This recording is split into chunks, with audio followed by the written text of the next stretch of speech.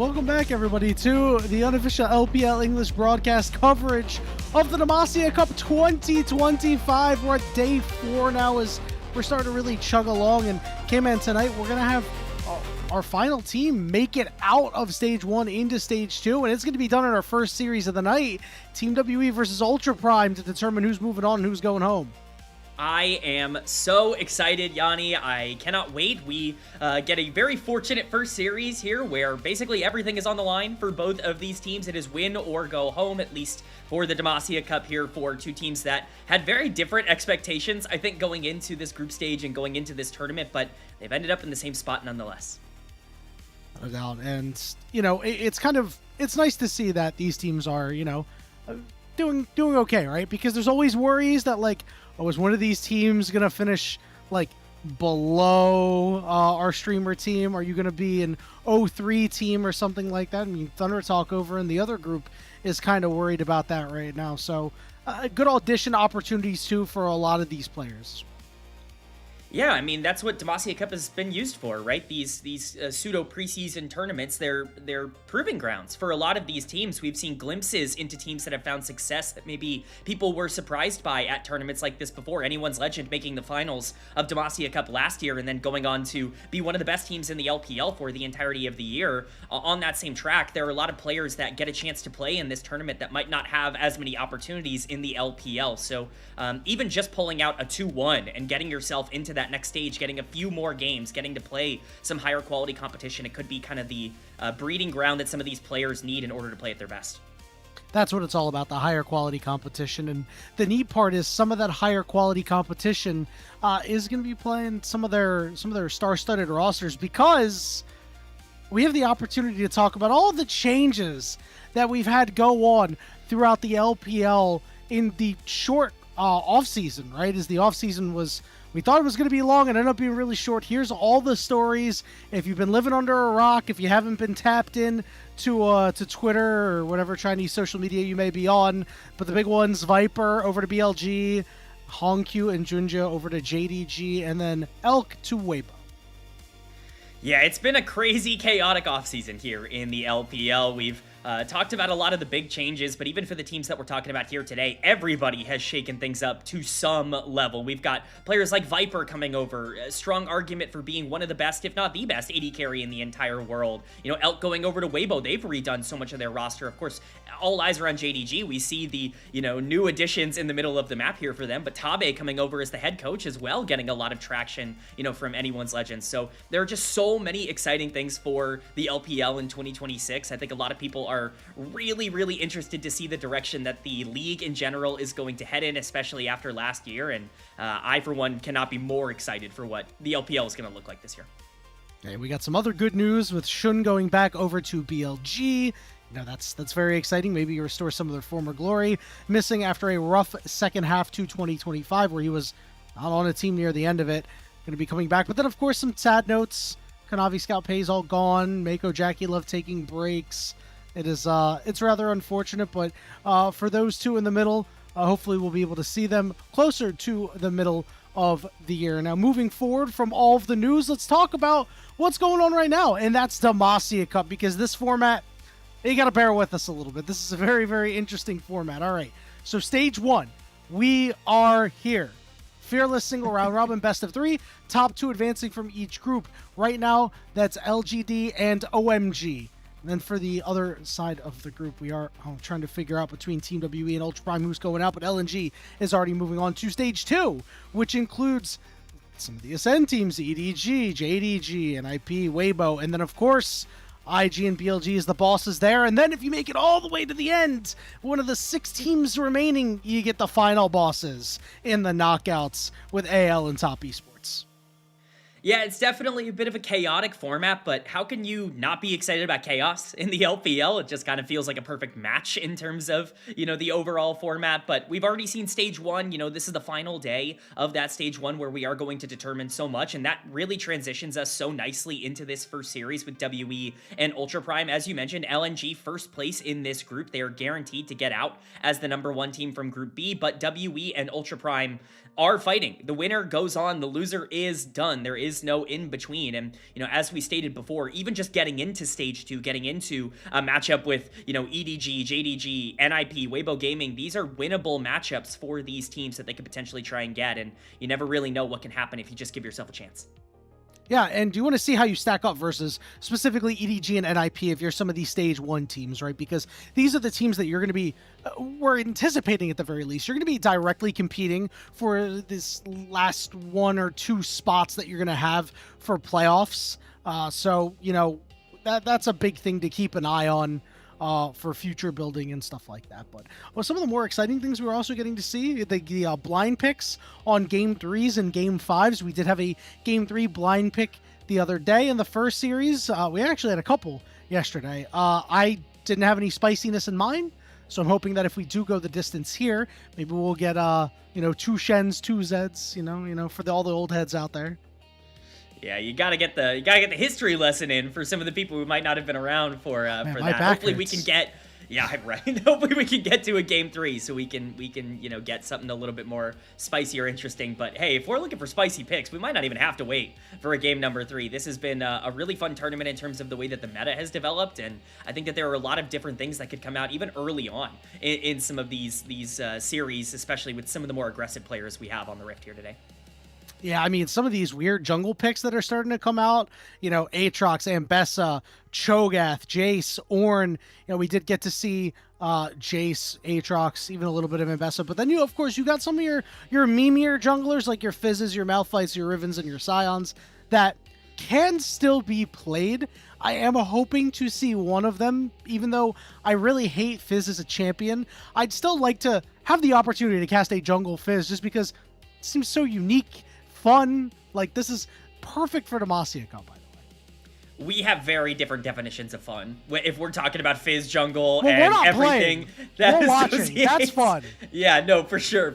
I see Fizz jungle and I get PTSD flashbacks to season 4, and I just can't do it anymore. So, obviously, maybe one pick in there that I'm a little bit more against. But yes, generally speaking, the jungle pool has been increased so much on purpose by Riot over the course of the past month or so, and I'm excited that some of these have bled into pro play. You already mentioned kind of the most notable ones. We saw the Jace jungle, earlier on in this tournament. Things like Aatrox have been, pretty viable and are going to be big picks, both in top and jungle throughout, I imagine, a majority of the year. The general meta has opened up a lot, and I think it gives a lot of priority to these jungle players that want to be carries, that want to go out there and be more aggressive, and I think that just makes the league exciting as a whole. Yeah, and Demacia Cup is a perfect time to try to bust out some of this new tech to sneak away some wins because, K-Man, I don't know if you noticed, but if you take a look at the track record of the Demacia Cup, typically a team that goes and wins the Demacia Cup will go on to win one split at the very least of the LPL. You mentioned earlier AL for 2024 Demacia Cup being really the darlings of the LPL in 2025.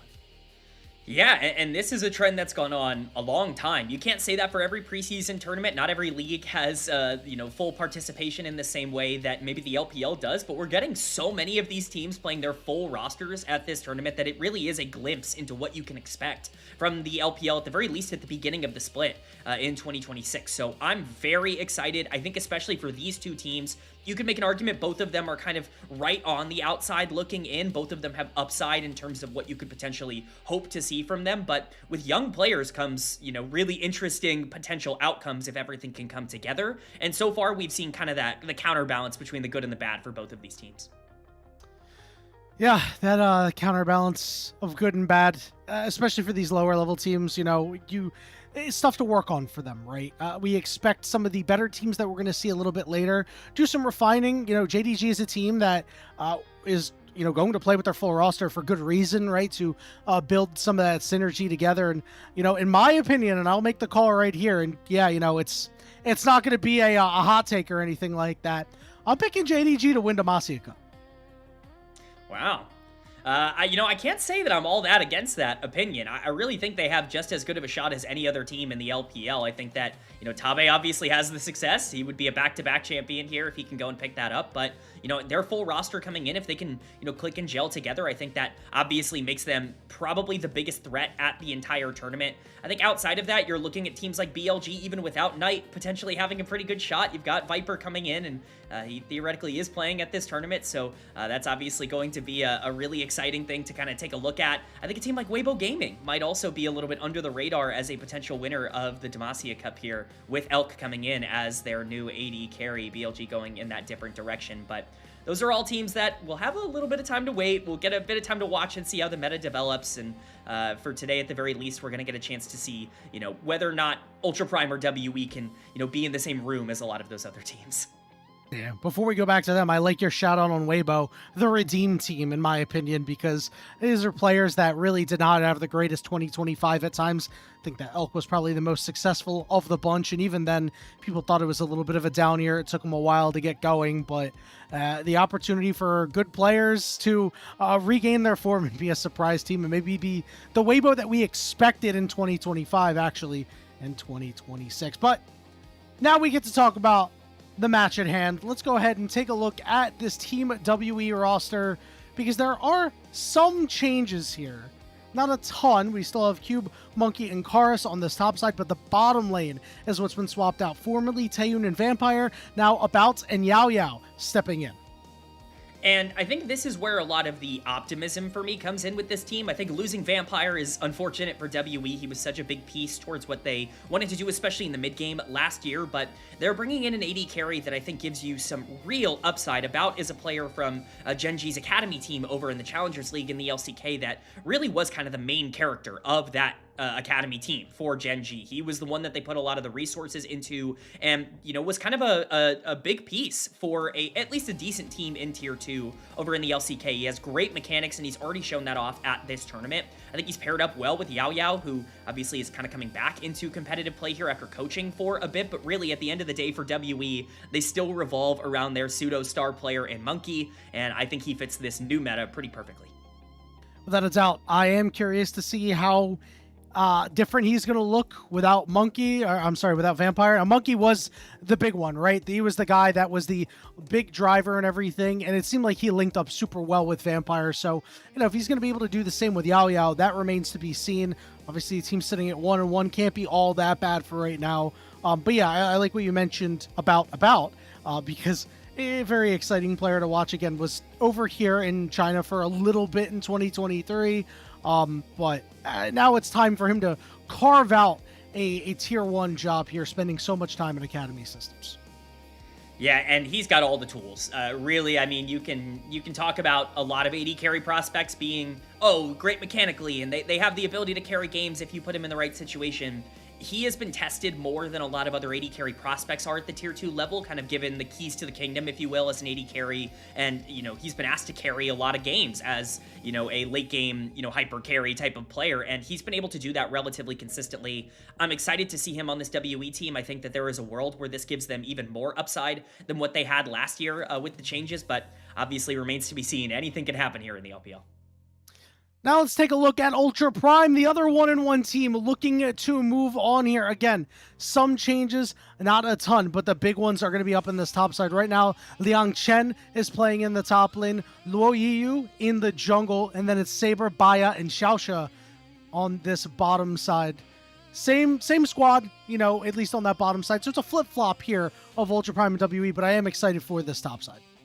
Yeah, I think the notable thing here, at least for the roster they're playing right now, is that 4 of these 5 members were playing for BLG Juniors last year in split number 1. So they have that chemistry there inbuilt, and we've seen this team play well at this tournament already, and we can already see with the ban phase starting up, some of the big picks being taken off the board. The Kiana, kind of a necessary ban against Luo Yiyu. He was really good on that pick when he got a chance to play it earlier on in the tournament, but things like Jace following it up, and then, of course, Azir and Jace. the rare Nico blue side ban. Didn't really expect that one. Interesting choice there, but we're already going to see Liang Chen just go and slam this Ambessa. Now, obviously, it could go in the jungle. This was one of the mentions, so you get to retain that flexibility. Same thing with the Aatrox if they want to go pick it up on the other side for Team WE. Yeah, I mean, both of these champions can jungle. I think in terms of champion pool, it would make more sense if these champions are kind of pointing towards a top lane priority, especially for Ultra Prime here. We'll see what WE ends up wanting to lock in. We've seen the Varus continue to have a ton of priority if that is going to be the pick. Still, almost unquestionably the safest and most consistent AD carry in the game. Basically does everything that you want at every phase of the game. Has its own internal setup that you don't need a ton of supports for. So definitely makes sense to give about kind of a more jack-of-all-trades type of ADC early on here, but I definitely expect something aggressive in the jungle, whether it be this hover here for Monkey or something else. It is going to be the Pantheon lock-in. He's going to have the chance to take over this game. Yep, and I like it with the Varus. As you mentioned, Varus, a lot of this early power, but, level 6 starting to fight around these objectives, just being able to have that Chains of Corruption along with this Pantheon.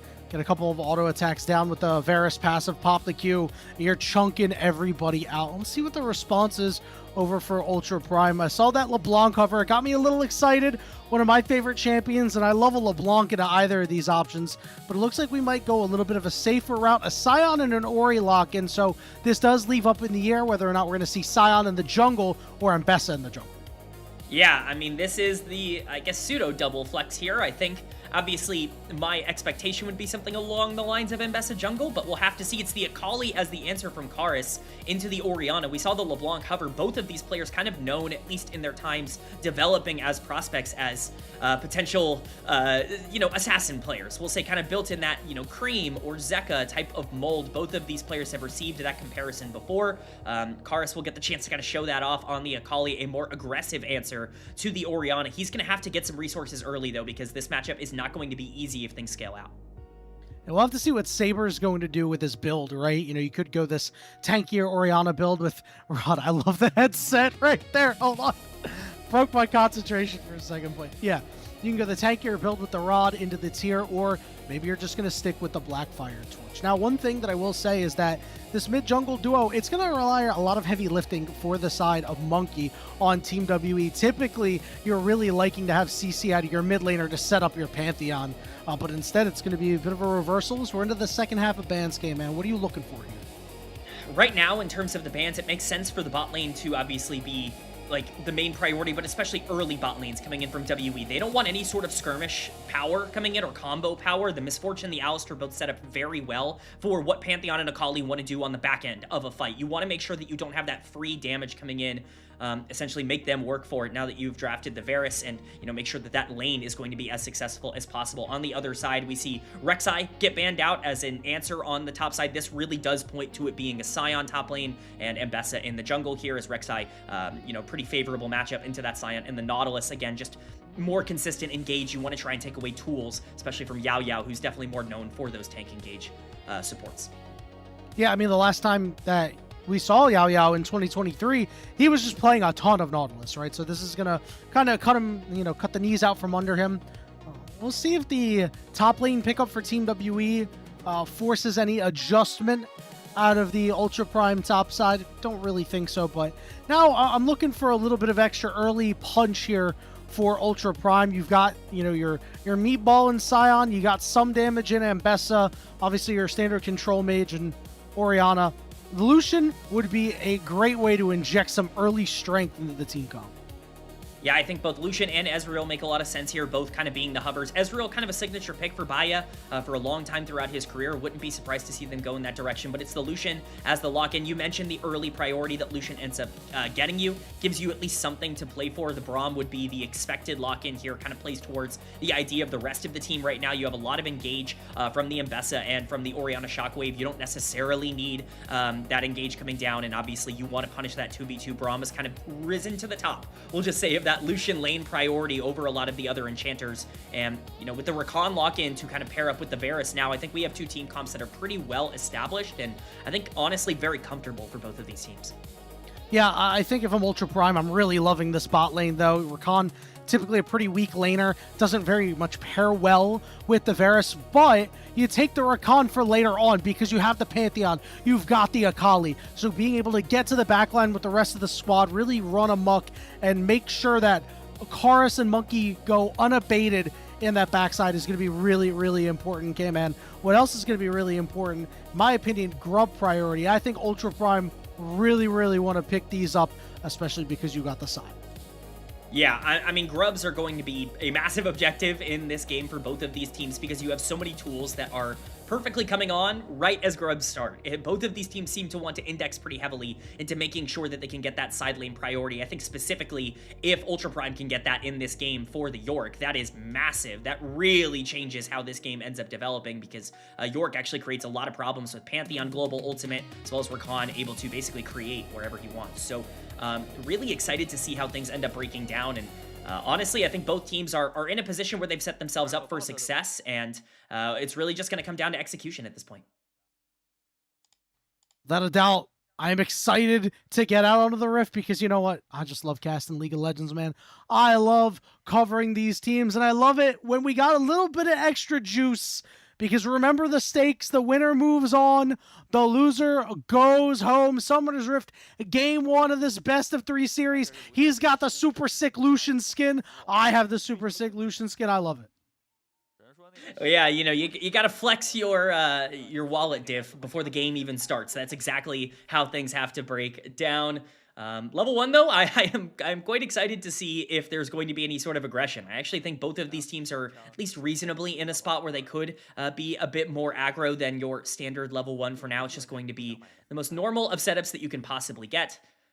And I don't imagine we're going to get too much, although Loyiyu going in, getting the ward down. I was hoping Monkey would just say screw it and jump on him, but not so much. You gotta hit the ward twice. You know, we gotta make sure your auto attacks are on point, right? And that you're timing everything properly. All right. So I asked my co-caster Melvin yesterday, how do you feel about the snowflakes that are off to the side here? Are they beautiful? Are they too distracting? I think they're great. Yeah, I'm very pro. I'm very pro the snowflakes. I think you know, if you're locking in and the snowflakes are throwing you off, I think you know, that's I'm not going to call anybody out in chat, but we'll just say that, you know, I think you can lock in a little bit more. I think that you know, I'm now all I'm thinking about them. Custom You got me thinking about them now. Oh, my bad. I'm so sorry. I've we have actually barrier ruined, down. Yeah, I've ruined bot lane. Barrier down indeed. I'm a bit surprised by that, but you know what? You get the cooldown go. The earlier you burn it, the faster it comes up, K-Man. Yeah, you know, we've seen this pretty consistently out of especially aggressive bot lanes, them just being willing to say, all right, well, we want to trade, so we're just going to use the sums that we need to. As we say that, Monkey looking for an aggressive invade here. He's going to be looking for camps, but he's not going to see anything just yet. He's going to take the blast cone over just in time to watch Loyiyu take it away. Monkey super far behind now. Oh, that is so brutal. At times we've seen Monkey do these really over-aggressive pathings, and typically it works out for him, but this time around, not so. And given the fact that you really don't want to set yourself behind as this Pantheon, right? Because you need to get level 6 and you need to start making an impact. And we've seen a lot of players so far fail to make that early impact, fail to really take advantage of all these ultimates. So just slowing yourself down from it is a big negative for the side of Team Review. Yeah, I really do think that that was ill-advised from a Pantheon. Even if you are able to get it off in a perfect world, it's not going to look good, and it's even worse now. Loyiyu actually taking away the blue buff. This is a really bad start for a Pantheon that really needed to put some energy and some aggressiveness onto the map as early as possible. That is basically not going to happen at this point with where the Pantheon is at. Kids, that's exactly what happens when you fall behind in tempo. You are just a step slower to everything, and it is bad news all the way. We saw some trading in that bot side, burning the heal out of this Rakan. Interesting note that About elected to take teleport. Not really a big surprise given the lane that you're seeing here. As they're trying to tag About, they do stun him up, looking to finish him off. The shield is not enough to save him. It's first blood to Baya. Yeah, that is massive for the Ultra Prime bot lane. Getting summoners out of About and getting the kill is just about as bad as it can get for the Varus at this point. You mentioned it in draft, Yanni, but taking the Lucian Braum lane to punish this early game for WE, and all you can say now is that it is working according to plan. Baya is going to be in a very good spot moving forward, and we'll see if they're able to make sure they can get out of this. It looks like Xiaoxia's going to be just fine here, but with that extra kill, they're going to be in a great position to continue a lot of this aggressiveness. Yeah, that wave is going to be a little rough. That teleport from about going to be getting a big payoff there. We are seeing some pings going down to the Gromp, but after using the Scryer's Bloom, Loiyu electing to go over to his Wolves instead for the moment, as Monkey, again, that over-aggressiveness, just trying to look for an angle, unable to get it. There's the money shot right there of the new Lucian skin. It took me every single roll to get mine. Yeah, you know, Baya's got to show it off. You got to make sure you you get that cross promotion coming in. Good for the brand. Yeah, sell the skins. But he's doing more than just selling the skin right now. He's showcasing the power that the skin offers you as Lucian with that 1-0 lead. I want to see where Loiyu actually puts a lot of the pressure now. We're reaching that 5-minute mark, and so we are getting closer and closer to the grub spawn in just under 3 minutes here.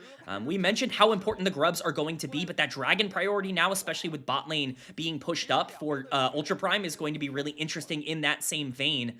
See if Loiyu wants to actually put pressure there, or alternatively, if they're just going to swap things up and make sure they're in as good of a spot as possible in 2.5 minutes. I think that if you're Ultra Prime, you want to wait just a little bit longer, allow your jungler to hit level 6 because you do have this small lead, and then try and force something from there, right? Because you're going to have the level advantage, the extra armor penetration you're going to get on the Demacia for just having your ultimate will be important. Naturally, you know, maybe WE is not going to actively take a fight because they will know that they're down in levels, but that remains to be seen, as Saber did chunk out Karis, and it looks like multiple members of Ultra Prime are down here ready to start up this dragon. Yeah, this is more of what I expected. I really think you just have to play through this bottom side right now with the strength of Lucian. WE, though, in the area. Monkey's making his way down here. All right, Yao Yao just kind of peeking through, trying to hit some gleaming quills. And no Gumayushi here. So the dragon will go over to the side of Ultra Prime without any difficulty. Yeah, you just take away resources. Loiyu is, you know, pretty close to level 6, but he's not quite going to hit it in time. But what this does set up for is that in 1.5 minutes, he is going to have that level 6, and it's very unlikely that Monkey is going to be in that same spot as well. So you actually put yourself in a position where not only are you able to get that dragon, but you're able to pressure out on the top side of the map when you push forward, and those grubs spawn, which is arguably the most important thing you can take away from both a Yorick Pantheon combo as well as give to a Scion. With the trade here on the bot side, yep, we jumped right on about. Look at the chunks that are coming through. It's the pickaxe, the longsword, and the kitchen sink as About falls for a second time. Once again, it's just greed coming in from the WE bot lane. There's no reason for them to be stepping up with no insurance on that side of the map, with objectives spawning elsewhere. They just don't really understand that they're, you know, in danger here. Saber getting over to his teammate. Shockwave down. Public execution is perfect. That is gorgeous for Ultra Prime. A perfect bait coming in from Saber, who's been excellent at this tournament for Ultra Prime so far. And unfortunately, Karis falls for that bait, ends up going down. Everything going Ultra Prime's way in this early game, and that's against a Pantheon Akali. This is about as good as you could ask for the blue side. No doubts there, K-Man. 15 seconds until these grubs are up, and you can see everybody on the side of Ultra Prime is already there. You got your Braum, your Lucian on the top lane. Saber's going to be holding it down mid. You are going to be missing some cooldowns. There's no Shockwave. There's no public execution. Xiaosha isn't level 6 yet, so we'll see if it's going to be a free take for Team WE, as they have also moved everybody up, and they're even up a member. Yeah, this is really good priority from WE. At the bare minimum, they're going to be able to get a couple of these. Looks like Ultra Prime are just happy to give these over. I'm honestly really surprised by this with the power that Grubs offers WE, a Yorick Pantheon comp. Not really the side that I would necessarily feel great about giving Grubs to, but they feel comfortable with the gold lead that they've generated. And right now, I think all eyes are going to be on that Lucian. He's in a great spot to really push this mid game forward. Yeah, that does mean that the game is going to be more on Baya's shoulders moving forward, because you need to convert this early lead into a unwinnable game state for Team WE by the time that these grubs would be super relevant for Cube. And if you're not able to do that, that's when you're going to kind of get pulled apart. But do remember that throughout the year in 2025, teams did struggle to play Yorick comps outside of largely AL. Yeah, it's not the most easy comp to pilot in the world. You want to make sure that you get that Yorick priority, but you got to be so smart about when and where you put that Yorick priority, because he can still be useful in multiple scenarios. Maybe not right now. The Demacia is here. Well, he's put Liang Chen in the cage, and he's just trying to kill the Maiden, deal some damage to the Maiden. Now it's a 2v2 because Monkey's showing up to the party, trying to turn around on Demacia, knock him down onto Cube. No deaths to be had yet, but the Maiden continuously putting pressure down on the Liangchen. Yeah, it's good to be able to pull that Pantheon ultimate out. Obviously, protecting your top laner is important and the ult usage is good, but Ultra Prime getting that cooldown, off the board does mean that they can start being a bit more aggressive around their AD carry, who is pretty strong at the moment. It does limit some options for Monkey moving forward, but generally the Pantheon has recovered in terms of that deficit that he had in the early game, and now should be able to continue to output some aggressiveness on the map. As much as we can talk about the kills going into the Lucian, there still is a lot of priority. Unfortunately, we got to pause here. So, you know how during the regular LPL season, if you have a pause, it's not that big of a deal. It's like, oh, minor thing, no worries. Demacia Cup is an entirely different beast. I'm just gonna leave it at that. K-Man, how was your off season? It was pretty good. I can't complain too much. I watch quite a lot of professional League of Legends. It's nice to have a good month or so where I can just reflect and, go over things. Watched a lot of old League of Legends. Touch grass. Watched, 2014, 2015, 2016 Worlds. That's what my off season was spent doing. Why? Hopefully the 2026 season is. Please. You got some content in the works? Oh no. Okay. Hey, no spoilers. Bro's watching Old Worlds just to watch Old Worlds. Honestly, I respect the student of the game. As we're back, luckily. Thank God. Only at the 10-minute mark here, and Ultra Prime with the 1,500 gold lead. Next Dragon going to be coming up in about a minute. As Baya already punished for over-aggression there. Down a flash, but the calling lands flush. So close to killing, about to flash away and be able to dodge out on the piercing light. I don't understand why we are still taking trades into this Lucian. It really feels like they're saying, we have to get this shutdown. We have to go in. But the moment the Baya flashes out, they have no more follow through. They have no way to actually follow up on that engage. And everything needs to be blown by both About and Yao Yao to get out of that situation. Once again, it's the Lucian being the PowerPoint with that Essence Reaver completed. This is not going to get a ton easier for WE if they keep taking fights like that. Now, the good news for Team WE is that they did burn the flash out of Baya 25 seconds until the Dragon is up. The bad news is this Chains of Corruption is going to be down, one of your big CC tools. Remember that this team doesn't have a whole lot outside of a Pantheon stun and everything that Rakan can do. So the pressure is going to be on Yao Yao, one player who, spent a lot of time coaching in 2025, didn't play competitively. He's going to need to tap back into his playing days. Yeah, this was a player that showed a lot of really interesting things before the break, before going to coaching. A lot's going to be on him here, and a lot's going to be on Cube. He's already getting some resources here on the top side, but this Yorick, I think, could be in a particularly good spot moving forward, especially with those Pantheon ults potentially being there to back him up. For now, though, the question is, how much priority is going to be here on Dragon? Monkey's in the area! Public execution! Nailed another one! The shockwave's there, too! And in the blink of an eye, Monkey is down. No respect from the Pantheon at all. Just trigger pulled immediately from Ultra Prime to say, hey, this guy's alone. We can just kill him. And now the Dragon is completely free. Ultra Prime has looked fantastic so far in this game and at this tournament. And this just continues to push a lot of their positive narratives forward. This is a really good game state for them. And I feel like they're playing their comp out just about as well as they can.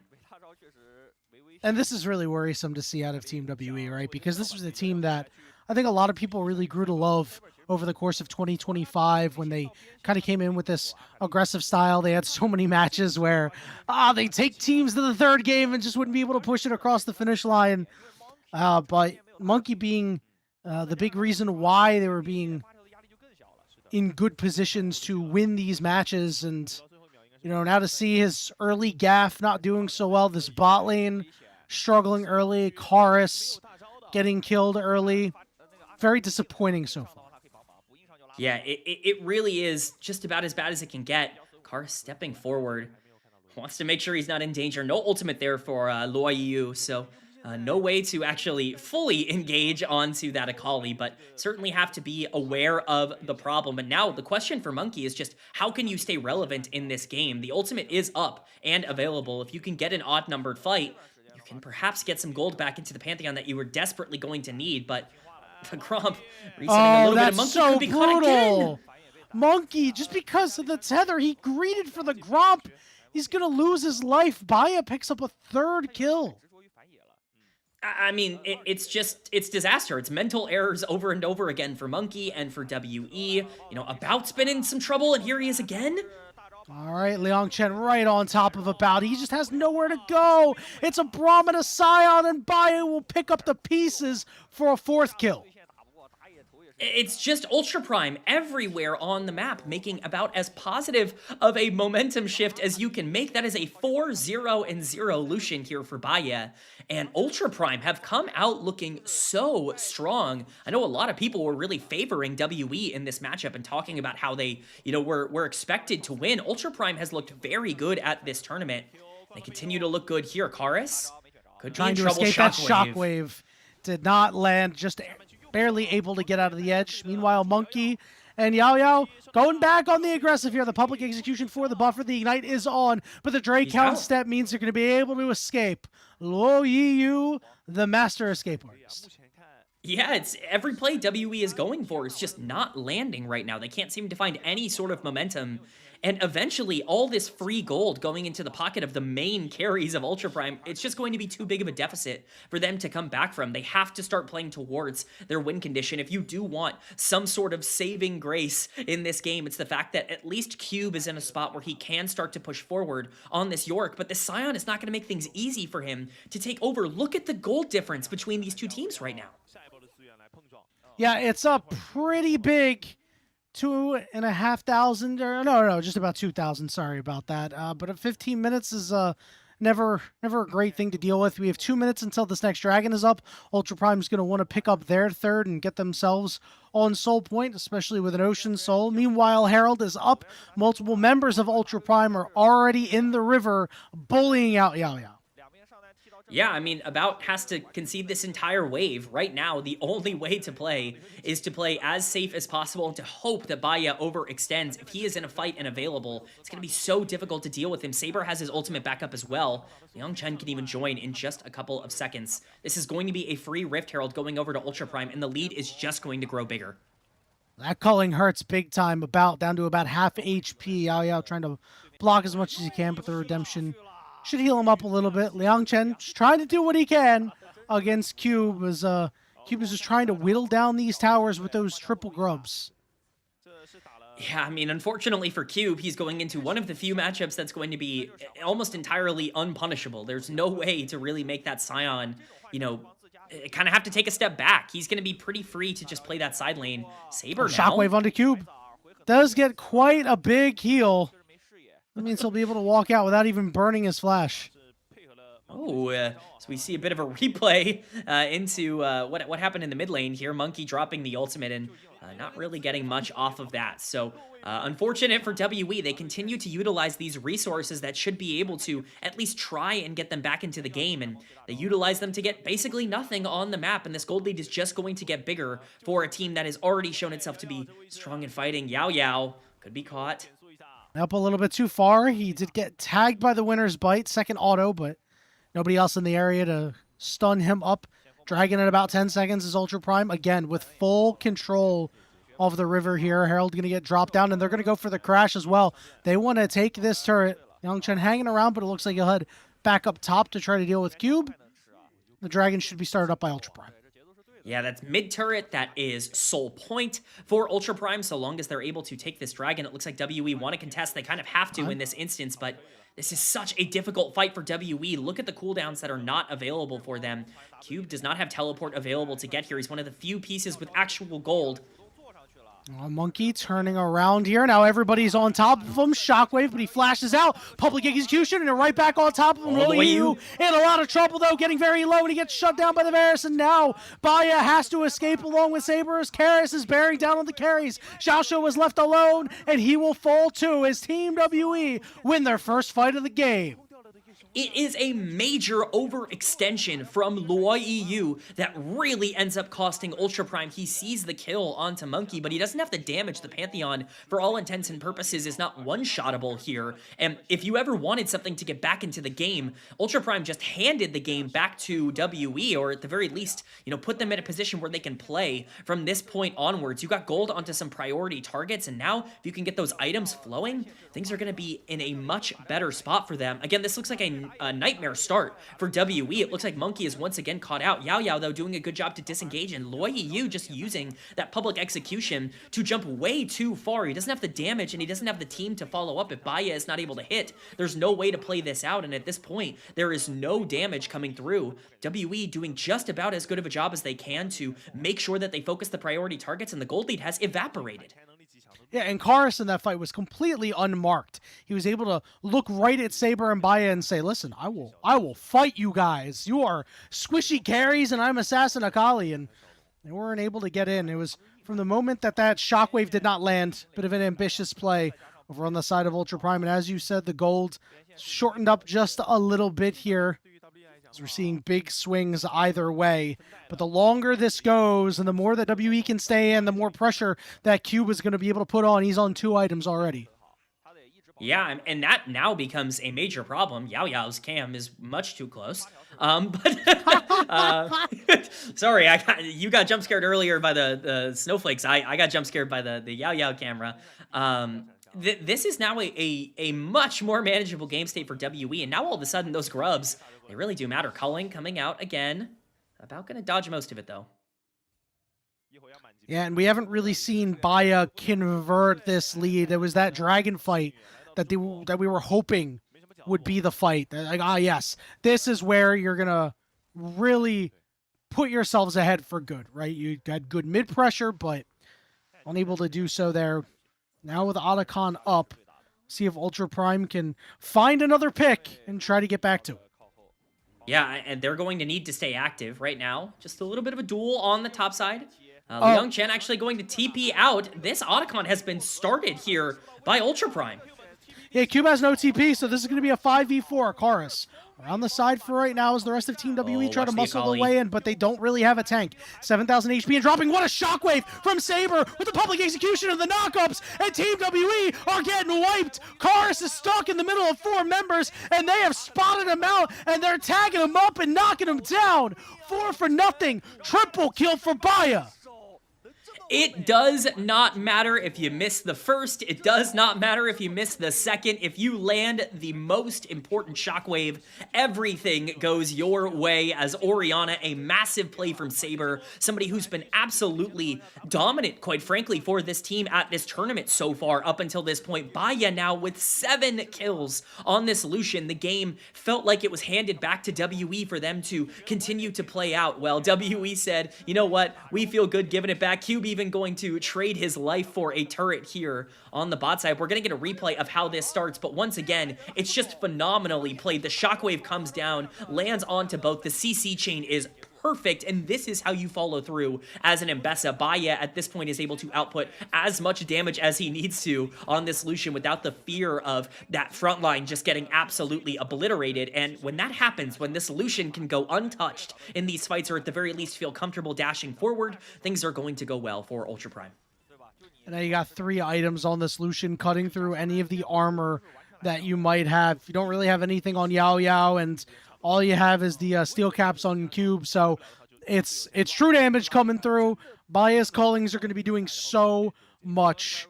And now Team WE need to find a way to try to keep this game state as even as you can.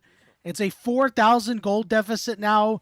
The scaling, it's hard to say it's on your side. Here we go. We're seeing Monkey make a play as they get on top of Baya. Baya's still alive, but he will finally fall to Karis. It's a shutdown. He's looking for Xiaosha as Monkey picks that one up. Quick picks for Team WE. Yeah, it's nice to get some gold in return. They're going to continue to push forward here. Obviously, it doesn't change the entire game up until this point, but it is really nice to get that shutdown gold on Baya off the board, because that is a ridiculous amount now in the pockets of some important WE members. There's no objective to take quite yet, but just the tip, and about is gone. He's just we're still going, and the fighting. fight continues. WE's going in. Yeah, Saber has no shockwave, so you're going to need the consistent damage out of him and this Ambessa, but they're getting chased off. Big triple knockup coming through. Chorus. But Saber doesn't quite have the damage. Chorus trying to escape through mid. The flash after him. More flashes getting burnt. Chorus is on a thread, but you're going to get the command dissonance. Speed up, yelling at him, but Chorus just able to escape. Absolutely insane stuff. This game has very quickly turned into the fiesta that we know and love here in the LPL. Dragon is up now, and with that fight having been so catastrophic for both of these teams, can either of them full commit? Baya's here. He's looking for more. Liang Chen. Oh, we are just going so over-aggressive here, but I do like it in some aspects because a lot of Team W members haven't had an opportunity to leave. There's that Chains of Corruption, but Yao Yao says, hey, it's time to go. Down to half HP. Here's the calling. Most of it blocked by the Gromp, saving the day as Saber walks out on a sliver. It is insane the value that they just got out of that Gromp. Truly unbelievable how much damage Gromp was able to take for WE. It forces the recalls coming in here from Ultra Prime. They're not able to get more. WE also has to reset, but that was the chaos we were looking for. Both of these teams just trying to end this game as quickly as possible. Teleport coming in behind the backs of WE. Oh my goodness, Liang Chen showing up, but nobody else is around quite yet. Baya is on the way. Yao Yao is able to slide out of there as, I mean, you know, listen, we are going all in for this dragon fight. You could just say that for sure. Yeah, Soul Point, clearly the most important thing for both of these teams, but notably, WE never got to recall there because of the teleport from Liang Chen, so this is a free dragon for Ultra Prime that is not contestable in any way, shape, or form, and that's Soul Point that puts WE now on an even more important timer 5 minutes away as we get a replay of just how this all started minutes ago, as we're going to see Baya just step up a little bit too far forward, not respecting the fact that the Rakan and the Pantheon can really pull the trigger at any given moment, and they capitalize. That shutdown, especially going over to Karis on the Akali, is absolutely massive, but it's an overstay here from WE, who just continue to try and make a play. The fight obviously ends up lasting for about 5 more minutes, but overall, we're about in the same game state that we were in before. Yeah, the problem with that overstay is that you didn't get a clean opportunity to get around for that dragon, and now you are forced to fight for the 5th dragon in just over 4 minutes. Getting to the 25.5-minute mark here. Saber, we did say that if he's going to go the tanky or Orianna build, the more defensive one, he's going to be hard to kill, and he hasn't been dropped yet. 2-0-6. He's had some great shockwaves in this game as well. As you said, has played a great tournament so far, and listen, I think that he's the best mid laner I've seen so far throughout this tournament, and I'm hoping that maybe we'll be able to see him in the next round against some better competition, because at times last year, or I guess this year we could say, he had some good moments, but mostly was near the bottom of the table. Is about has to flash away. It's another culling.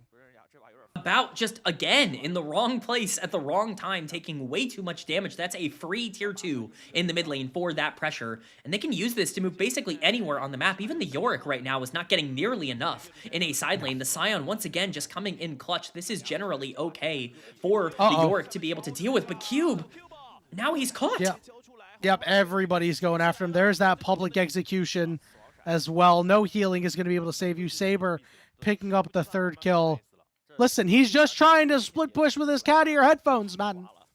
Let him live.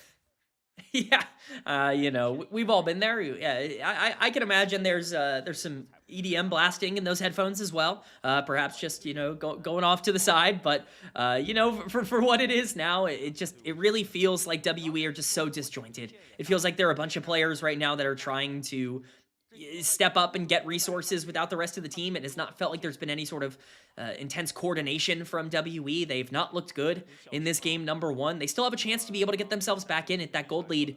Not insurmountable. It's only 2K right now for them, but they gotta start soon. This is not going to get easier for them. No doubt.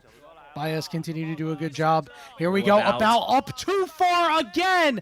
It's a calling to the face. And the Lucian picks up 2 more. 9, 1, and 0. Skin buff. There's nothing else to say. He's so enamored by the skin choice for Baya that he just has to keep getting a very close look of what the skin looks like in action. Unfortunately, it costs his life again, but that is Baron, completely for free. The bot lane gone, no way to fight over this. And if there was an easy way for WE to get back in this game, it is gone. Monkey gonna ult in, though. He's gonna try for the steal. I respect it. You gotta go for it. He's not gonna get it, but you gotta try. This game looks mighty doomed. Yeah, if that was the last-ditch effort, then I think the ditch has been dug. As we see the teleport coming down here for Xiaoxia just to get back out on the map. You know, even that split push win condition that you were talking about, now Baron is there. There's no way for this York to be able to feel aggressive in a side lane. Monkey no longer has ultimate to be able to make plays either. You have to stall this out as much as possible. And the problem with that is that Soul is now spawning in just over a minute.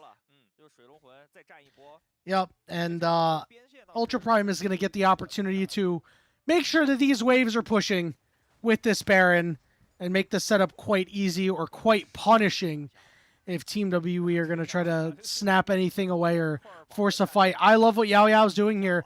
I think that this is a great way to win, but the problem is About is up too far again! Over the wall, 10th kill! You know, at some point it does become a bit of mental boom. We'll call it as we see it, where, you know, I think by the 7th death, you're probably sitting there going, you know, this is just how it goes. Maybe a champion with a little bit more mobility in the next game for About. For now, he is going to have to look at a gray screen as Ultra Prime continues to push with this Baron buff into the bottom lane here. They are taking both of these inhibitor towers, and quite frankly, the base is likely next. Yep, there's that inhibitor. Let's see if they're going to go help out Liang Chen. They are going to do so. That will be that mid inhibitor. About going to respawn at about 7 seconds. See if Ultra Prime wants to stick around, but they will wisely back out. They will head over to the Dragon, look to put themselves on Ocean Soul and put this game away. Ocean Soul for Sion, Mbessa, Orianna, Braum, even Lucian does feel quite strong. This is definitely the final nail in the coffin for WE. And now the question is just how aggressive do they want to play around it? They're looking for the steal again. You gotta try, right? You have to try, because otherwise you're just gonna lose a slow death and bleed out. About is over the wall just trying to auto people, and Mbessa is gonna flash over the wall and eat him alive. Who's gonna get this last kill? It's a triple kill for Baya. 13-1-2. That's game. Bit of a Lucian diff in this one in terms of how things broke down. A brilliant game from Baya, a brilliant game from Luo Yiyu, and a brilliant game from Ultra Prime that ends up really securing their spot here and giving them a lead in game number 1. Yeah, this was a powerful showing out of Baya and Xiaoxia. I mean, from the get-go, they got that early kill and they never looked back, K-Man. I was very, very impressed by what they put together. Great stuff out of Ultra Prime. It's everything you could want. This team has been awesome at this tournament. You know, they have a series loss on their hands, but let's not forget how that series loss happened. That was 2 FFs after internet problems on day number 1.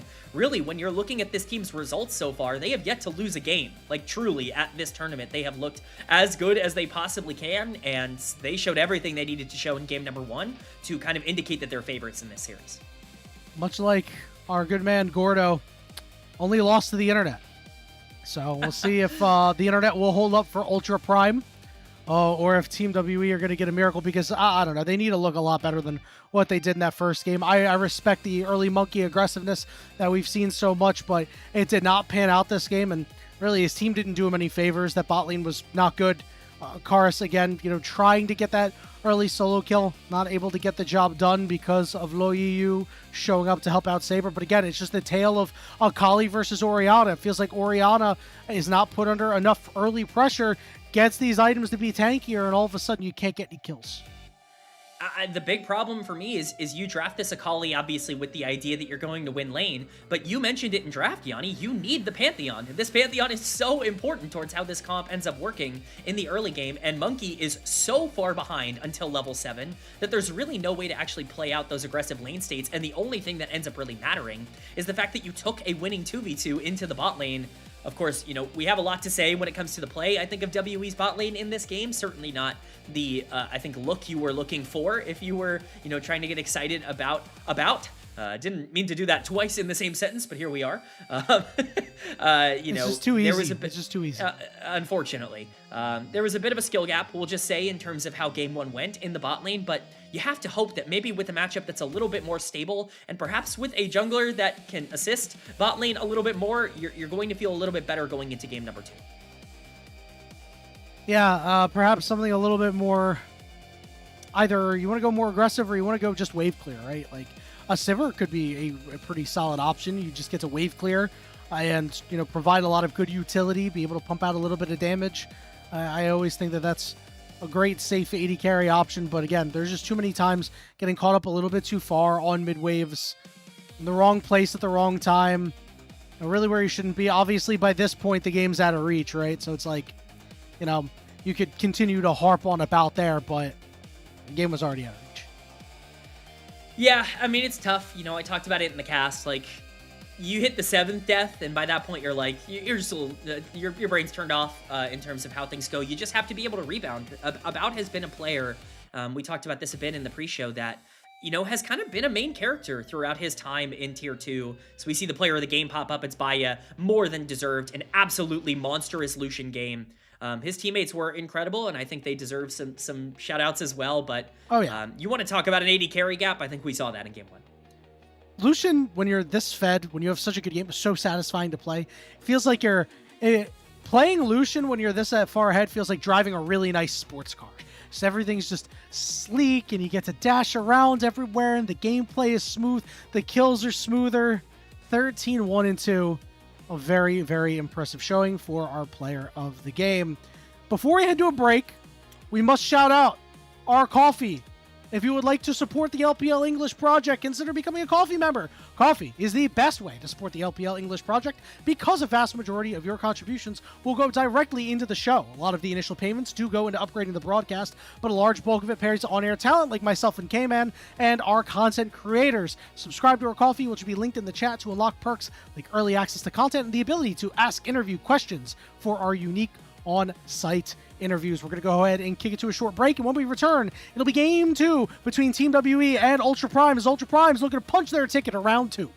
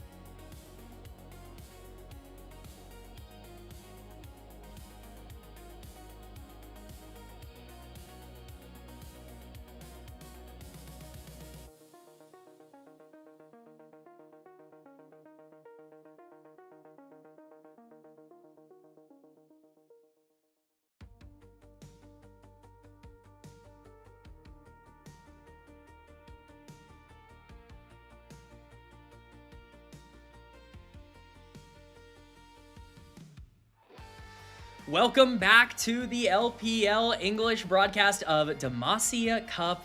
And we are back, and it's just me right now. Yanni not quite back, and we are in draft, so we are getting the ball rolling for game 2 here between WE and Ultra Prime. Ultra Prime, of course, taking game number 1 in pretty great fashion. They were reasonably dominant. They were able to get a huge lead in the bot lane going. We'll see if they're capable of doing that 2 games in a row as we see the bans coming through. Kiana and Yunara continue to be banned from WE. Kiana, something that we've seen pretty consistently taken away from Ultra Prime. Don't forget that Loy EU actually had a great game on the Kiana at the beginning of this tournament. The first game that this team ended up playing has not seen that champion ever since. Going to round that out with, of course, the Yunara and the Aatrox, now a flex pick.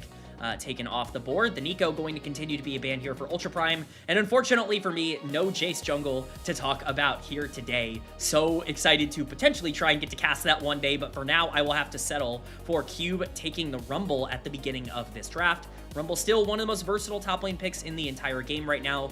Definitely one of the most consistent team fighters that you can potentially play at the moment. No real surprise to see that. Would be even less of a surprise to potentially see a Cassante as an answer to it. We will see what ends up getting locked in. Liang Chen definitely favoring more of those standard top laners, things that we saw a lot from last year. You know, things like Sion, Mbessa, Cassante. That definitely is more of the bread and butter of Liang Chen coming out of the LDL, and it will be the Taliyah as the lock-in here, presumably for Saber. We will definitely see how that ends up going down. But for now, you've got a lot of versatility. The Cassante, obviously kind of a champion that wants to play a little bit more aggressive in the later part of the game, and Taliyah opens up the map. I still think Taliyah, probably the most versatile champion you can get in terms of the mid lane if you want to just play more aggressive. So it's really going to matter what that jungle pick ends up coming in to be. We've seen a lot of alternate junglers, as we talked about in the pre-show, for potentially making this worthwhile. But for now, it's just going to be the bot lane locked in. WE do not want to fall into the same trap they fell into in game number 1. The Nautilus, a huge pick for Yao Yao. He was basically a Nautilus one-trick back on Thunder Talk Gaming when he was playing for them in the LPL. Definitely wants to carry that over with that being banned in the second rotation from game number 1. And they're going to pair it with the most aggressive ADC they can right now in the Misfortune. One of the big problems that About and Yao Yao ran into in that previous game was that they just were not able to survive in the 2v2 without that jungle intervention. It's going to be much easier for them to be able to generate that pressure and dominate in the way that they need to in this game with the MF and the Nautilus duo. Now the answer is, we've got it back. We've got him back. Hello. Yes. All right. Let me absorb this for a second here. Okay. So what are the best pairings left with this Taliyah in the jungle, right? We've seen Wukong come through a couple of times. You know, obviously the Pantheon's not going to be available. Do you think we'll see any of these newer jungles starting to spill into the meta as another really good pairing with Taliyah? Or do you think all the BIS ones aside from Vi are out? I think you could go for one of the newer junglers. I think something like Xin Zhao makes a lot of sense here as well, to potentially pair up with that Taliyah. Can cause a lot of havoc in pairs, exactly with what you want out of the Cassante in terms of the teamfight stage as well. For now, we're seeing the bans come through. It's the Sylas from Ultra Prime to kind of neutralize that bad matchup into Taliyah a little bit more evenly. And then obviously you want to take away things like Sivir. You want to take away, you know, some of these later game picks if you're WE, having picked such an aggressive and early game oriented bot lane. So no surprises here from the bans. Couldn't agree more. We'll see if About will have room to drop these bullet times this game. Obviously, with the Braum not being available, Alistar will look to create some problems. Cassante could even get to him as well. So, to see how they round out the rest of the team comps. We're just awaiting this final ban by the side of Team WE. It looks like they are aiming for some utility AD carries out of the pool. Sivir and Jhin both gone, so Baya will have to pick something else. Honestly, surprised that is a Jhin and not an Ezreal ban coming out here, as Baya very, very well known for that champion and does kind of fit the idea of the comp that they want to run. I would be very surprised if this is anything else. Certainly is, you know, full comfort sending in for Ultra Prime, and it will be that Ezreal lock-in. Does telegraph a bit more of where they want to put their priority, but they're leaving that jungle pick for last. Not trying to get my hopes up too much, but that's certainly an exciting prospect. Could definitely get a little bit spicy. Speaking of spicy, I'm not, you know, I think Demacia Cup's the one place where it's acceptable to get baited by hovers, because, you know, we never quite know what we're going to see, especially with some of these changes coming through. But something a little bit more stock standard going into this Taliyah would be pretty preferable. LeBlanc would not be the best choice, so it is going to be the Syndra. So the pick opportunity for Team WE is pretty massive. A Nautilus hook, a Scout of the Week, and all of a sudden there's an Equalizer on your head. There's a bullet time on your head. Yeah, and that's not even accounting for the fact that WE went very off-script in game number 1 with what they like to play. Now you've got Karis on his Syndra, which he played a ton of when he was in the LCK. You've got Yao Yao on his Nautilus, which we talked about being probably the biggest priority pick for this entire team. Now it's going to be the Olaf as the rounding piece for Monkey. We saw him pull this out a couple of times last year and find a good amount of success on the champion. Very excited to see the Raging Barbarian back at it again. Yeah, and the good news is that if you play around Karis, he should be able to set you up properly. One of the worries I have is not much in the top lane going on. Oh, please. Oh, please. It's time. Oh. It's time. Hit him with the you will lose. Hit him with the you will lose. No. Yes. There we Excellent. go. Malphite has been locked in. I have to check the ages of some of these players. Cube, 23 years old. Might get boomer checked. I don't know. Yao Yao, 24. Go. You're getting boomer checked, my friend. That ultimate, got to be ready on the flash. Yeah, I mean, we can talk about the Malphite in isolation. This team comp as a whole from Ultra Prime is unbelievable. I mean, they have so much going on. They have said, we are going to fight in the mid game. We're going to hit level 6, and then we're going to full throttle around Ezreal and Talia. And if we don't have a gigantic gold lead, we have no way to stop anything that you want to do in the late game. So I am very, very interested to see how this ends up playing out. I think that this is a very fun team composition from Ultra Prime, but the Malphite does have a ton of utility here. The bullet time is really nice to be able to absorb for the Malphite. You're not going to worry about it too much, and Olaf can't play all that much into a fed Malphite. If you can get some gold, man, there is going to be some dangerous big tanks walking on the Rift here. And I was wondering, like, what would be a really good pairing with the Talia here? And I kind of had the passing thought, well, level 6 Malphite's pretty good because instead of the Talia setting up for the jungler, it's the opposite, right? If Luo Yiyu shows up and he knocks up multiple members, it's so easy for Saber to just flick them back, right? And just really run amok with the seismic shove. So I am actually quite excited for this here. I actually haven't seen the Malphite jungle yet, like in game. So I am very intrigued to see what the path looks like, what the early game looks like pre-6 as well. Yeah, the pre-6, not really what you're picking the Malphite for. So, we'll see how Luo Yiyu wants to actually, navigate a lot of that early game, especially into someone like Monkey, who even just last game we saw is not afraid to just say, screw it, I'm going to go for the invade. I'm going to look to try and get as much as I can in the early game and go from there. We'll see if he wants that same kind of strategy here as in game number 1, but definitely a different circumstance. I think bot lane is where a lot of people's eyes are going to navigate towards because of what happened in game 1. Definitely going to be kind of flipped around, though, with about having a lot of that priority. Can he utilize it as well as Baya did last game? Very good questions. And will Baya hit a Sheen and then start running the lane, right, and running over about, once you hit that power spike will be something to watch out for. I want to see Monkey go back to the early aggressiveness, even though it didn't work in game 1. Here in game 2, I think that if you're able to speed bump this Malphite, just conceptually, like I just said a couple moments ago, haven't seen it in action yet, but if it seems like you're able to speed bump this guy to stop him from getting level 6 right away, it's going to be nothing but a benefit. Yeah, whatever you can do to disrupt the pathing of Malphite is going to be necessary for them to really play out their mid game. Because again, Olaf is not a champion that's going to be able to do all that much around this mid game once level 6 power spikes start to hit. When running into a Malphite, when running into a Talia, see a hook landing on a Xiaoxia, but no barrier popped early on in this lane in the same way that we saw in game number 1, at least for now. No, not quite yet, but I guess it worked out, right? We kind of clowned on him. Oh, early barrier, but I think it was all right. Saber with some nice sidestepping there. Oh, he is throwing some rocks on Karis. Karis is having a real hard time right now. Yeah, that level 2 from Saber coming in clutch is he's able to trade incredibly aggressively with Karis. This is not typically how this lane goes. For those of you familiar with the Syndra into Talia matchup, I would generally say that this favors Syndra, especially with the way that the game state is set up. But for now, Saber doing a great job to continue to be a big piece for this Ultra Prime team. Yeah, it's just been so good. Again, we get to see him go up against some of these mid laners that we would consider maybe the next tier of mid laners in the LPL. Would be very good for his development or to see how his development has been coming along. Monkey just doing his thing right now on the bottom side, taking out this red. No interruptions in the jungle so far, which again, I think that does benefit Lo Yiyu. For sure. I think this Malphite feels comfortable with the way that the game has been set up so far. Of course, the question is just where and when do you want to utilize those resources? It's all well and good. Nice sidestep there by Saber. It's all well and good to, stay safe and solid in the early game, rock solid, if you will, in the early game. But what you do once you hit that level 6 really does matter, as we see more trades coming down onto the bot side. A hook and a headbutt. Lo Yiyu. That's all it takes. He's here on the top side. It looks like he's going to head over to the crab. That doesn't mean that Karis is going to have an opportunity to go over and ward. They've got a great idea that this is happening. Pings are as coming pings down. have gone down on it.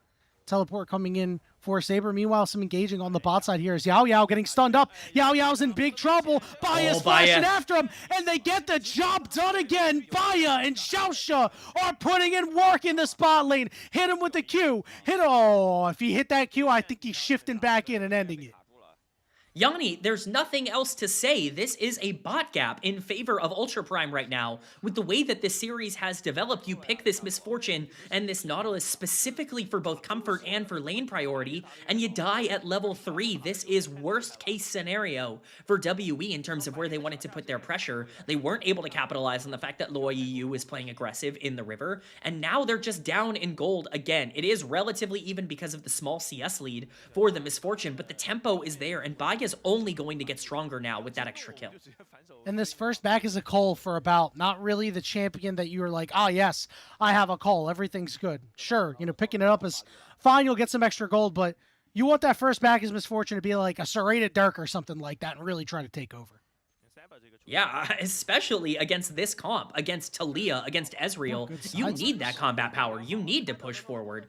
Karis, once again, just doing his best to try and sidestep. This is where I think Syndra ends up really being vital because of the wave clear and the consistency with stopping those Talia roams. See if Karis can continue to push that forward. He is getting a little bit low on mana for now, but the big objectives are coming up. Dragon has spawned. The Infernal Dragon is going to be our first, so no Infernal Soul this game, and still about 3 minutes away from Void Grubs, but once again, we have bot priority for Ultra Prime because of that kill. See if they can utilize it with maybe some jungle pressure once Lo Yiyu actually hits that level 6. Couple things to note. I was just about to say, going to be level 6 soon. Saber getting very close to that, so having that ultimate, that Weaver's Wall, going to be a very big boon. Maybe make a play. Now, Chen having a tough time in this matchup as Rumble up big time in the CS department, but it's kind of what you sign up for sometimes as Cassante. Yeah, I mean, best case scenario here, you get into the late game and you can, get onto backline members. You pick the Cassante for stability and not so much for dominating this early laning phase. I am interested, though. Q was given a lot of responsibility in game number 1 on that Yorick, especially once they got those grubs to be that alternate win condition. He's going to be much more of a team fighter in this game. Can he have a similar level of impact, or can he actually be somebody that can really step up in a game like this? He's going to be very, very consequential to how this team plays, especially around these major objectives with his equalizer, and they're going to kind of need a big performance out of him. Lo Yiyu headed toward the spot side, stepping over to the Dragon. It is warded. Monkey is going to head up top and look to clear out that crab as the Dragon will be started up by this Malphite. You can take a look at the item builds. If you're not really familiar, it's Tunneler and a Longsword right now for the Malphite, so a little bit more on the physical damage side. Yeah, it's not all that uncommon right now with the way that Malphite Jungle ends up wanting to play. There are a lot of interesting builds that I think you can go for Malphite in the jungle. I'll be interested to see the direction that he ends up going here. For now, it is a free Drake. This is what we were talking about earlier when we talked about that bot lane priority. This is how you use that level lead with Ezreal. And this mid game is not going to get easy. I mean, especially now that Baya has resources. If Talia can get out on the map, these grubs are spawning in just under a minute. That rotation can come in pretty last minute. You can still get there pretty quick for Ultra Prime. So interested to see exactly what their plan is going to be. 40 seconds until these grubs are up. Really don't want to give those away to an Olaf. Even though he is out of the jungle, Monkey will definitely see opportunities to go inside lanes and really work some of these towers. You just take it away and maybe give Liang Chen a bit of a boon because of the rough early game he's had to endure so far. I'm sure he'd be very appreciative. I'm sure. I'm sure just getting any sort of pressure taken away is definitely going to be ideal here from the Cassante. For now, it's just going to be really standard. I mean, grubs are spawning in 10 seconds, and we've not seen any movement or rotation. We do see Monkey kind of moving towards the area, but this could be one of those fights that Yu just doesn't want to take, that he just doesn't feel comfortable feeling like he has enough resources to go for right now. Monkey's going to start it up, and does look like these are going to be relatively free. So we're going to get out of our Malphite here. Looks like they're going to head onto the bottom side as the pressure from Baya and Xiaoxia. I mean, look at this. Xiaoxia is in between the turrets, just trying to stop Yao Yao and about. I mean, here's a Weaver's Wall, too. They're going for this play. Knockups are there. The recall went through. Yao Yao flicked back, interrupted, and the headbutt away from the minions makes it easy pickings. Saber gets that one. Who needs grub priority when you can just kill the bot lane over and over and over again? That clearly is the game plan from Ultra Prime. They do not want anything different to happen from game number 1, and they are getting everything they want right now. That is a great usage of the Weavers, but utilizing it to get even more gold on the bottom side of the map while you stack these dragons can make it more difficult for WE to find their way back into the game. The seismic shove landing onto About. Yeah, he's just standing there getting free hit by everything, essentially. I mean, slowed down because of getting hit by these rocks that threaded volley. It's been a tough game for him so far. Yeah, it's been a tough series for this bot lane. Yao Yao in particular, not really having a lot of opportunity to play right now. He has died a couple of times in this game. You can argue that some of them are for his AD carry, if you want to say it on that front. But generally speaking, it's that pressure from Baya and from Saber that continues to really drive this team forward. And that's what's been most exciting, I think, for fans of Ultra Prime that want to see this team succeed, is that it's the players that they invested in last year that seem to be playing better, that seem to have developed and, really taken that next step so far at this tournament. And I love that. And, would it be nice to see if that continues for the side of Team WE. Again, just trying to capture some of the magic that they had earlier in 2025. Have been unable to do so far in this series. The gold deficit, there isn't one. It's dead even right now, so it's no time to panic just yet. But with kills on the carries for Ultra Prime, you are always worried. The next fight going to be in 1 minute and 30 seconds, and I'm waiting for Ultra Prime to do some dastardly things before. I think it's a great call out that there really isn't any sort of gold deficit here. So we see a little bit of trading, some supportal combat. Saber's in the area, though. Yep, looking for some big damage. Knockup's gonna get down to the Saber. There's the knockup. Big one on the 2 members. And Monkey's in trouble. Saber goes over the wall. It's a 1-for-1 trade. Kars is forced to flash away. And now it's a 3v3. Yao Yao with a root. Hook back onto Xiaoxia as they're looking to take him out. And he will fall. Saber and Baya couldn't do enough to turn the fight.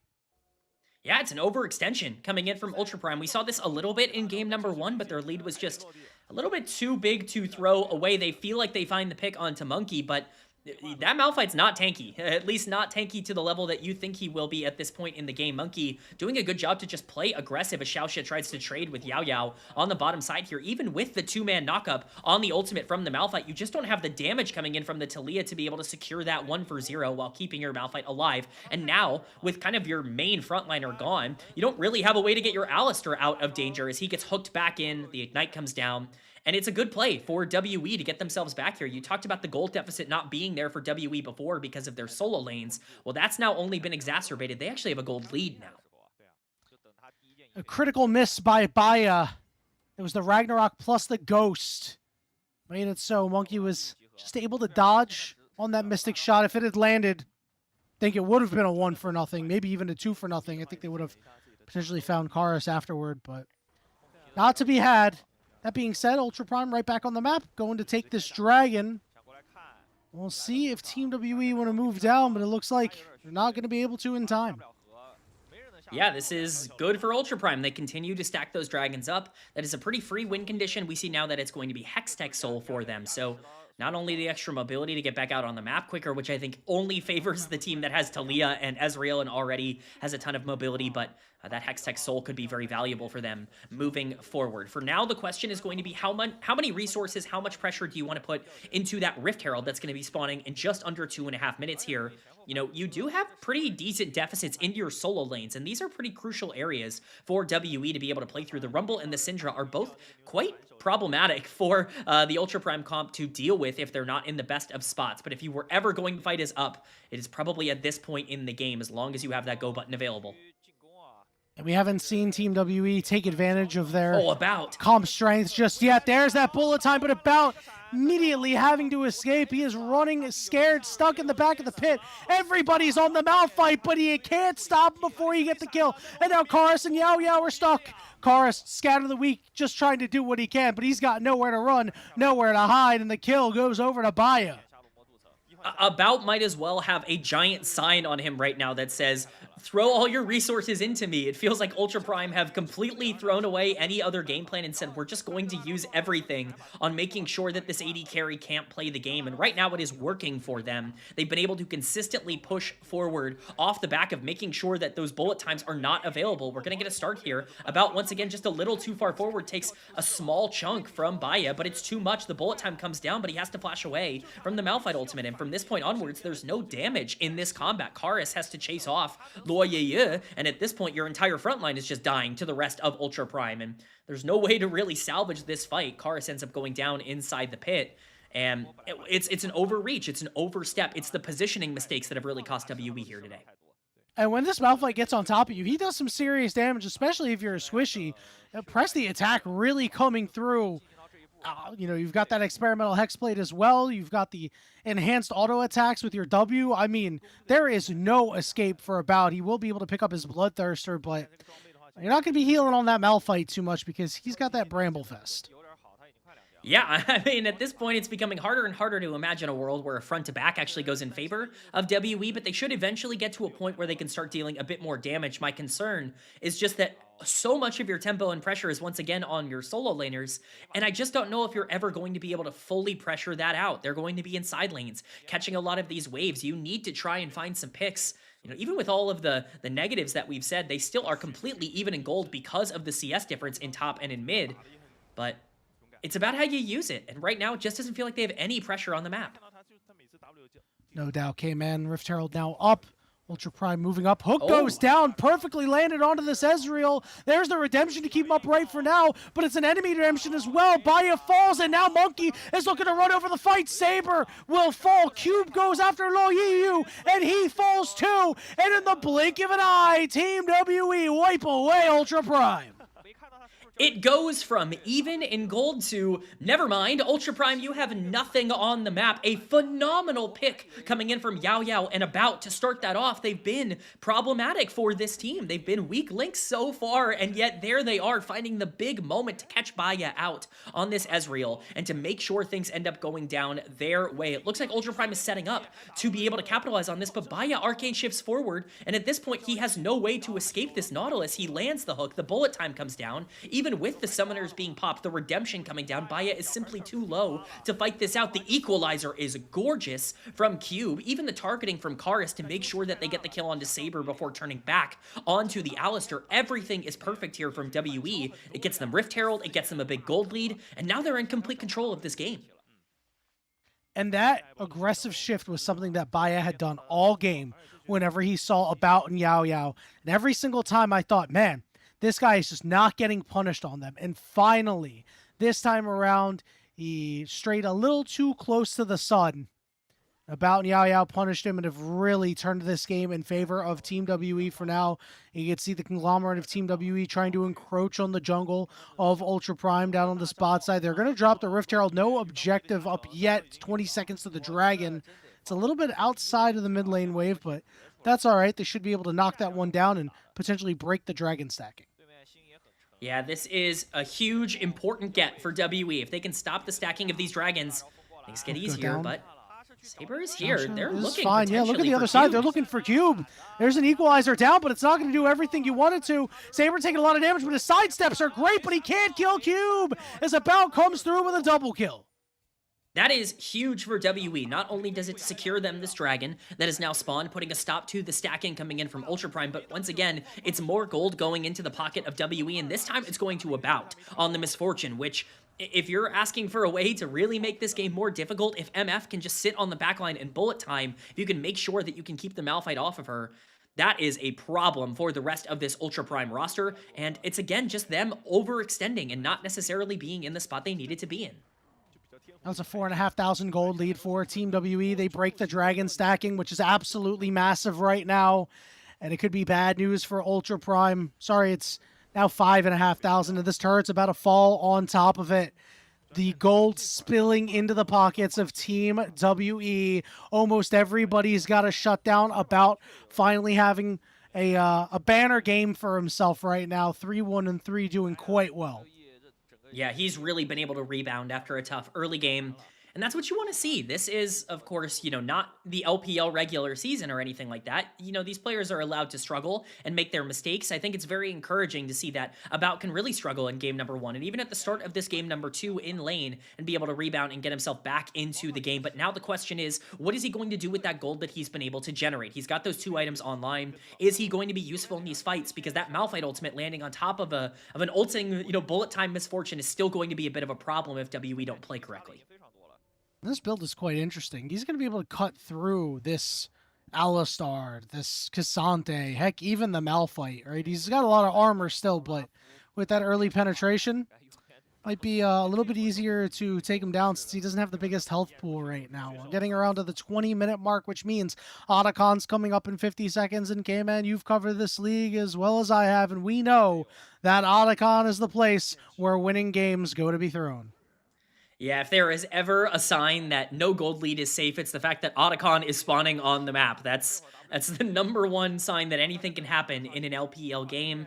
And, as much as we talk about the lead being there for WE, there was a reason they were struggling in a lot of these fights in the mid game. And it's because if you do land that Malphite ultimate, if you are able to get onto that backline and if Baya, can free hit and actually deal a lot of damage in these exchanges, you still do have a lot of ways to play out these 5v5s. You just have to time everything perfectly. And I think especially that gold on the cube. We talked about how relevant that Rumble is going to be. If that equalizer drops into a good spot around that Otacon, that's going to be a big problem.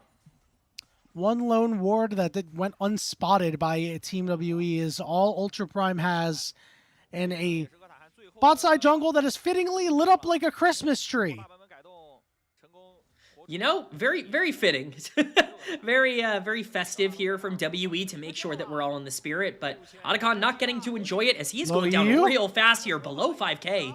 Listen, he could just drop the ultimate Weaver's Wall coming through, but that might not be the only rock that's getting thrown. Hook goes down. Ezreal's there. Who's securing it? Up for grabs, and it's About that picks it up. Lian Cheng on top of Yao Yao, knocking him up, all outing him, taking him down. Cars dropping her ultimate on Demacia, but he can't quite kill him. But he goes forward with the Scout of the Week, picks him up. It's About with a second kill, and he's full HP, and he wants to fight, trying to double up a couple members. He's got a triple kill, looking for Saber. That's a quadra kill. No way. Gonna be the GOAT. He's got the pentakill! Pentakill for About, a player who we were asking, are you going to be able to step up? Are you going to be able to be the guy for WE? The answer is resoundingly yes. He not only picks up the pentakill, he picks up the Otacon as well. It is a brilliant fight from WE, and it puts them squarely in a position to win this game. Everything is dropped early here. All of the CC possible is dropped onto the Malphite. The early bullet time is really smart, but look at this. The smites are down. It's at 248, and at the end of the day, it's About who ends up securing it and getting WE that big advantage. We see Baya trying to kind of push Cube out of the fight on the top side, but he loses way too much of his health bar. Carr is actually with a fantastic scatter of the week there, and at this point, the full health Misfortune is going to feel pretty strong just walking up and autoing everybody down. The flash to secure Saber, and the pentakill coming in to really, really turn things into WE's corner. We talked about the rough early game. We saw that bullet time earlier that the Malphite ult interrupted. He puts it out of his mind. He says, forget about it. 8-1. He was like 1-8 in the last game. Came in. He has reversed the curse. He has turned his fortunes for the better. And he is right now leading Team WE to a potential Game 3. Yeah, I mean, it's been a phenomenal game for About. These last two fights have been huge for him. It was the bullet time that got them back into this game, and it's him who ends up capitalizing at Otacon. But Ultra Prime now really have their backs up against the wall. They had complete control of this game, and they couldn't make the most of it. Can it pick on a cube, make things a little bit better? What are you going to lose for it is the question. Cube going to go golden here just to try to buy any extra time that he can. Xiaoxia will be able to tank up this turret. Equalizer going to go down to make sure that you actually can't take the turret. And you're going to lose so much of the mid lane for this. You lost your Ezreal in the shove. The push is on. Yeah, Baya's dead in the mid lane. He just was trying to solo stop them from taking that inhibitor, I guess, and ends up dying for his troubles. These are 2 inhibitor towers falling. That was so much time that Cube ended up buying. It took him forever to end up dying there. This is a huge win for WE. We're going to get a replay to see how this happens. He arcane shifts out, but it's just a flash hook from Nautilus. Yao again coming in clutch. Hook. Yeah, the second major hook landing onto Baya in this game as well. You know, it's really, we talk about kind of getting back into form here. Yao has had a fantastic second half of this game in that same vein, and WE are reaping the rewards as they take this dragon. It was his most played the last time he was playing. No surprise to see that he is showing up. Dragon split to a piece as Team WE takes their second to fourth overall in the game. Ultra Prime did pick up the turret, put all the gold onto Saber. It is an objective bounty as well, but it may as well be a drop in the very large bucket that they need to fill down 8,000 gold with Baron looming in just about a minute. That is the scary prospect. Baron is the end of the game. If you give that over to WE, you need to make sure you're in a spot to be able to fight that out. Now, Luoyeye is in actually a pretty strong position from a build perspective. He might not be, third item yet. There we go. As I speak, oh, it's a pick.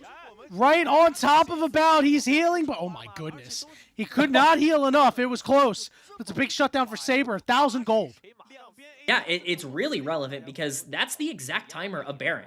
That, they will spawn at the exact same moment. If they are going to get priority over that objective, they're going to get it easier now with the Misfortune down. And that's a lot of gold, like you said, going over to a pretty key member of Ultra Prime to get them back into the game. Those were the mistakes that ended up costing WE in Game 1. See if it's quite as bad in Game number 2.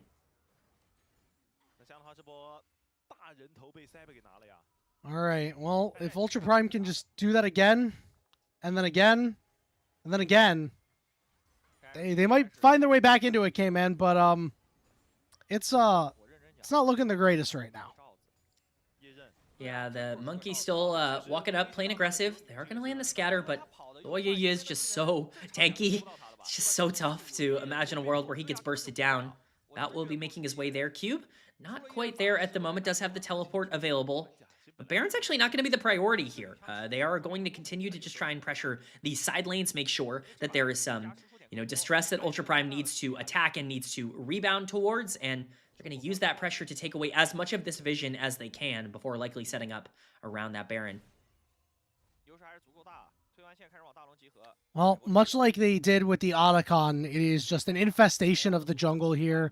A lot of wards getting put down, and now this Baron is getting eviscerated. Chorus with a nice scatter of the week to keep them at arm's length. You can't find a way in. Equalizer on top of it, and the rock gets broken. Liang Chen, a flash over the wall immediately, and all out. Now Chorus is caught in a corner. He's going golden with the rest of Ultra Prime surrounding him, but he's going to be able to flash out. Now Yao says it's time to start the fight on top of Xiaoxia. There's that ultimate coming through. That bullet time. Xiaoxia will fall, and the rest of Ultra Prime got to run for the hills. Monkey is going to use his Ragnarok, but he's going to go in, take a lot of damage, really trying to go after Liang Chen, but he will not be able to get a kill. Saber will fall to Chorus, and About is all about it. That's an ace for Team WE. A teleport in the mid lane, and we should be headed to Game 3, K-Man.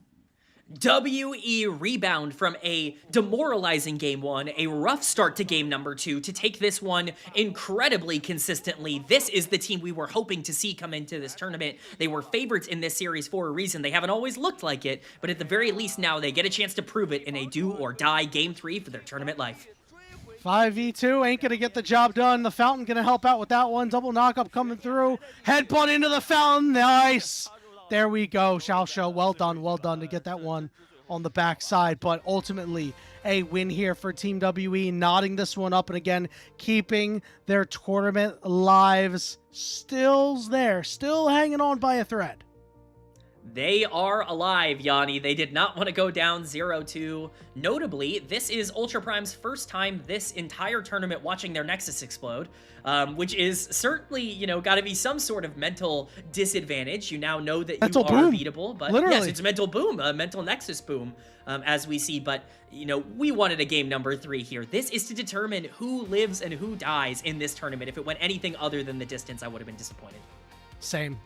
Mostly because that means that we wouldn't have seen Team WE really put up much of a fight. I mean, in this early game, they did look listless once again like they did in Game 1, but they found a way to turn it on. They're able to make a couple of plays, finally feel like they got their groove back at that one Herald play, and from there, it was easy. About picking up that pentakill too. Good for him, especially after that tough first game. As a pro player, you got to have a goldfish mentality when it comes to prior games. Not things that have happened in the game, but prior games. Yeah, honestly, this is what I was saying in the game as well, where, you know, this is what Demacia Cup's for, right? These are players, you know, About's never played in a Tier 1 league before. He's never had the chance to play, you know, in a tournament of this caliber against players like this, you know, consistently. He's getting used to this level, and while it's okay to see struggles at first, it is super encouraging to see that, you know, mental be there, to see him say, it's fine, you know, it doesn't matter I went 1-8 in game number 1. It doesn't matter that I, you know, gave first blood away again in game number 2 as misfortune. None of that matters. I can still play the game in the right spots. You know, the mental has to be there, and I think it's such an encouraging trait from a young player when you can see them be able to adapt and kind of evolve over the course of a game.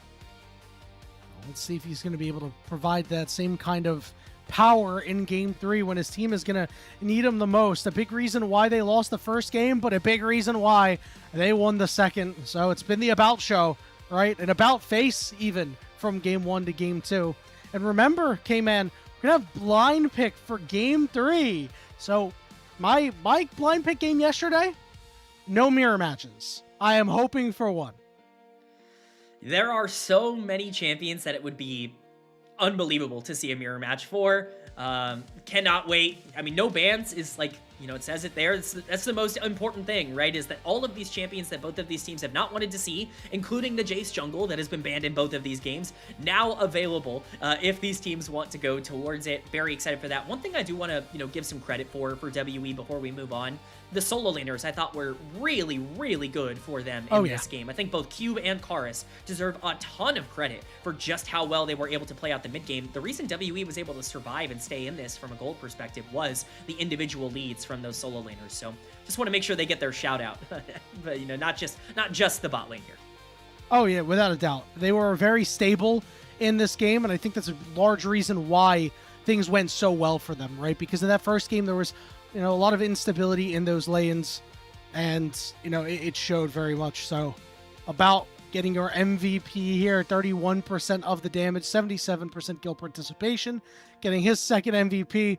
Very happy for this man, a very well-deserved MVP. We're going to go ahead and take another break, and when we return, it's blind pick time, baby. Team WE Ultra Prime going to game 3. The winner moves on, the loser goes home.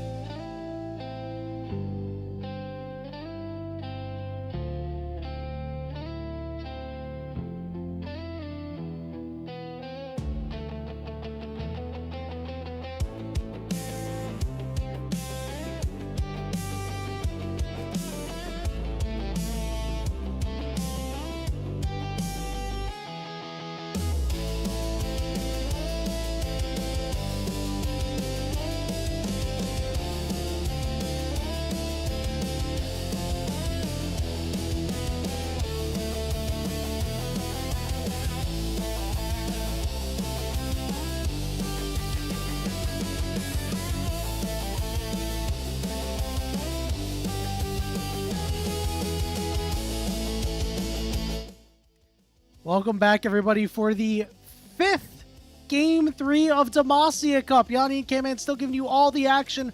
Remember, it's going to be blind pick, so be ready for a rapid-fire draft, everybody. If you are getting up to go get your snack and your drink right now, you might be too late. Who knows? That's the fun of it, Yanni. That's the enjoyment of these Game 3s. I, for one, how can I complain that we've gotten so many blind pick Game 3s over the course of this tournament? See a lot of people talking, where are the 2-0s? Why can't any of the teams look good? We'll get there. You know, Stage 2 is there for a reason. We're going to get some, BLG and JDG games. Yeah, Day 2.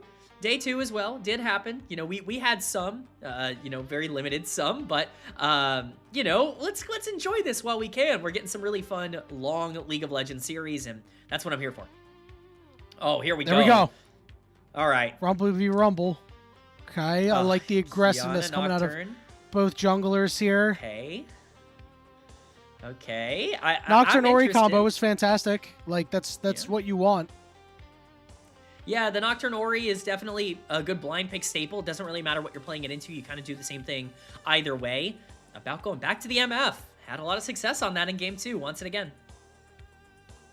All right, and the Nico. Ooh. You've been really big on the Nico. Gonna get the opportunity here for Xiaosha, so it's time. Listen, Nico Ultimates plus Galio over the top. It's gonna be a big deal. I think that there's a couple of things to really point out here. Ultra Prime's draft is terrifying. To me, the Galio is obviously really, really tough to be able to deal with, but the specific things to point out, Nico, as Yanni pointed out, a pick that I'm particularly fond of right now. I do believe that it is kind of in its own S tier in terms of picks because it just does well in almost any circumstance. Very good blind pick champion, and I think facilitates a lot of bot lane pressure if you do want to go that way. Alternatively, I think Luo Yeye on this Kiana is very, very scary. This Qiyana's been pretty permanently banned throughout this entire series. I believe he played it only once on the first day against LNG, and I think he was like 7-0 at 15 minutes in that game. So very excited to see how this breaks down. Ball's going to be in his hands again this game. You know, the Malphite, we thought that it was going to come through and be really, really strong. This is a champion that in the jungle, many have said is quite powerful. Wasn't able to get the job done. Let's see if you can convert on the Qiyana. Summoner's Rift Game 3, the final game of this best of 3. The winner moves on, the loser goes home. Let's get it. And that is the story, isn't it? You gotta win. You gotta be able to pick up the victory here. These are the champions that these players are going to in their biggest moments. You just have to see what's going to happen in the bot lane. It's been so consequential throughout the first couple games of this series. Whoever wins and whoever gets an advantage out of these two AD carries has been the team and the player to really push the game forward. Is that going to be the same here in game 3? Or is that going to change up? Baya going to something like the Jhin? You know, we talked about things like the Ezreal in the previous game, but Jhin was banned for a reason. It's very, very safe. Doesn't really offer a ton of counterplay in the early game and can generally just kind of do the things that it wants to pair up with this Galio, this Qiyana, this Nico that wants to dive later. Yeah, no doubt you want to have that utility coming through. And we'll see if About and Yao Yao are able to do anything in this lane. It is going to be hard against the ranged Nico, but if Xiaoxia steps up a little bit too far, maybe, just maybe, Yao Yao will be able to take advantage, and the sheer damage that the Misfortune will put out will be enough. We're really looking for Monkey to hit level 6 as soon as humanly possible. We'll see if Ultra Prime will be able to try and speed bump him a little bit. Yeah, I mean, the bot lane 2v2 is going to determine a ton, but so is this top lane mirror match. Yanni, you were asking for it. You were pleading for a mirror match here in this blind pick. We are getting it. As we get some aggression coming in. Yao Yao? Yep, right on Abaya. That barrier is going to be burnt, but this is good damage coming through. Meanwhile, no Cube flexing on Liang Chen. I am the better Rumble player. Sit down to Liang Chen. The rookie comes in for Ultra Prime and unfortunately cannot output the pressure necessary. Cube, who's had a pretty good series, all things considered up until this point, continues to assert his 1v1 dominance over Liang Chen, picks up a solo kill. We've spent so much time talking about the bot lanes, we haven't even talked about how this top lane can affect the game. Liang Chen just gets hit by a few too many rockets. The flash coming in. Yeah, it's just, you know, damage coming in. You get hit by everything. The Q drops. The flash comes down. You're dead. There's no way to outplay that against the Rumble. You're telling me that Rumble beats Rumble in the Rumble 1v1? That's crazy. Yeah, I'd personally favor Rumble in the matchup, I think. Okay, but that's just, point, you know, personally. You know, okay, we can all skill have our matchup, different opinions there. Yeah. All right, now we're going to see the junglers collide here for this bottom crab. Monkey and Liu Yu, both at level 4. Qiyana desperately trying to at least get to the proper side here. Crab will be taking his... Oh, the taunt goes down onto Chorus. Saber took quite a bit of damage, but no worse for wear.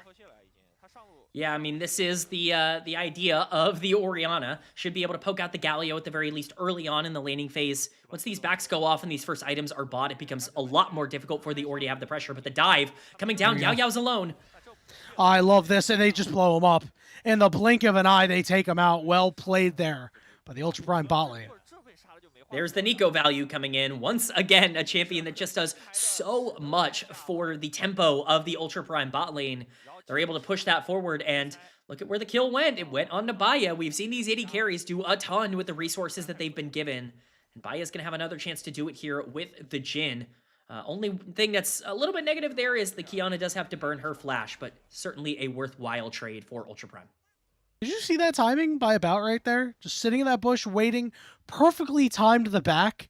And it was like, okay, now I get to walk to this wave. Everything's fine. There's no Qiyana that's going to try to blow me up. That's some good instinct right there. He's locked in. Guess that's why he picked the Misfortune again. Yeah, he's in the zone at the moment, and Yao Yao looking to be in the zone here as well. He's going to Hex Flash in. Yeah, it's going to be some damage onto Saber. He did just burn his teleport, so this is a big deal to be able to shove him off and, you know, try to stress that health bar a little bit, force him to back. Yeah, this is kind of what you need to do to Galio at this stage of the game, because if you allow him free reign, if you just kind of let him be in the mid lane, he's going to have a ton of tempo to be able to play through when the grubs or the dragons spawn. Cube going to take some damage on the top side here, but he's actually going to output a ton of it of his own. This Rumble's in a really good spot. decent CS lead. WE will be answering that pressure, though, by taking this dragon down on the bottom side.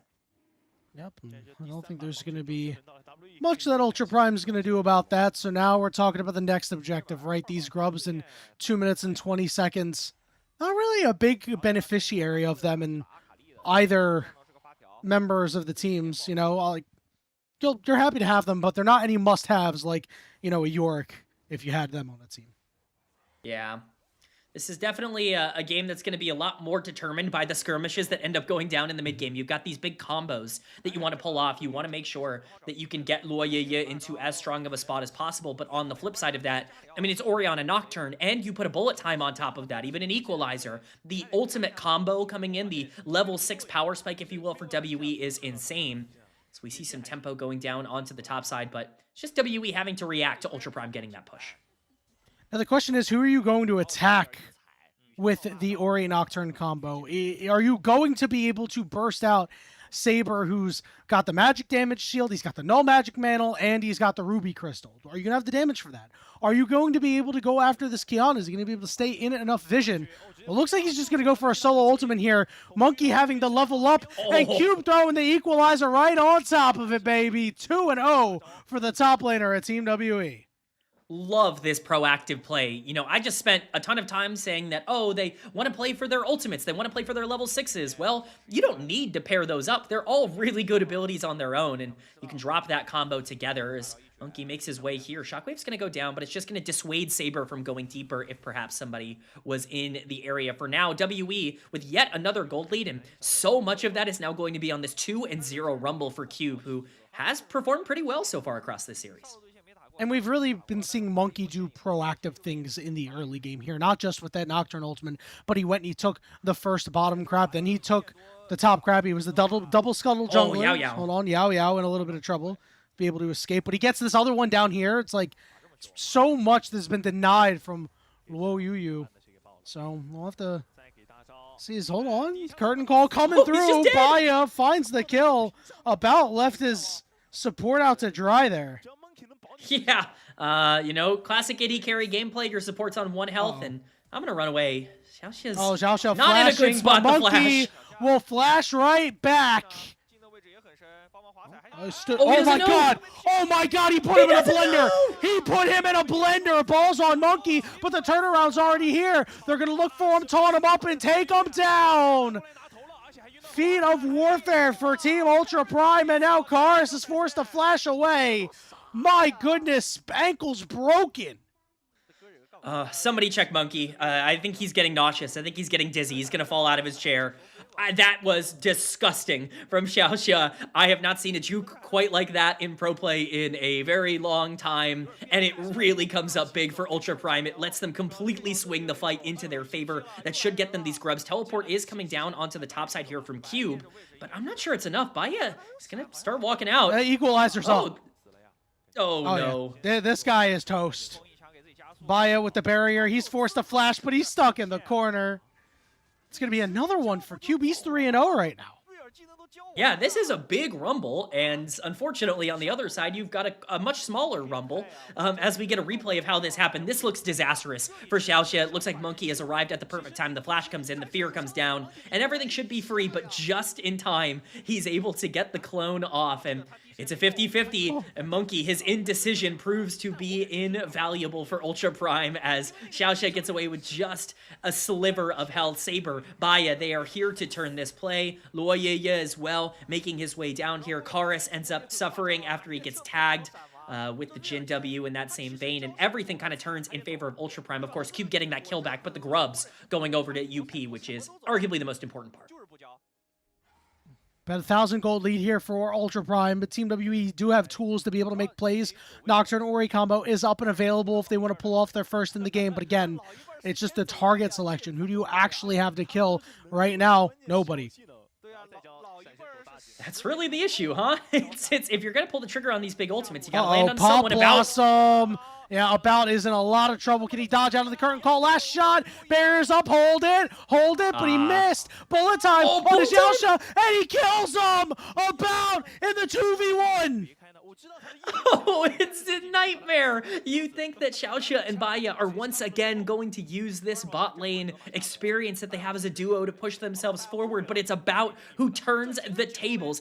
It gets him back into this game. Look at the CS difference between these two AD carries. About was in a nightmare position if he dropped in that fight. This could be a game-saving kill for this Misfortune. As we get a replay here, Xiaoxia just, you know, pushing up, seeing about by himself, saying, yeah, we can very easily, you know, try and get a kill onto this guy. All you need to do is land your shots as Jin. You have to land this final one. The barrier coming in is incredibly clutch.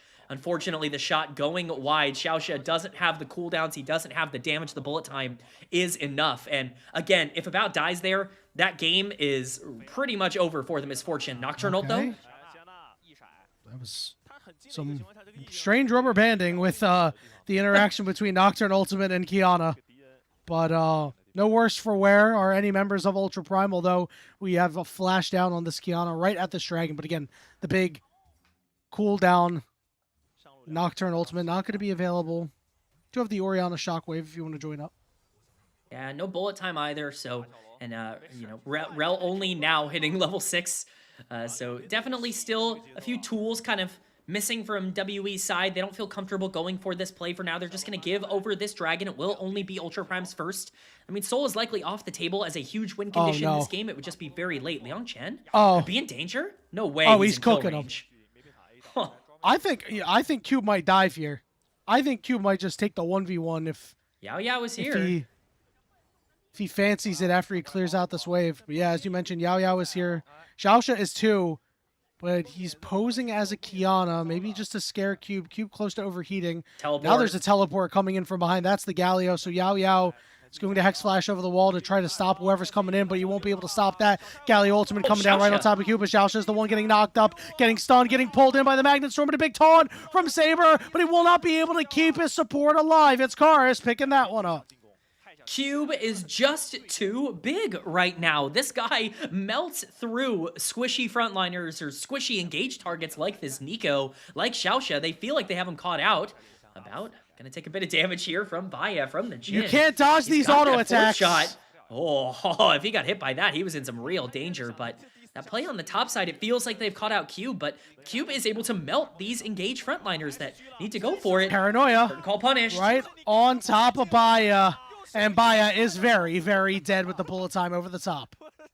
That's what you do. You see those low mobility carries utilizing ultimates that keep them into place. You pop that Nocturne ultimate. I love this aggression coming in from Monkey. So many times you'll see these teams and players with comps like this, you know, want to save their stuff for the Wombo combo. He's gotten so many resources off of pulling the trigger on these engages, and this Nocturne is in a pretty good spot as we head to this replay. We're going to see how this happens. About, of course, takes quite a bit of damage after getting stunned up here from the Jin. Unfortunately, just not able to land that fourth shot. Baya feels aggressive enough to pull the trigger on this ultimate, on this curtain call after he sees that he's able to land that W. He says, yep, sign me up, except, sorry, Nocturne's there to kind of ruin your day if you are the Jin. So we see picture-in-picture. Karis is almost dead. He's trying to help out.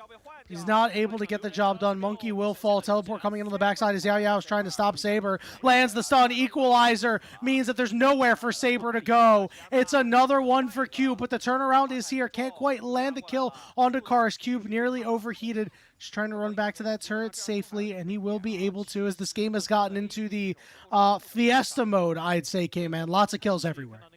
Oh boy, I'm so excited that my Demacia Cup cast gets these Fiesta games. I would have been so upset if we went this entire time with some, you know, regular games with a couple of comebacks, but, you know, throwing it out of con. I'm glad we're getting all the experience here today. Gold League completely even coming out of that exchange for both of these two teams. But again, I hate to keep calling him out. Most notably, that is a 4-kill Rumble on the top side for Cube, a player who has been massive over the course of this game. And he will continue to be as important as you can get. If you want to talk about the combo with Nocturne, Orianna, even the bullet times coming in, a lot of that setup really requires extra damage. That's where Cube can offer his services. Saber wants to go aggressive onto Karis with this play. The teleport comes down from Liang Chen to try to turn this around, but unfortunately, they just don't have the damage. Karis with the Shockwave is able to survive just long enough. This is the value of Orianna as a champion in this current meta. Monkey makes his way up here. Unfortunately, he's not able to do much against a Galio and a Rumble, so he just dies for his troubles, but he does buy enough time for the rest of the team to arrive. Yao Yao, of course, able to stop Saber. Once Cube gets here, this fight becomes a lot more difficult. They are able to pull one back onto the Rel,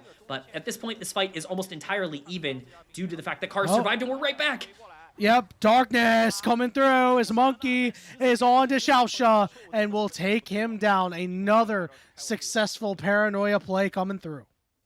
This Nico is continuously getting punished for overextending over and over again. Xiaosha has just not been in the right place at the right time. It's going to be mid-turret falling in favor of WE. That's going to be Rift Herald falling for this Nocturne and for WE. You know, an even game state would have been pretty easy to play out for Ultra Prime. It's going to be a lot tougher now that they are down in gold and down in resources. Rift Herald going to go to the side of Team WE, so should be great objective to help secure themselves their second dragon of the game, which is coming up in 40 seconds. Paranoia still on cooldown for a little bit. That bullet time and the Magnet Storm are some of the real big cooldowns that you are missing. This Wombo combo, we haven't seen all of them come together, but when you usually see two of them get used, kills do happen.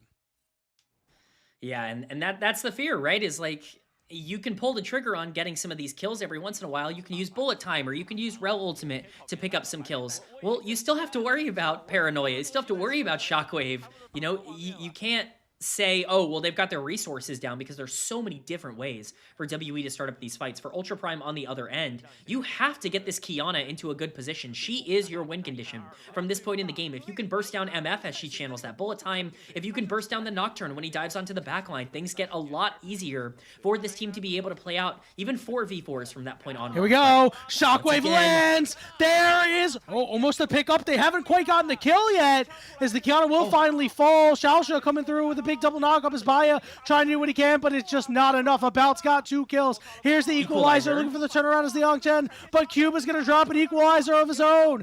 Not doing a ton of damage, but he flashes over the wall, and About picks up another one. Bullet time just now coming through, and here's the curtain call. Cube just trying to make sure that he's the only one getting tagged up by these. Team WE 3 kills for nothing. It's About, who once again comes up clutch for WE. His team fighting, his mid-game skirmishing on this champion is just exquisite. You can argue that his early laning phases have been, you know, weak in all 3 games, but he continues to make the most of the resources he's getting.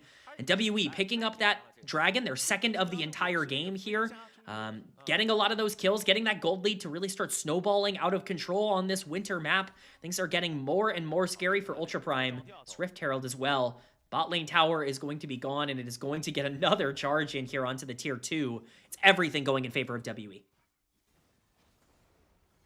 And yet, it's not the largest gold lead in the world. It's only 3,000. The problem is it is 18 minutes into the game, right? That is, you know, it could be worse, but it is not trending positively here for Ultra Prime. And, I mean, it just feels like they don't have the damage, right? You know, Baya can only do so much at this point right now, going that Mosquito Jin build. You know, a lot of raw strength has been taken out of Nico's kit over the year in terms of damage. So you've got Jin, Nico, Galio, and then you're really hoping that it's the Rumble who lost the early game, and your Kiana. Outside of that, like, it's just Kiana. Yeah, I think that's it, right? As we see Kiana get engaged on. They're just bullying him. Drops a good ultimate, able to get over the wall. So he will not be able to have a good time in his topside jungle, but doesn't actually lose much for it. Yeah, I mean, he's happy to get out of there. I mean, Yao Yao whiffing on the Rel ultimate certainly helps, but, you know, you mentioned it, man. Like, there's one win condition here, and his name is Luo Ye. So if you can get him into a spot where he can actually win you a fight, you know, if he can get onto backline, disrupt About, make sure that those bullet time, you know, shots aren't coming through and disrupting everything, there is still an opportunity for him to carry this game. He's second in the entire game in terms of gold, 161 CS, 2 kills. He's at second item. There's a lot going in his favor. The problem is the ease of execution for that style of gameplay is so difficult with the comp that WE have constructed. As long as Cube and Yao Yao end up playing these fights in the way that they need to, WE should be able to control everything on the map. Everything the light touches is theirs, K-Man. And right now, the light is touching damn near everything. Otacon is coming up. Remember what we said in Game 2 about Otacon. It is where one games go to die. It looks like it's being hit right now. Spotted out on that minion wave. It is... Okay, it's Baya and this Kiana right now.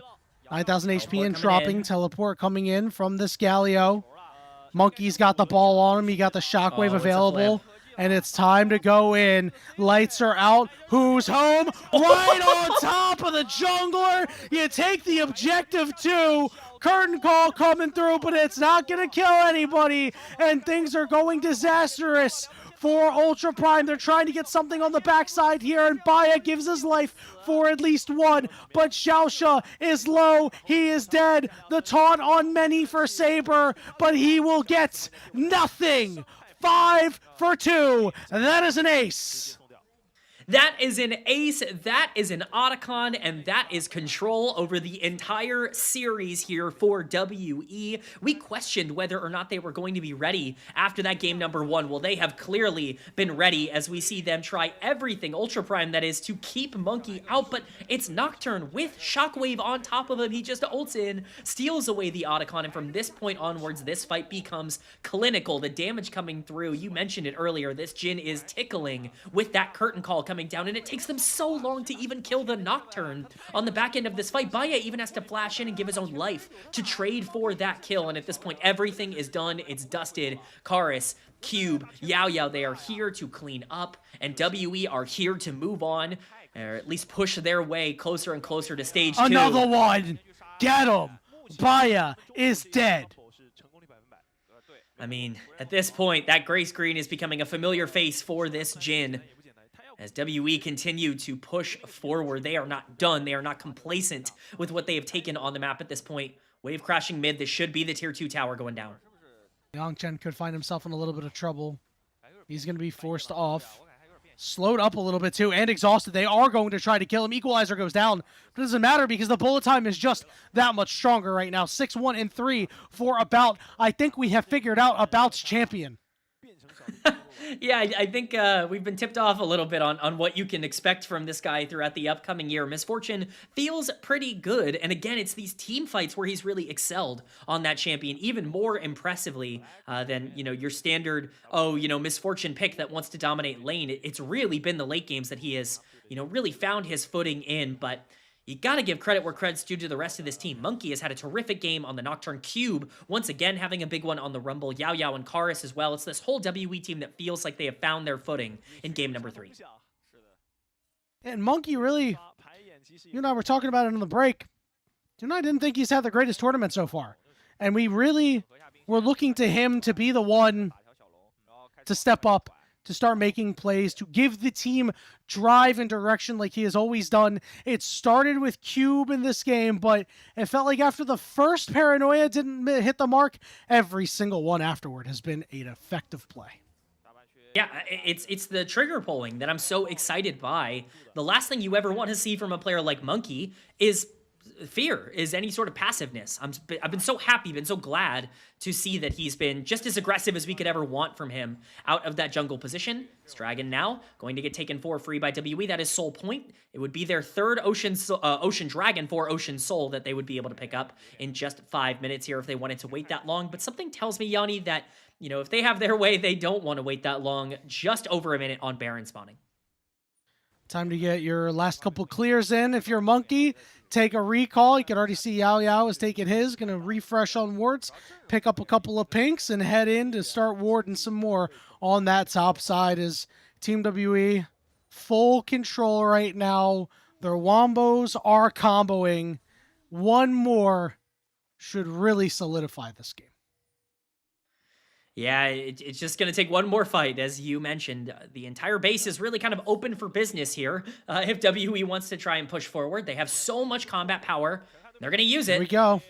And so it's just Monkey here on top of Saber. And you can see he's trying to chop him down. It's taking a while. The shockwave comes in.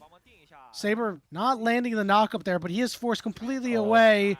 Here we go. On the backside, Xiaosha with the curtain call on top of the Galio as well. They're fighting in the choke, but Team WE are winning anyway. Equalizer comes in. It does good damage. Are they going to be able to get this kill? Yao Yao will fall. ends up being a 1-for-1 for right now, but Ultra Prime are not quite done. They want more, they need more, but they're not going to be able to get it.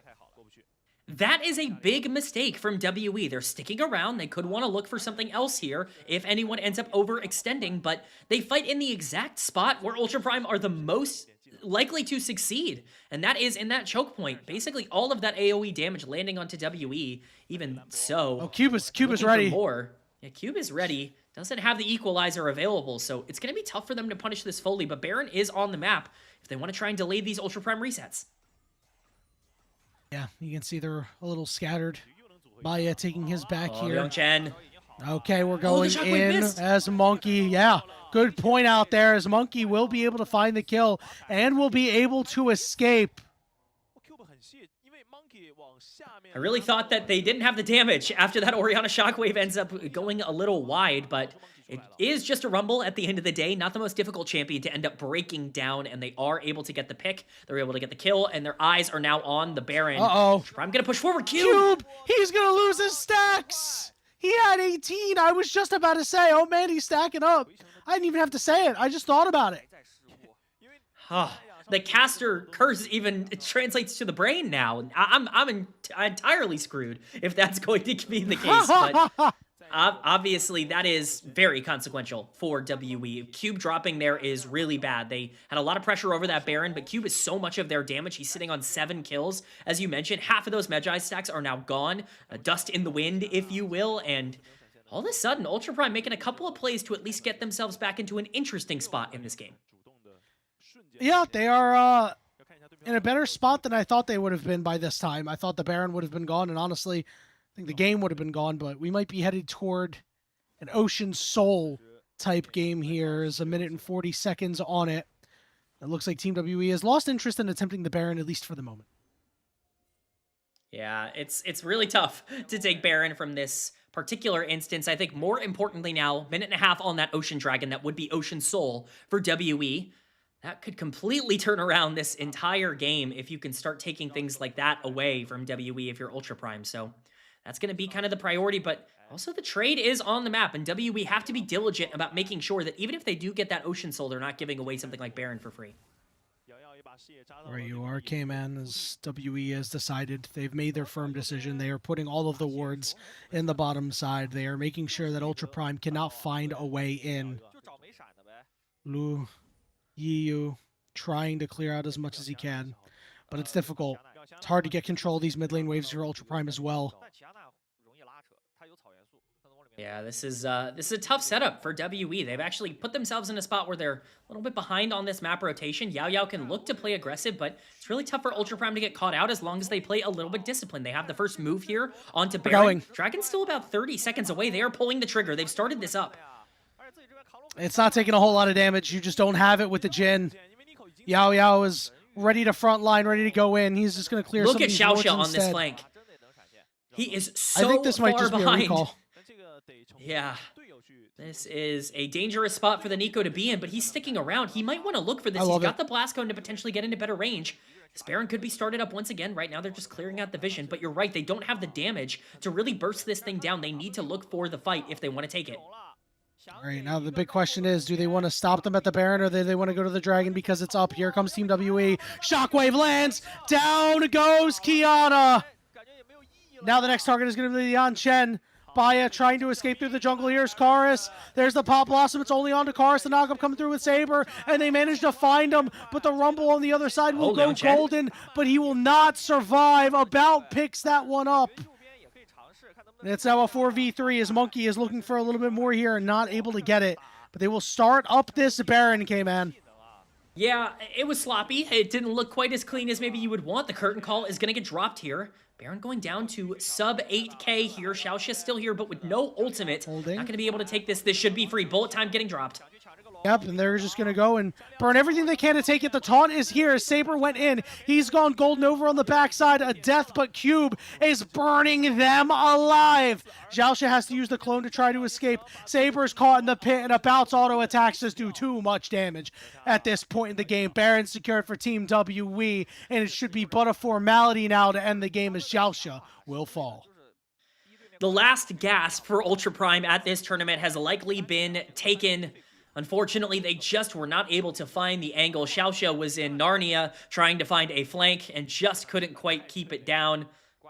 The Nocturne ultimate is going to get popped here, only to find that there is absolutely no one in the pit to end up jumping on for this dragon. It will be an Ocean Soul for WE that is Baron, that is Ocean Soul, that is full control of the map, that is 9 kills on your Rumble, everything going in favor of WE here. And it's a pushing bot wave too. Let's take a look at this replay, K-Man. I mean, it's just super simple. He's got no HP. Yeah, as it turns out, that's quite a big problem in League of Legends. When you don't have a health bar, you can't really play the game. And Xiaoxia finally making his way in here. They are going to get the pick onto Karis, but it's so too little too late. And now we see WE marching down, taking the inhibitor here in the mid lane. His bot lane is under siege as well. Well, Ultra Prime need to regroup and make a last stand because it is not looking too good, K-Man. There's another inhibitor down. Team WE looking to move on here. The siege is on. We're going to see at least one last 5v5. Saber trying to do what he can to get rid of these buffed up Baron cannon minions. The first turret will fall as Team WE are squeezing the life out of Ultra Prime. Yeah, it is just slow and methodical. Xiaoxia once again on the flank. He could find a nice angle on here. A ward. Ult dropped. Lights are out. Kara's taking a little bit of damage. We're going to push them all the way back into the fountain. There's the Pop Blossom on the backside, but it's not really going to do all too much. Xiaoxia going to get immediately bursted out. Knock up here onto Monkey as he's going to pop that GA, but the second Nexus turret will fall. There is nothing left. Team WE are the ones going up, up, up. This is their moment. They're headed on to stage 2. It is a golden victory here for Team WE as they take this series 2-1, as they keep their hopes alive in Demacia Cup, and as they get themselves a matchup against some interesting teams. Unfortunately for Ultra Prime, this is their end. This is the end of their road here at Demacia Cup, but they put up a great fight. I think a lot of people expected this series to be less competitive than this one was, and overall, I think we got 3 really fun games. I couldn't agree more, K-Man. It was not as crazy as yesterday's game 1, but this was still very entertaining. Was it the cleanest League of Legends? No.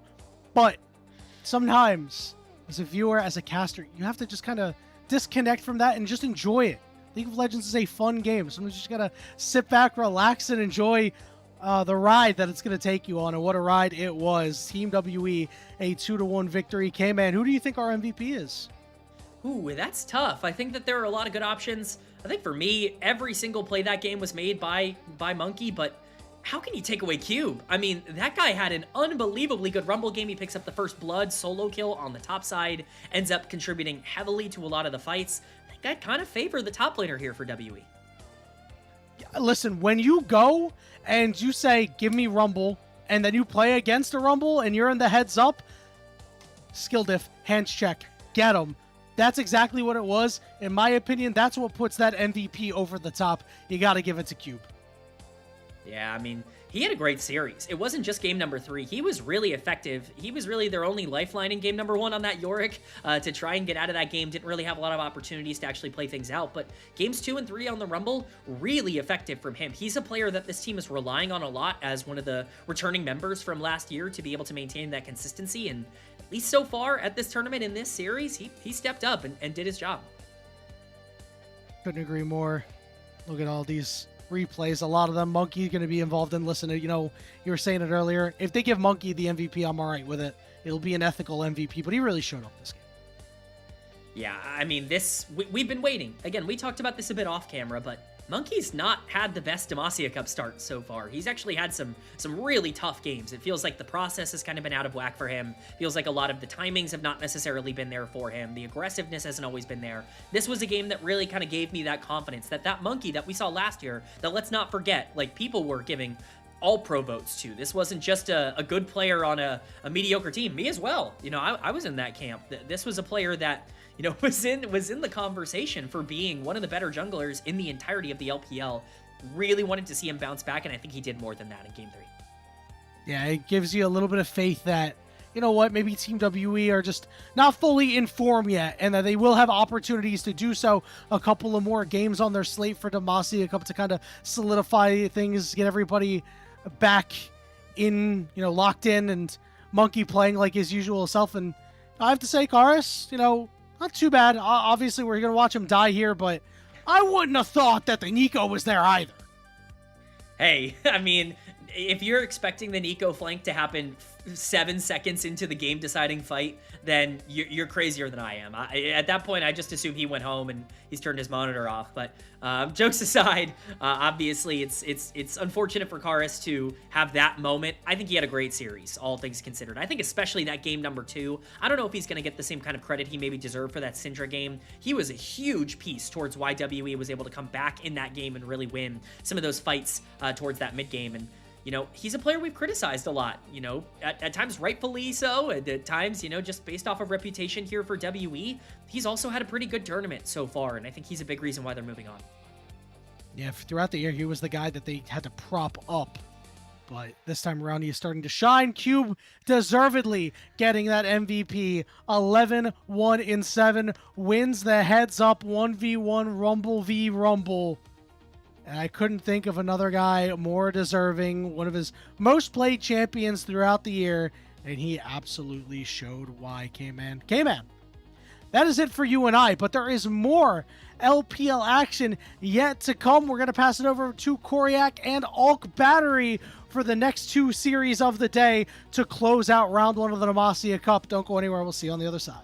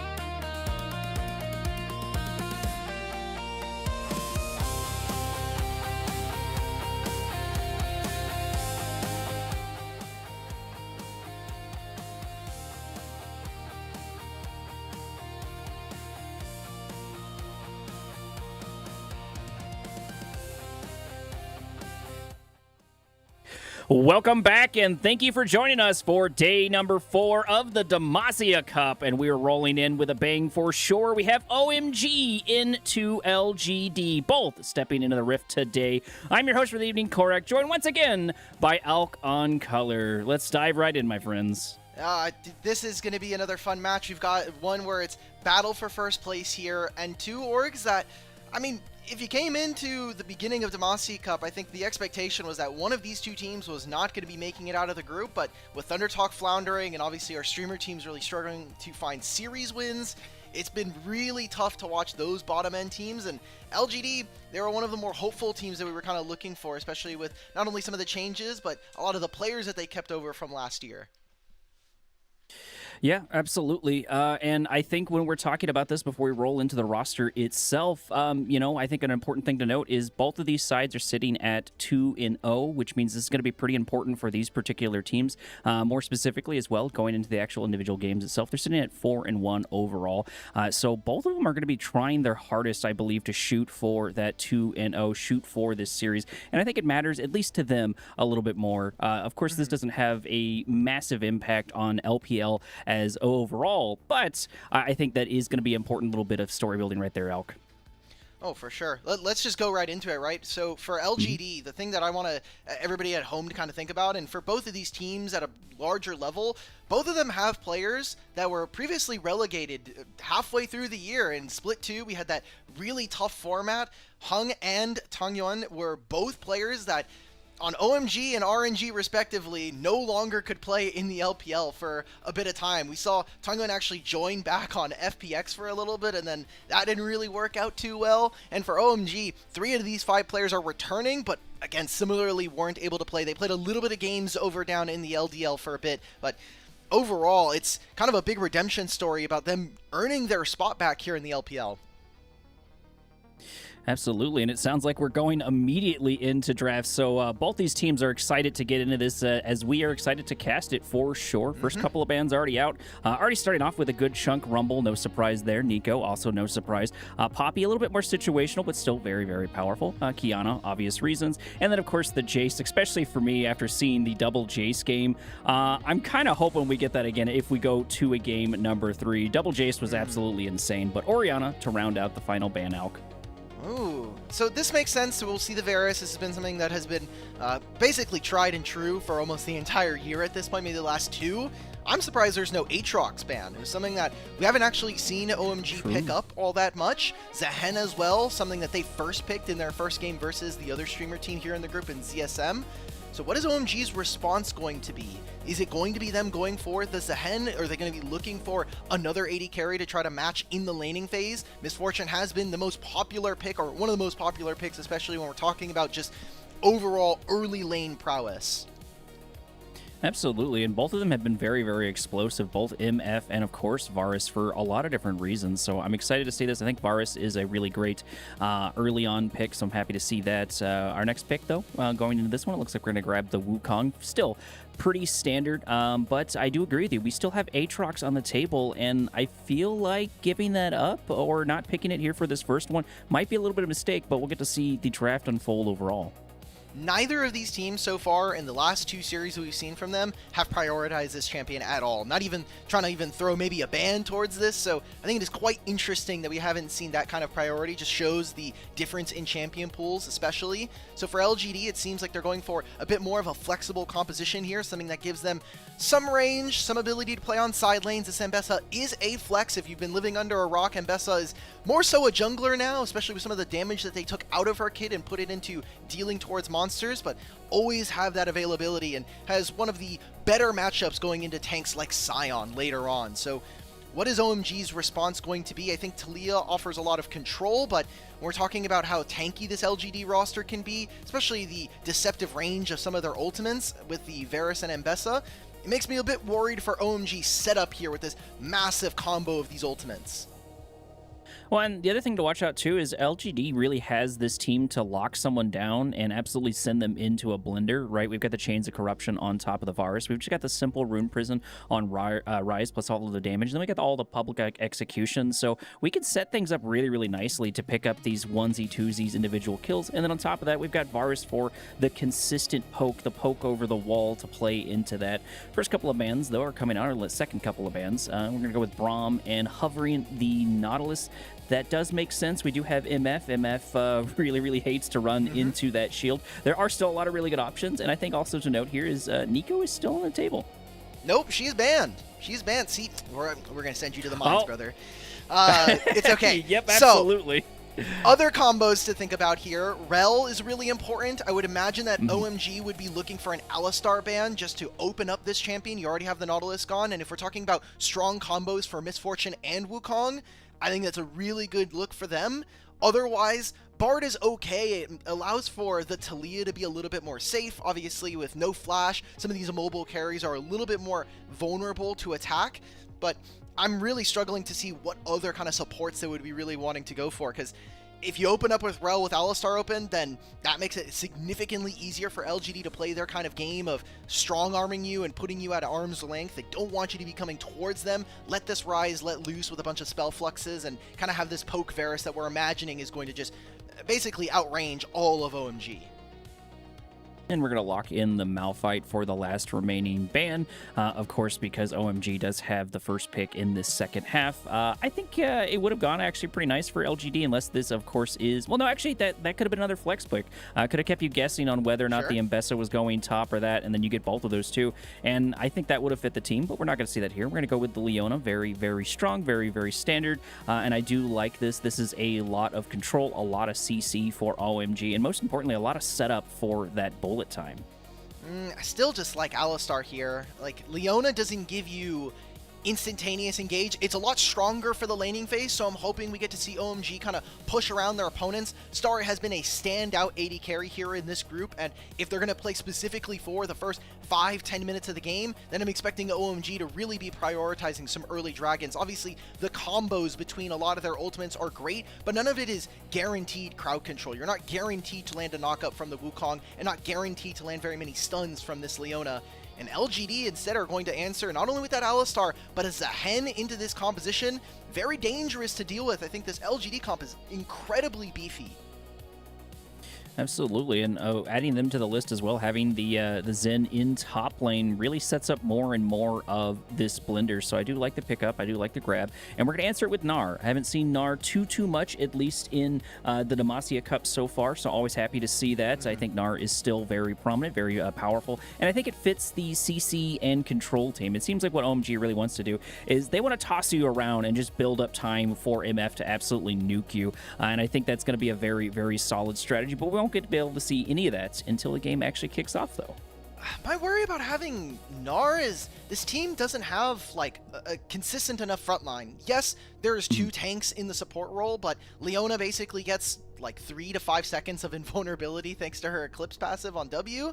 But aside from that, the Gnar is going to do okay in the laning phase. This really feels like OMG are kind of putting all their eggs in the first 15 minutes of the game, and then they're going to have to play a very risky style coming into team fights. Leona's going to walk forward. Gnar has to be very intentional when he's building Mega, and I just don't think you get the option to do that when you're looking at LGD side and you have things like the Varus who can just put damage down, and there's no one really applying that much pressure. The same thing can be said, though, for LGD, where if they don't kind of find their angles, if they're not able to apply pressure onto this Misfortune, I think this composition falls apart very quickly for them in team fights. Absolutely. I think that's a good point. I'm glad you brought up the Varus as well, because we were seeing a lot of back and forward with Varus yesterday specifically, and it was absolutely turning so many of these tanks into absolute trash cans, just when it comes to their HP. Despite how tanky they were, they just weren't able to deal with the insane amount of poke coming their way. But we were going to get our finally little set of items, and now we're going to be rolling into game number 1, series number 2 for day number 4 of the Demacia Cup. This one, of course, being between OMG and LGD, Alk. Getting some early invades. Somehow Sauce has already gotten some damage down onto the Gnar. Can't expect it's going to be all that dangerous. We're also using the Doran shield. They gave it a little bit of change on the health recovery. I think this item is very, very good, especially if you're in slightly worse matchups. And I want to see if OMG can play a strong early game here. Things to note we talked about for OMG were strong early game appearances, especially from this bottom lane. For LGD, you have this Mbessa who's going to clear the lane or clear the jungle camps so fast. So it's up to OMG to not only play for the lanes, but also track where Hung is and make sure that this Mbessa does not become a problem later on alongside this Varus. Especially because that downtime is going to be pretty important. So far, the Mbessa is posturing to have their downtime in the bot lane. That does make sense if they're able to get their hands on that MF. I got to imagine that's a prime slice of meat to go for. So able to shut that one down will be really, really powerful for sure, especially because we literally just got done with a series watching just an absolutely insane Misfortune play. Yeah, for sure. That about Pentakill is very fun to watch. See, it is a different style, though, of kind of AD carries. We've been seeing a lot of lethal tempo on Misfortune, and for the Varuses, it's been almost exclusively Arcane Comet, this time going for the Hail of Blades, recognizing that they kind of need to play for shorter trades, and especially for, again, early lane priority here. Already seeing Starry and Moham get priority, and they'll have the level 2 before their opponents. Absolutely, and both ADCs electing to take the cleanse, and that makes a lot of sense for a lot of different reasons. You do not want to get pinned down on either side, because as much as I mentioned that we do have this blender for LGD, you cannot underestimate that damage for OMG as well, especially with the fact that we have the Armor Shred on Wukong, and Armor Shred and the Misfortune, I think, really pair very nicely. Wukong sort of sets them up, and just MF comes in with a Q, or just a couple of AAs, and absolutely rocks whoever they're going to run into. And the nice thing is both of these ADCs can play forward or back if they need to. Starting a little bit of engagement over here as YCK goes down to about half HP just from one little small engagement. And if that's any indicator of how these fights are going to go, I know it's early on, but if that's any indicator of how these fights are going to go, I think we're going to see tissue paper tanks again. Yeah, I mean, look, they don't have Aftershock, right? It's all Unsealed Spellbook yet again here. YCX taking a bad part of the trade, but it was close to the turret. I want to note, while we were watching that play in bottom lane, Tongyun was able to force the flash out of Haichao. He has to TP immediately back into this lane. Has to pick up the wave, so it'll be fine. Ryze teleports in first, and Zehen does have priority. So what does Rio choose to do here? It's mostly about playing for the scuttle, but it's going to be a little bit tough. You can see Zehen is already moving. Also, Ryze is in fog. Gonna try to start a fight over. Already going down to about half HP. Wukong in a little bit of trouble. Already having to blow a flash. Ryze looking for the rune prison. Unfortunately, just not able to connect as we go back in. Mbessa looking for a kill. And this starts off with a bang for sure. Mbessa, one of the scariest jungles on the planet right now, starting off with a lead, Alk. Ooh, and he won't get double scuttle, but what will happen now as Hung gets that one, he'll be able to immediately go back to his topside camps, almost on perfect rotation if he wants them. That's an amazing start here for LGD's jungler Hung.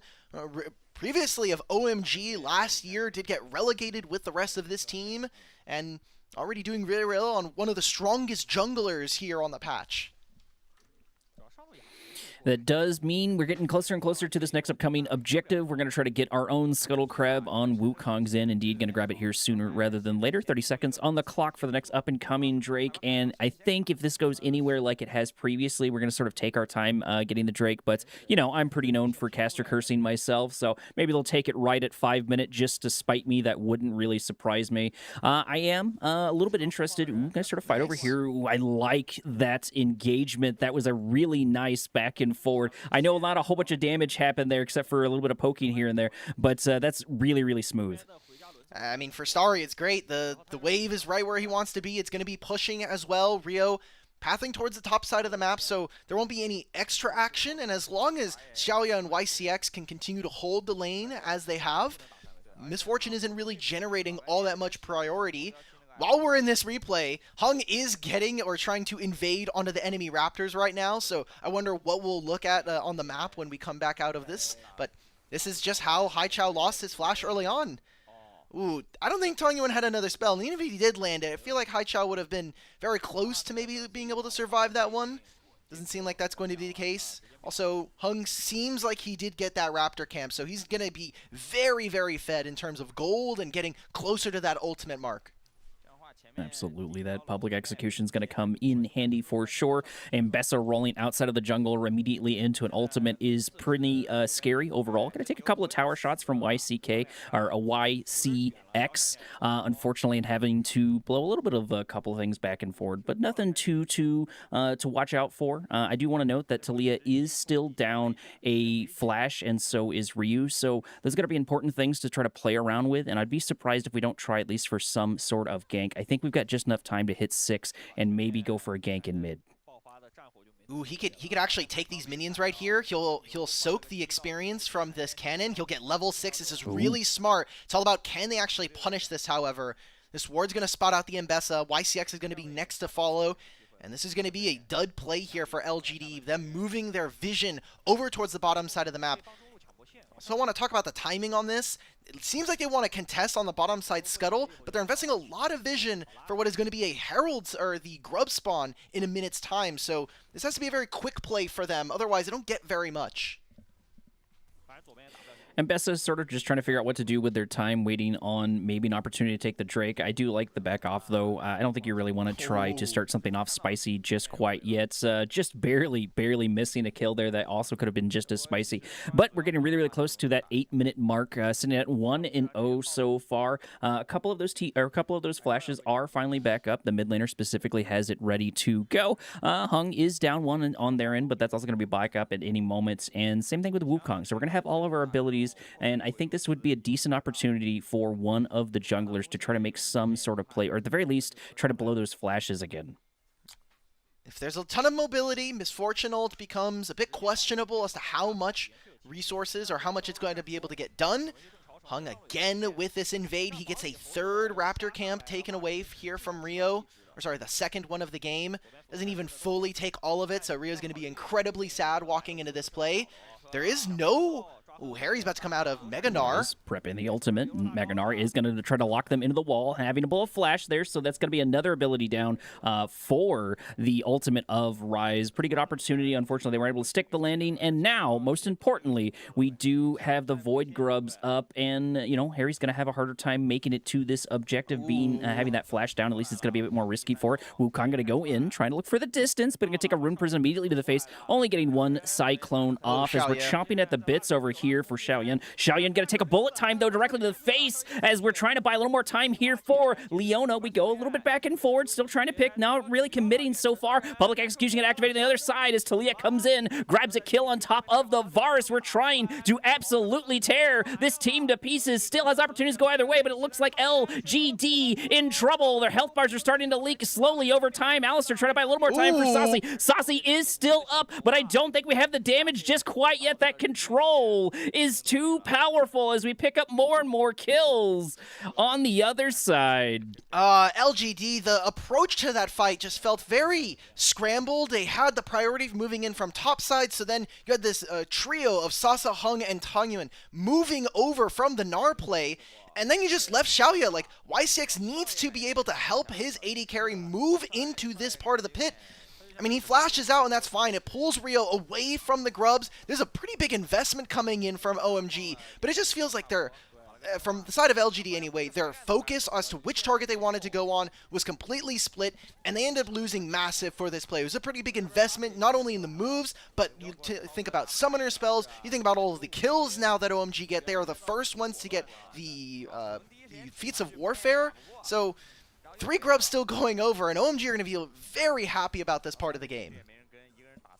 Just a very disjointed fight for LGD, so I would like to see them, you know, just tighten that up a little bit more. Of course, this is going to be game number 1, so there's plenty of opportunities for them to do that, but indeed, grabbing those 3 kills early on is definitely going to be a point in the wheelhouse of OMG. Drake, looks like no one's decided to take it just quite yet, so I didn't cast a curse myself this time around, Alk.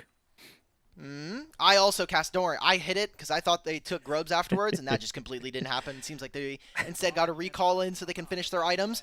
Despite the kills going over to OMG, Hung has finished an early Eclipse here, so pretty good power spike coming on through for LGD's jungler. Wonder how and when they'll be trying to take advantage of this play. Also seeing interesting lane allocations here from LGD, assigning Xiaoya to be sitting in mid lane. It's going to be the Ryze versus the Gnar, which is a little bit easier of a time here for Tongyuan.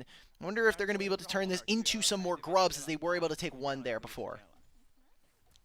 Saucy going to make their way towards the bot lane as we try to take the Void Grubs finally for LGD. So, you know, in the long run of things, at least they're able to grab the lion's share and maybe just all of the Grubs overall. We're going to spot it out, but it looks like it's going to be too little too late, as indeed we're able to grab that. So that's going to be an important tool we can have. And something I think to note here is when we have champions that are pretty decent at clearing waves, like MF, keeping Void Grubs out of their hands, I think is pretty important, because even though they don't absolutely chunk towers like somebody like Dr. Mundo, you know, or Scion, the fact that they can clear the wave and then have those Void Grubbies right there at the end for the little extra damage just adds a bit more pressure. What else can we actually see here from LGD? Because they are currently controlling, I think, the pace of the game with their lane allocations, but it is still OMG that I'm expecting to kind of muscle their way through this one. It's 3 Grubs going over to LGD. They'll have pretty insane wave clear, like you were mentioning. They have the Varus, who's going to just be able to do it from range. Ryze is incredibly known for his ability to wave clear, especially early on into the game. Already is halfway through his tier stacks and he's getting closer and closer to that Rod of Ages being completed. So OMG, I think, have put themselves in a very weird spot because they've decided to kind of be in this position. They're losing out on time on the map, and it's kind of trickling away and taking away from their gold that they had early on. So I like the fact that they've now decided to go for the dragon. It's going to turn into early plates here, though, for LGD's top side.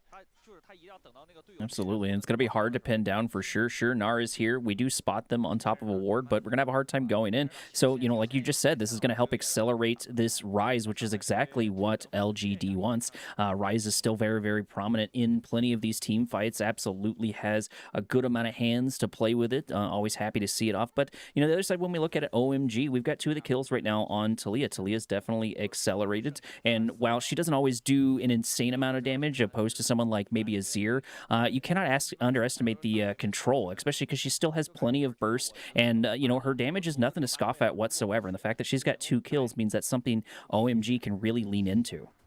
If she had better items to actually deal damage, I would agree with you. But as it is right now with a non-completed Seraph staff, it's a bit tougher for her to actually get any of that damage. I think most of her power budget early on here in this game is going to be the Unraveled Earth. All of those pebbles that make it difficult for LGD's dash champions to get over, that is really where she's going to find a lot of success. And that requires for Haichao to actually be in fights, and for OMG in general to be set up properly.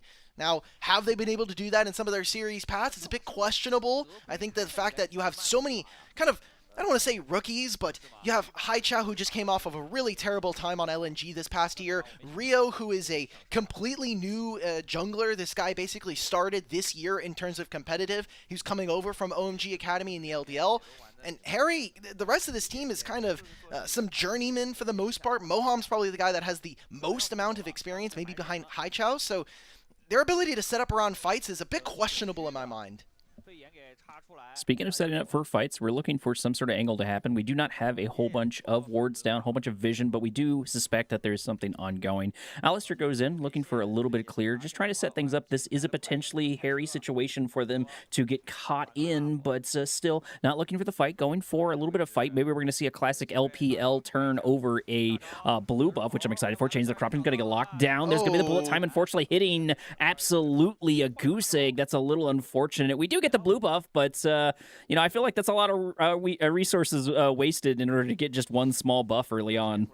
And that's a big portion of your damage as well. We're talking about moving into the Herald spawning in 20 seconds. So OMG, like you mentioned, they didn't get very much from that. You stole away the blue buff, but you don't have very many wards. And the ability to control this side of the map is incredibly difficult. Now, Haichao is going to recall or look for one right now. He spends his 1100 gold. He'll get his boots, and he's close to his Seraph staff completion. So I mean, he'll be very tanky as he teleports back into this play. The rest of OMG, though, they're going to reset, and they're not even play for this side. Hung is continuing to farm up a storm right now. He's getting closer to level 10 as we speak, and maybe there's a play here from LGD that they're looking to try to take away this Gnar and look to use their 3 grubs and maybe open up a turret here on the bottom side with Zehen.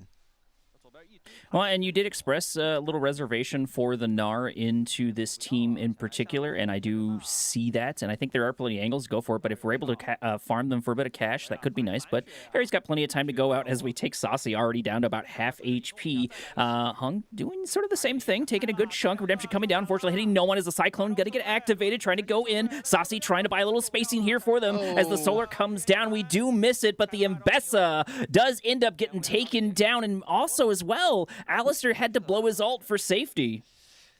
Nothing to do there. I mean, Sasa was trying to get the Cultivation of War. If he gets that passive, maybe there's a little bit of room there to play. OMG, they kind of just stack all of the CC. Harry doesn't even need the Mega Gnar ultimate to make it kind of work even better, so LGD lose out big time in the play, and OMG will now have time to take all of these bottom side camps, maybe even get that turret in the bottom lane, and that'll set themselves up with a feat of strength already completed here, and still the Herald is up on the table.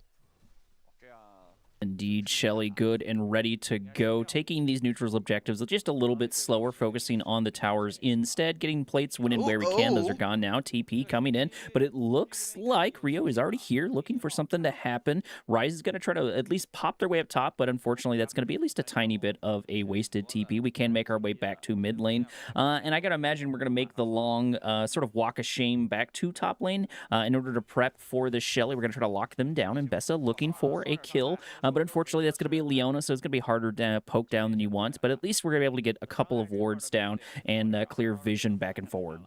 Yeah, I think that was just a big mistake there for Tongyuan. They thought they could go for a little bit more than maybe they actually had, maybe some more dip on their chip than they were expecting. Haichao can use his ultimate to cut this fight in half. The Herald is going to be taken, and neither top laner is going to be able to join. Still looking for some sort of fight to pop out. The bullet time's going to activate, trying to lock down the Mbessa, and indeed, we're going to knock it back immediately into a world of hurt. First kill is down. This is a 4v5 at best, so we got to watch out for it as the Weaver walls come in to add a little bit of insult to injury. Saucy in a bit of trouble. If we can just barely get out of it, yes, we do, but that's really unfortunate. Another 2 kills going to OMG.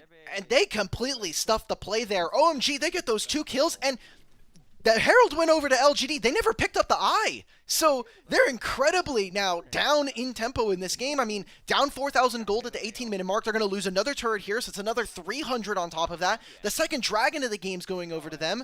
I'm very worried here for LGD and their prospects in this game. We wanted to see a strong early game from OMG, and they're doing their best, but it really feels like LGD are stumbling at every single step here in this game. As we take a look at this replay, I mean, Sasa is just way too far forward. The damage isn't there. Xiaoya, before this fight even starts, is already out of mana, which is super problematic if you're going to be playing Poke Varus. Well, and that's sort of the second time that Xiaoya has sort of arrived to a lot of these fights and just not been able to do too much. You know, the first time just getting absolutely nuked and taken down by Talia, and now the second time just going into the fight with absolutely no mana, just not able to do too much whatsoever. So, a lot of these just started off as a 4v5 at best, and then on top of that, we started with a pick. So you could argue that is easily a 3v5.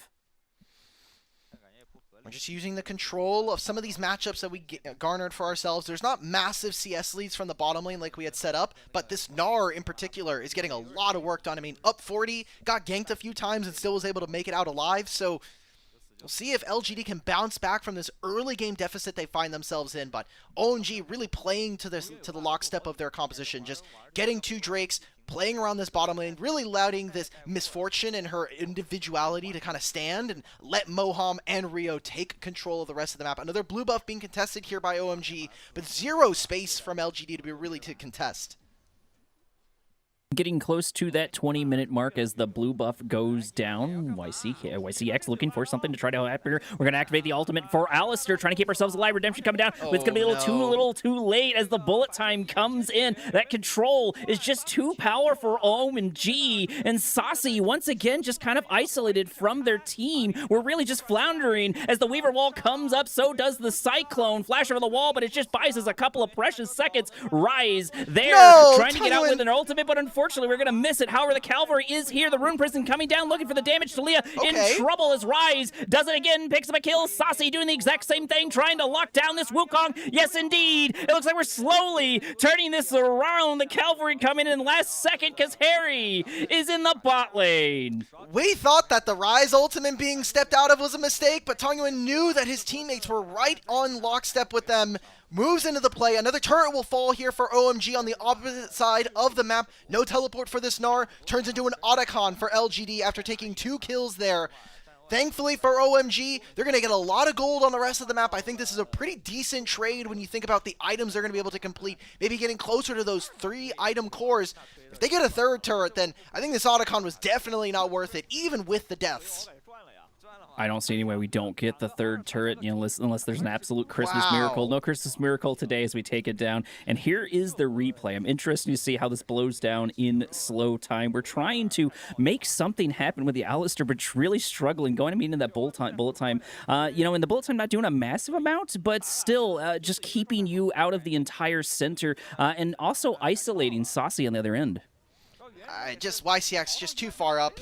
A big question for me this year was going to be whether or not he can improve his tank play. A lot of the success that we saw from YCX in this year was mostly on enchanters and kind of these ranged matchups, playing Lulu and the like with Seraphine bottom lanes as well. I mean, the rest of this fight is mostly around Tongyuan. Xiaoya shows up, and him and Sasa are able to grab that last kill, but I love the fact that we got to see Tongyuan in particular really step up in this one as kind of the player that has probably the most tenure in the LPL, but has been kind of up and down. He's been very maligned in the public community for his time on RNG. And he's picking up more and more stacks on the Rot of Ages, sitting at 8 so far. So he's going to be harder and harder to deal with as time goes on, is the nature with, of course, the champion and specifically Rise individually. But I do like the note here with Tongyuan. Tongyuan, I think, able to get that kill, and I think that's going to be a nice little bit of momentum for the player personally. So I would like to see them do just a bit more. We did indeed both think that the ultimate was going to be a little bit of a misstep, but I think it just turned out well for them overall at the end run. Now we're kind of entering at least a little bit of awkward state because we got 40 seconds on the clock for the next up-and-coming Drake, and I think this is going to be a good indicator on how tempo is going to go for the rest of the match, because while LGD has done just a little bit better over time, we do still have a good amount of objectives in OMG's hands. You mentioned the towers. Now they got a couple of Drakes. If they're able to get this 3rd Drake, they can set the tempo for the next upcoming fights. Oh, Sasa's dead. Okay. All right. Yeah, he's just down. Redemption not going to do absolutely nothing. I don't even think it reached whatsoever. So that's a bit unfortunate. And I think we blew a Rise ultimate there as well. Yep, we blew a Rise ultimate there as well. So we lost so much for that. And, over here in the background, we're just allowed to push another wave into the bot tower. Drake is still up and ready to go, so we can grab that. But we're going to Hexatake Gate over on the other side, try to maybe Guys, we have no damage here. Close this is the so distance. fake. Look at my Gnar. Going in. Cyclone going to get activated, but we do have YCX to try by a little bit of time. But we're going to get absolutely chunked once again. We're seeing these support tanks get shredded over and over, and, MF is the one to blame on this one. And this entire time, Talia's just been allowed to push in bot lane, go mid lane, and now they can just casually walk over and take the Drake if they want. They know that YCX is not going to have time to set up wards. Sasa could teleport if they really, really want to contest, but I think if you're LGD, you're looking at the next dragon after this. The next 6 minutes of the game are going to really be where you make or break your stance here in this game number 1. Remember, this is the battle for first here in Group A, and incredibly important as we move further into Demacia Cup. This is the last day of Stage 1. This is going to be the last time we'll be seeing at least some of these teams here in the Demacia Cup. Dragon goes over to OMG, puts him on Soul Point 24 minutes into the game.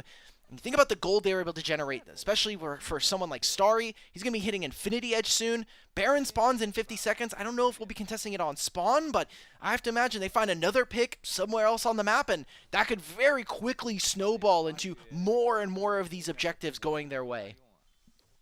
Well, and the other big thing to watch out, too, is we've got a lot of ultimates that's, haha, funny joke zone, right? We've got Weaver's Wall, we've got Bullet Time, and then we've got Cyclones. There's a lot of AoEs to just truly watch out for. And even though the Bullet Times here for Starry haven't been absolutely on point, they've provided a lot of zoning, just acting as a wall of damage, just keeping people separated. So, even if we miss, there's still angles that we can play around with that, especially when you tie in Weaver Wall. And when you throw one on top of the other, this control team that OMG has really thrown together is working out in their favor.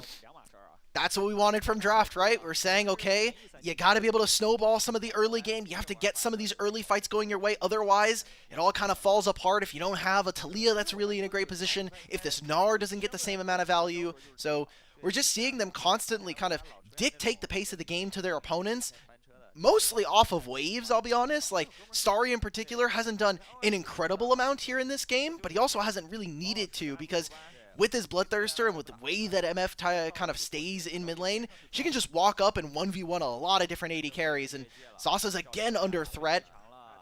Oh, gonna get knocked into the wall, going down about half HP already. Ryu here to add insult to injury, gonna try to take them down. There's gonna be the passive activate, but we're gonna have a hard time getting out of it. We do have a Rise here, but unfortunately we're gonna miss that as the Cyclone does indeed get activated. So we're able to buy a good amount of time, as actually the Wukong ends up going down, and it may be the Gnar as well, as Rise goes to the other side, but we're gonna run immediately into the Varus. So this Gnar's in a bit of trouble as we get taken down, chunked, and destroyed. 2 kills. Oh, they're gonna go for Baron for LGD. Oh, TPN. wait a minute. Sasa's Double here. He has TPN. no cultivation. I think this is just OMG getting chased out of the pit here. Absolutely. Weaver wall to safety, but it doesn't matter because the Rune Prison's going to knock you out of it immediately. Talia on the run, having to blow a flash, and we can go for a bit of a stagger as Starry looking for an angle here, trying to lock down the Varus. Poor guy is just not allowed to walk anywhere without dying, but the Baron should still fall for LGD. I was very worried about the Cultivation of War there, that revive passive for Zehen. Sorry, I don't think you're doing anything in this play here. Haichao's going to teleport in. Rio and Moham are coming soon, so LGD need to get out of this pit, and they need to get out of here fast. That's a Baron, and that timer is going to run right into this Dragon that's spawning. If they can survive this, if they can get out safely, it's a big play. OMG, though. I don't think we do, as Wukong goes over the wall. We just need to get that Cyclone in range if we can, but we do not have it up because it's 6 seconds on the clock till it's ready. And we do manage to escape with everything intact, losing only the Varus, but he did get taken down beforehand. And I did want to highlight, I know that Starry was trying to get a kill on top of the Varus and get that number advantage, and sure, it definitely helped, but I've got to imagine if we had bullet time when Baron was up, that might have been a different entirety. Maybe if he was able to get into position, but mostly just making sure that Varus cannot be a part of that play. That was a very, very smart way of moving around the map. It involves Sasa baiting in Harry. Tonguin comes in, they teleport eventually to kind of move to the other side of the map, and that opens up a pretty decent gold here for LGD. They can even get the mid-tier ones, so this was a very intelligent map play coming in from the Rise, and we'll have Dragon spawning in a few minutes here. We get to watch back on this play really quickly. It's Rise coming from base. He has the Realm Warp as well. My big question was Sasa really going to be able to, spend enough time and waste? I love that the fact that they kind of used the old animation from Aatrox Revive when he was the older version of his kit. Unfortunately, he can't walk around like he used to, but we got to make the champion balance somehow. And this is just a very nice job from LGD, just setting up and giving them a lot of space here on the map, which is something we have been kind of talking about for OMG. Well, and Tong Yuan has been building himself up quite the war chest. I think he's been performing really well in these team fights. Okay. We're going to pop 2 ultimates down for each support, so there's going to be tools no longer available for us ready to go. The positioning is not super great for LGD, but they are in friendly territory as Change of Corruptions whiffs entirely. YCX, he has all of his wards available to him. Same cannot be said here for Moham. Has no control wards, has very few. He has none left in his inventory here. Hunks have to get over this wall. Remember, there's no flash on Tonguin, no flash on Xiaoya, but same can be said for OMG's side. Great Weaver's Wall from Haichao. There's the Weaver Wall indeed coming in. We do still have bullet time ready to go. We're really waiting for an opportunity as the Drake goes down to Wukong. The fight finally does kick off as the exhaust comes down on top of Zan, able to do a good chunk of damage, but it looks like LGD is just in a much better position. Wukong just sort of left here fighting on the other end. We do pop the passive once again for Zaheen, but it just does not matter. Saucy taking about half of his HP in damage, and that does turn it into a weird 1-for-1 trade, but that is in OMG's favor because they did get their Drake, and not just any Drake. They got their hands on Soul. It's the Hextech Soul. That was really good vision denial there from Rio. I love the way that he kind of played around, knew that OMG or that LGD didn't have very many wards left over. We're talking about how important it was there for YCX, but he has been really, really vulnerable here in this game as this Alistar. we saw the vision toggle, and here it is again from our observers. Just, they don't know he's in this pit. Wukong, Trinity Force, Q, plus the Smite. Unfortunately, the rest of his team just not set up. Haichao doesn't have the Unraveled Earth. Rio's kind of stopping Xiaoya, but Xiaoya has not been important here in this game. So, in my mind, you might have won the fight here from LGD, but that Dragon really kind of is the saving grace here for OMG. But the game is very even, and we didn't get the Baron used all that well from LGD. So I think OMG are still in a very strong spot in this game. Well, and we got to keep in mind, too, the gold difference is pretty decent so far for OMG on top of getting their hands on that soul. And, you know, I still think that OMG has had a more solid team fight phase. A couple of things have gotten a little awkward. I think a lot of the fights are going to end up depending on Starry's bullet time, which we did not get a chance to pop off, unfortunately, for that fight. That could have been an entirely different scenario. But there's a lot of back and forward, and we did pop the passive for Saucy, so that's going to be important going into a couple more of these fights. That is indeed something we can play around. Plus, there's a couple of flashes down, at least for the next couple of seconds, the biggest one being on the Mbessa. Starry is the biggest part of this OMG roster, kind of the franchise player, if we think about it, playing on Oh My Dream all those years ago, and now kind of just sitting and playing for this. He had a couple of really nice debut games, but OMG in general in the past couple of years just has not been very successful. So hoping that 2026 can maybe be the year with him and Moham yet again. LGD are looking for something, but YCX just down, doesn't have the level 11, so no second point in his ultimate. And like we were mentioning, very, very squishy thanks to the Redemption build and with no real summoner or keystone rune that's going to give him some more resistances.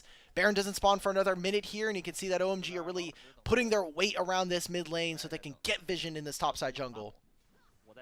Well, and we've already knocked down a good chunk of towers on LGD's end. OMG has just been able to take them left and right, and we still have T3s up as well, you know, in both the bot lane and the top lane, so that's a lot of passive pressure. Even if we don't go for a lot of these fights, even if we don't go for these objectives, that's still something that LGD's got to be itching to get their hands on, to just try to knock down some of those towers, because that's just gold sitting there waiting for their entire team, and I do think they need it. I do think we need to keep an eye on, and continue to keep an eye on Rise. I think Rise has been very, very consistent. I would have liked to see a little more from the Varus, but you know, I think they just had really unfortunate positioning, like 3 times in a row, unfortunately for them, though. Yeah. I don't think LGD is going to have time on a side lane. I mean, you're losing the other side of the matchup with Harry, and we've seen the only time LGD have found success in this game is when they've overloaded that side of the map and made sure that he can play. Now, Harry's teleporting in. YCX might be caught, but there's no Mega Gnar bar here for this fight. Baron's being started up by OMG.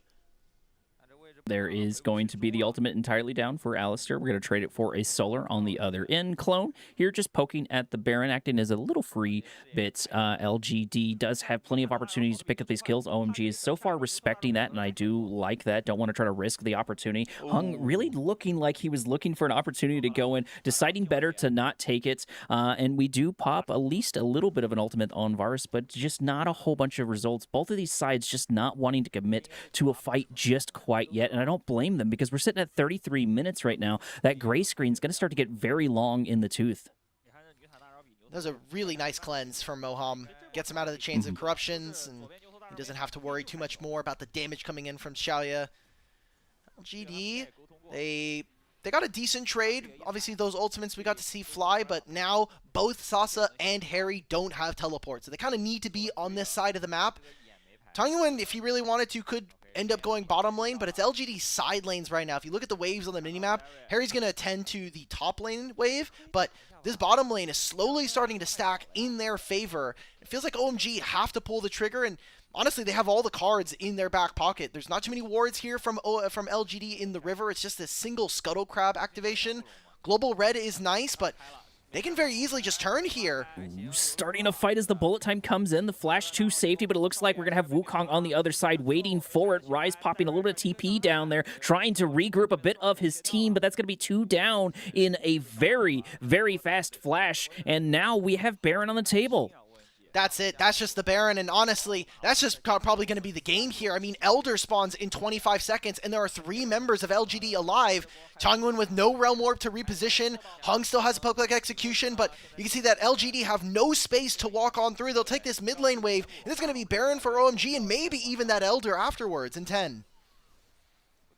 Moham definitely sensing that, knowing that we are in a 5v3, so able to play as the ward, as the Hexatech Gate helps and to make a close little bit of distance. We're looking for the damage on Rise. Unfortunately, we just did not able to stick the landing. That's a little interesting. Oh, no. Sasa might actually get caught again. This is really, really devastating. We have Baron buff still up again. We close the distance. Gonna try to turn the fight around, but we just do not have the forces for LGD to really contest it. There's gonna be the public execution as we go in, buy a little more time. That passive didn't get popped there for Wukong. Able to do a good chunk of damage. Starry is able to absolutely chunk the competition. A lot of damage back and forward. TP coming in. Tung Yuan able to find at least a good chunk of the damage. The Cavalry is here. Can Varus tip the scale in their favor? It's going to be a hard ask for sure. Once again, we have a hard time closing the distance and getting here on time as 3 kills go to OMG. Weaver's walled, add insult to injury, locking down the Rise, or locking down the Varus is going to take him down. That's really,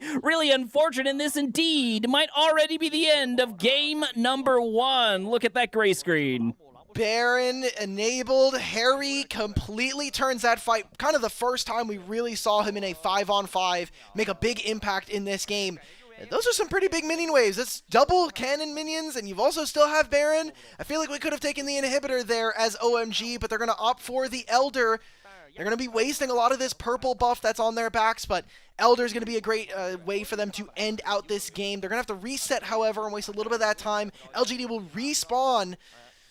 All of the damage right now for LGD is in their mid lane. This Rise is the biggest player of this game. Sasa, unfortunately, uses both the flash and the ultimate, which to me is a bit questionable, because from this position, how is he ever supposed to be able to make this play happen? Like, even the Realm Warp is still too far away. It is down off of cooldown. Xiaoyu is going to make the long trek back here and just die for his sins, but if Tongyuan was able to get to this fight a little bit sooner, if LGD were able to play around this timer, I feel like you give a lot of space for your team to be able to maybe even make a comeback, even with how dominant, even with a Hextech Soul. LGD really felt like they had some fangs here if this Rise could plant his feet, but a good ultimate comes on through from Harry, and that basically closes out this game number 1.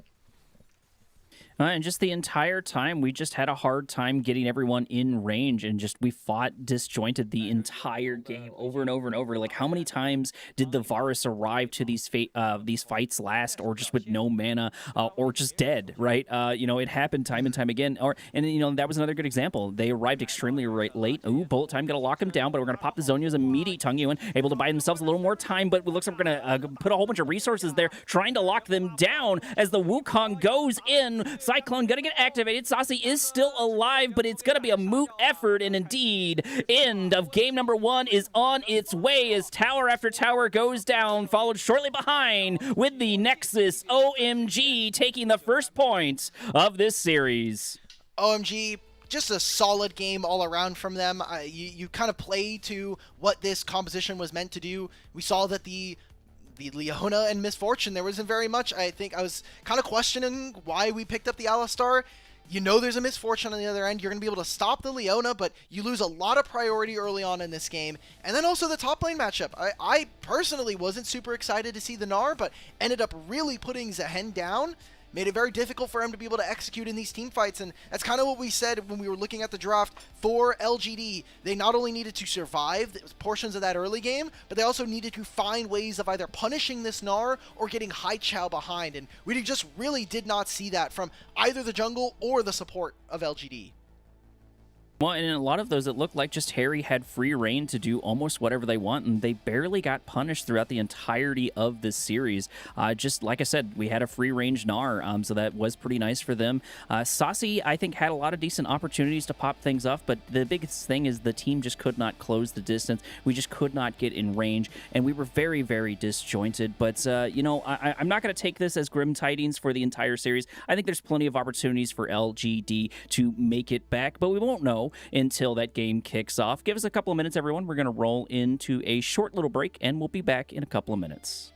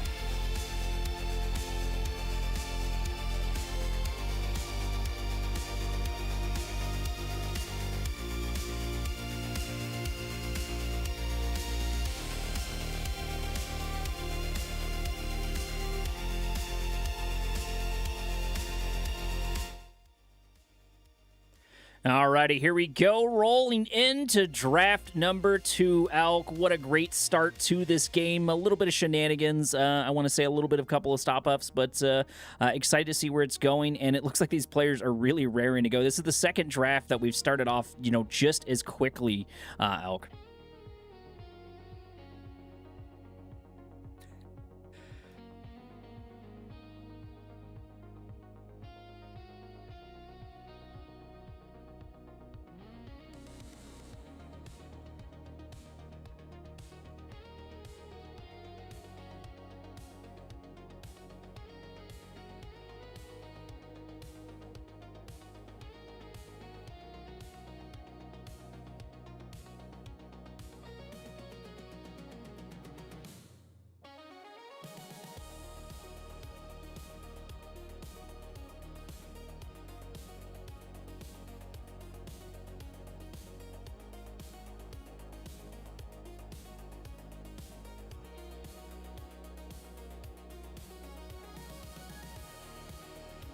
And for the other side, we're going to be continuing with the Rumble and, of course, the Jace for that in and is Orianna, so there's no real change for there. And we did actually not have the Nico this time around, so I willed it into existence, starting off with a first pick Nico for OMG. Response, at least for the hover for now. Looking at Yanara, Zen's also not a bad option either. There's still plenty of options to go for, but I got to imagine missing out on the Nikos probably got to sting.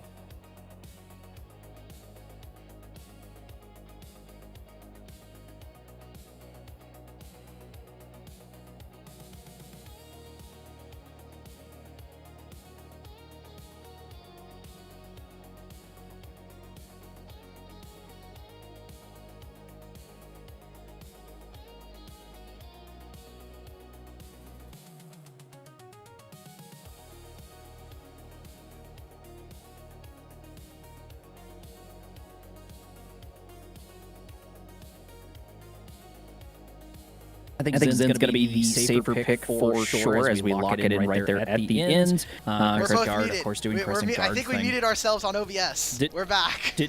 Oh, okay, fantastic. I'm glad we didn't have sound for the entire time. Honestly, it wouldn't be a cast without without ourselves muting ourselves, whether it's with the ISP or with some of the background stuff. But, just assume that we said something extremely profound that blew your mind and will change League of Legends forever because, you can't call us on it. But next couple of picks coming in, he did call it. You didn't hear it. I'm not making this up. He did predict the Scion for this one based off of just the bands itself. So that's not me just coping. But it's going to be Nico, it's going to be Scion, and it's going to be Kaisa.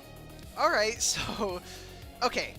The enchanters I wanted to see from YCX, he had a much better time in this last year in his debut in the LPL.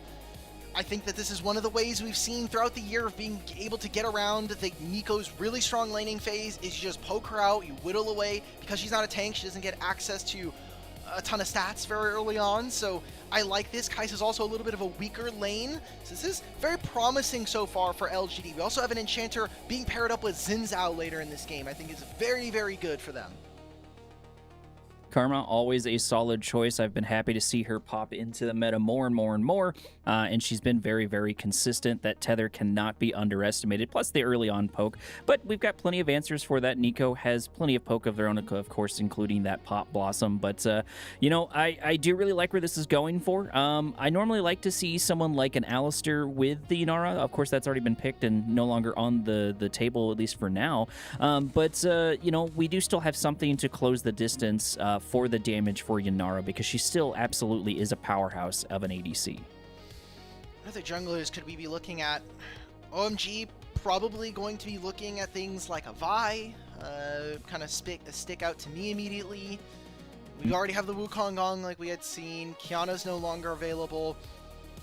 Pantheon is a good shout because it was a champion that they played in their first series versus ZSM. We haven't seen too many other different junglers from Rio, so kind of thinking about champions that are also going to be matched versus this Xin Zhao.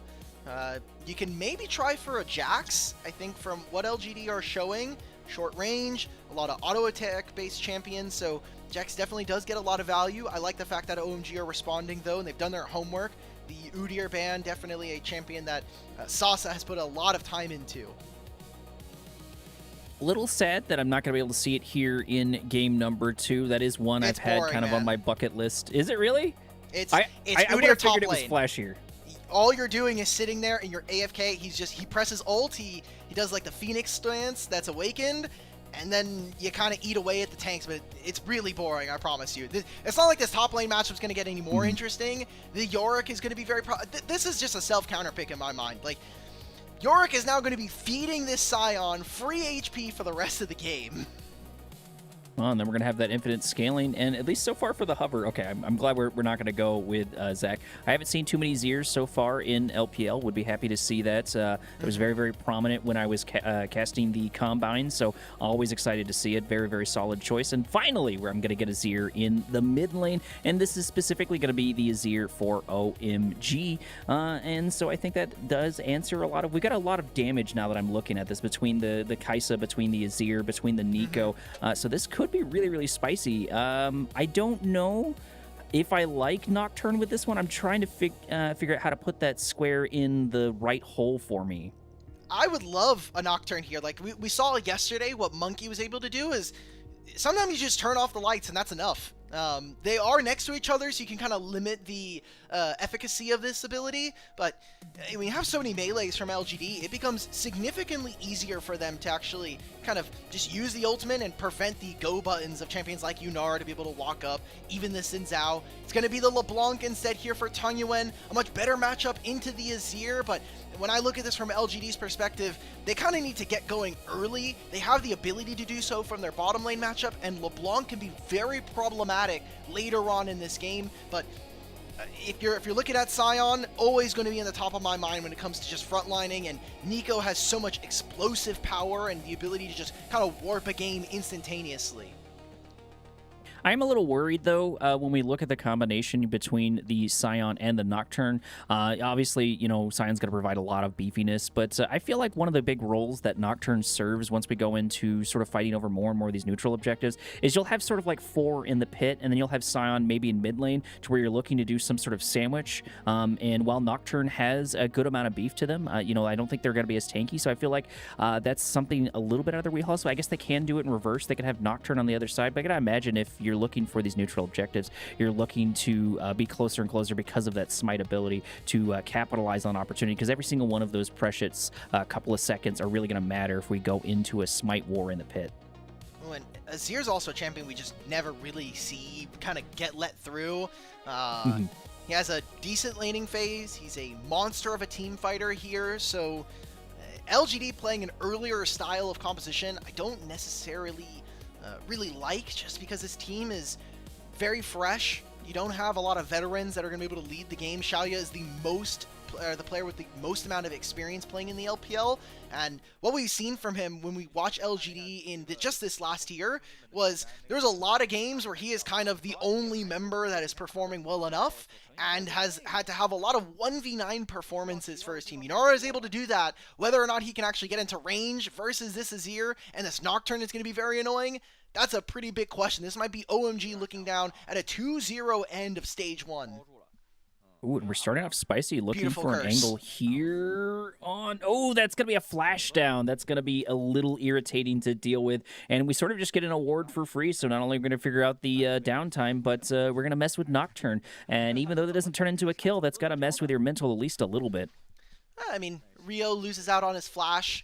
Thankfully for him, Nocturne is a very fun champion because he can start all of these like smaller camps. Usually we see him on the Raptor start. If he is going to be on top side, he can actually go for Wolf start just because of his passive. So it won't be too much information gained. They do know that there's a ward on the Raptor pit, so if Rio is smart, he'll go for his red buff, he'll go for Gromp, or for his Krugs, and then depending on the timing of that ward, it might fall out before he takes his Raptors. You can also pull them away into the brush, so I want to see if he's being a little bit more aware of what he can do in this matchup.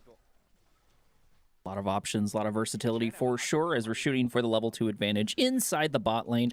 I feel like this game would have been a little bit more accelerated than I expected to, but we're already almost to that 2-minute mark. And Yorick's already taking quite the hammering for it, and this might be a more volatile lane than I expected, which is kind of surprising when you think about the fact that we have a Scion and a Yorick over here. I mean, Soul Furnace does a ton of damage if you can get that burst down, and while Dark Procession here for Sasa gives him healing, max HP, and the Grass procs, Sion is very immovable, especially after the first recall, so it's going to be up to LGD what objective they're going to play for. You have a Yorick, you kind of want to play for side lanes. You also have this LeBlanc, who's going to be a little bit more difficult to gank from OMG's perspective, so Grubs is a very big important one, but if we're talking about scaling, Dragons are always going to be the name of the game there. So how they utilize and which objectives they prioritize, I think, is a pretty difficult task. And OMG can kind of play off of that. You know, they can just decide, okay, you're going to go for Grubs. Well, we're the team with an Azir. We're going to get 2 and 3 items on our carries, and we're going to be feeling very happy with our state of the game.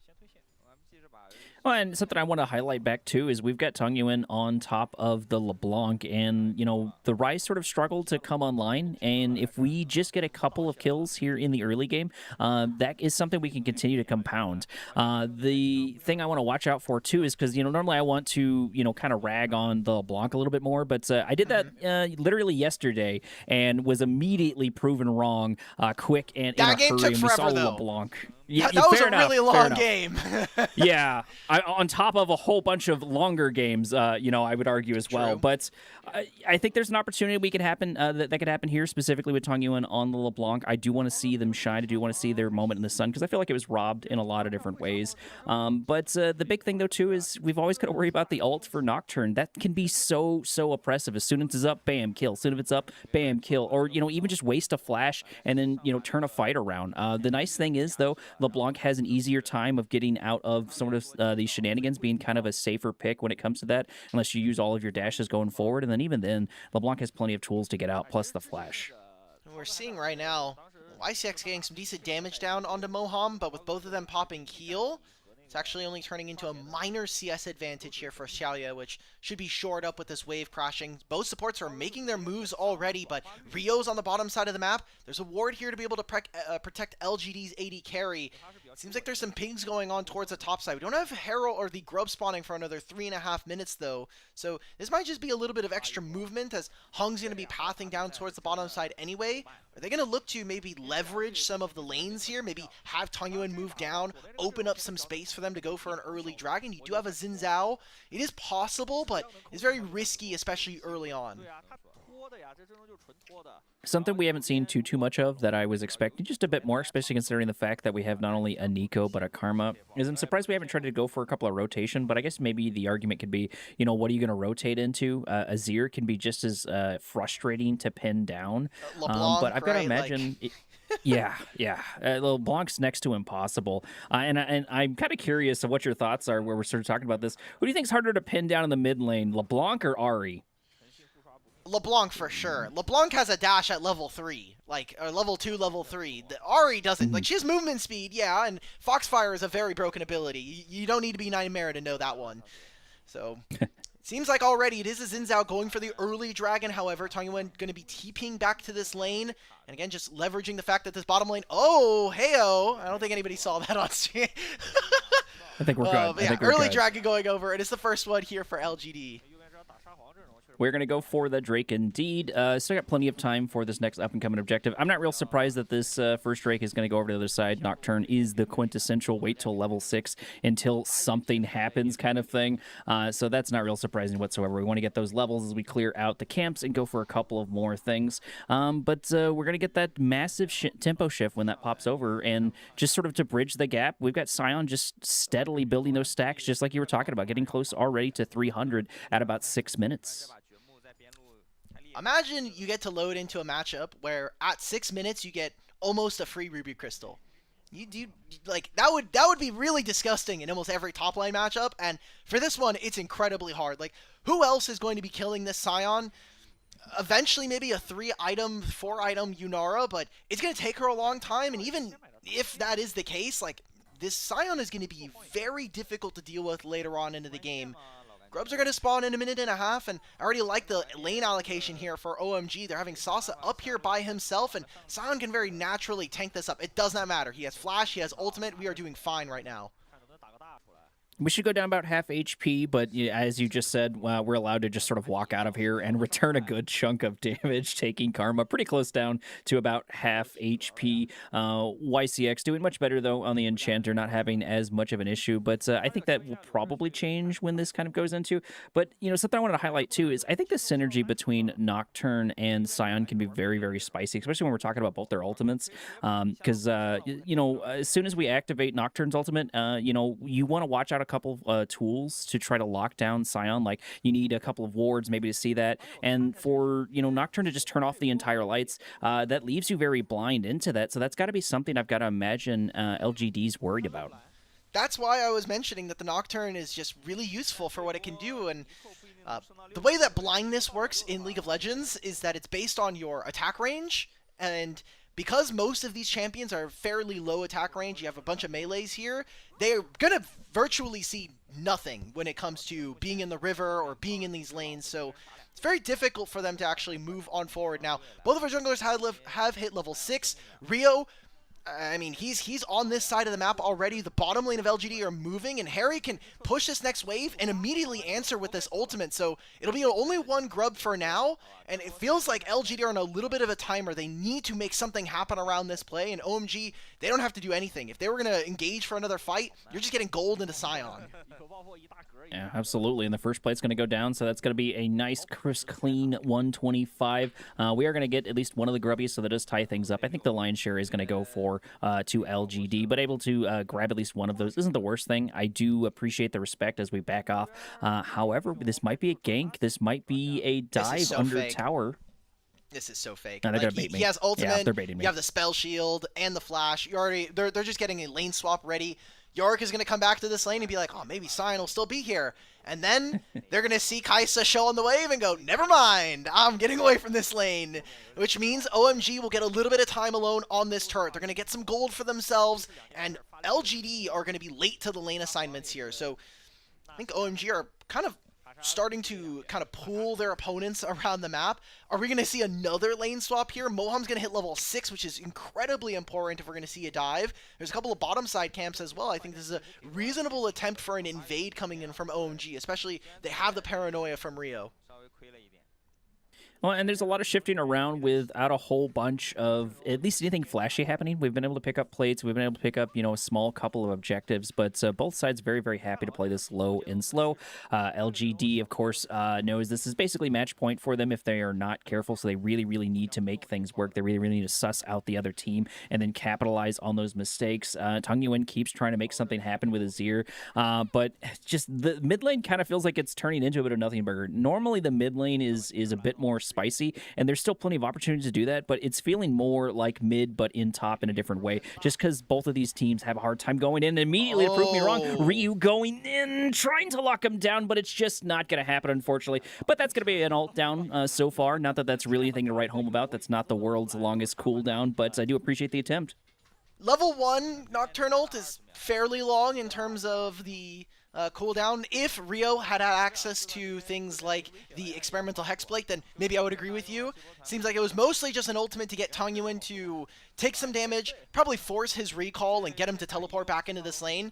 Kind of talking about this matchup a little bit more like you're mentioning, Azir is down basically a wave, maybe at most, and that's super problematic here for LGD. I mean, you're going to have a scaling top laner who's already getting a lot of resources from this matchup by itself.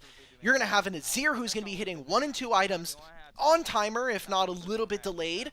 And then Kai'Sa, again, 2 and 3 items. Like, OMG are okay with the game state right now. LGD, they grabbed 2 grubs. They got the first dragon. I kind of want to see them go and prioritize for this second Drake. You're going to have Tung Yuan back on the map. You're going to have a completed Luden's companion.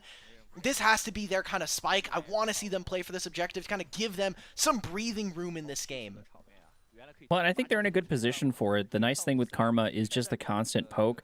So even if we do try to contest this Drake, both of our bot lanes are going to be down about half mana on each side and taking a good chunk of chip damage. Sure, Nocturne is here, but we definitely have the prio to pick up that Drake, just like you were saying. And no real response here for Nocturne. Still waiting on that much-needed ultimate to really pop off. But the other thing, though, too, is we don't really have vision other than the pink inside the pit itself. They did end up seeing Tung Yuan, who had to use his sweeper. So they have an idea this is probably happening. If they ever mouse over to the pit, the announcers also give them a bit of a hint here as well. 12 minutes in, no kills here in this game.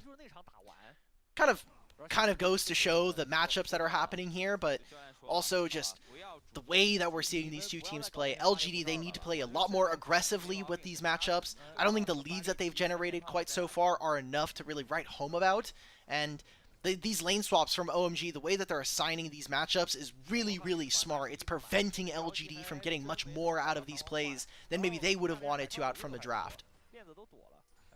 Yeah, and we get another rotation as we're sending the Inara back to the top lane. Still looking for a lot of these plates. Sion continuing to stack more and more and more, double since the last time we brought it up. So, you know, a second Ruby Crystal at this point. Still have TP. Looks like we're going to use the ult to get in range and stop a couple more of those shots. Maiden having to run away. But we're kind of in an awkward stage. Not sure what to go for. Not really sure what to do. And still, things are just playing incredibly slow, especially after the series we had yesterday.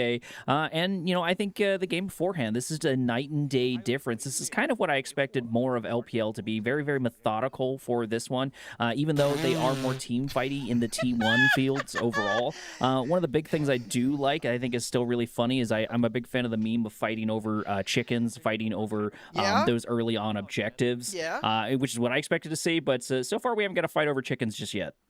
I don't think anybody would use the word methodical for how LPL has been this year, especially because there is this cool buff that they added to the game this year, and they changed it a couple times. Its name is Otacon.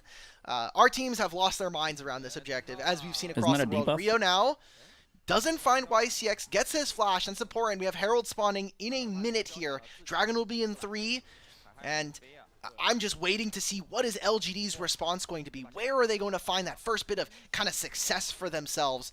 I want to look at the items really quickly. Xiaoya goes for the Yuntal Wild Arrow, so we'll have a lot more crit damage. We'll have access to a little bit more attack speed, but won't have things like the Kraken Slayer that'll help him punch through a champion like Sion later on. Trying to make things happen. The flash over the wall. Pop Blossom at least catching one so far. Ooh. As the Crescent Guard going to get activated, going to knock back to the other side. Nocturne going back in, but unfortunately, it's going to go immediately to his death, and the first kill finally hits at the 14-minute mark, Alk. Why are we fighting here, guys? Like that felt very forced. We saw that Moham went forward, and then Haichao decided to fly in. He loses his flash. Then Rio engages once the Azir is kind of out of there.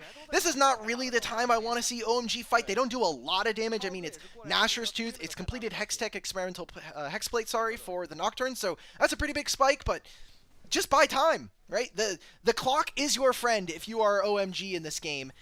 Very confusing. Like, from here, this is probably just an out situation. Maybe Haichao is expecting his ult to shove him a little bit further, but a few too many mistakes, and giving over gold to the Xin Zhao, not incredibly important, but some summoner spells are going to be missing before this Herald is definitely a big win for LGD.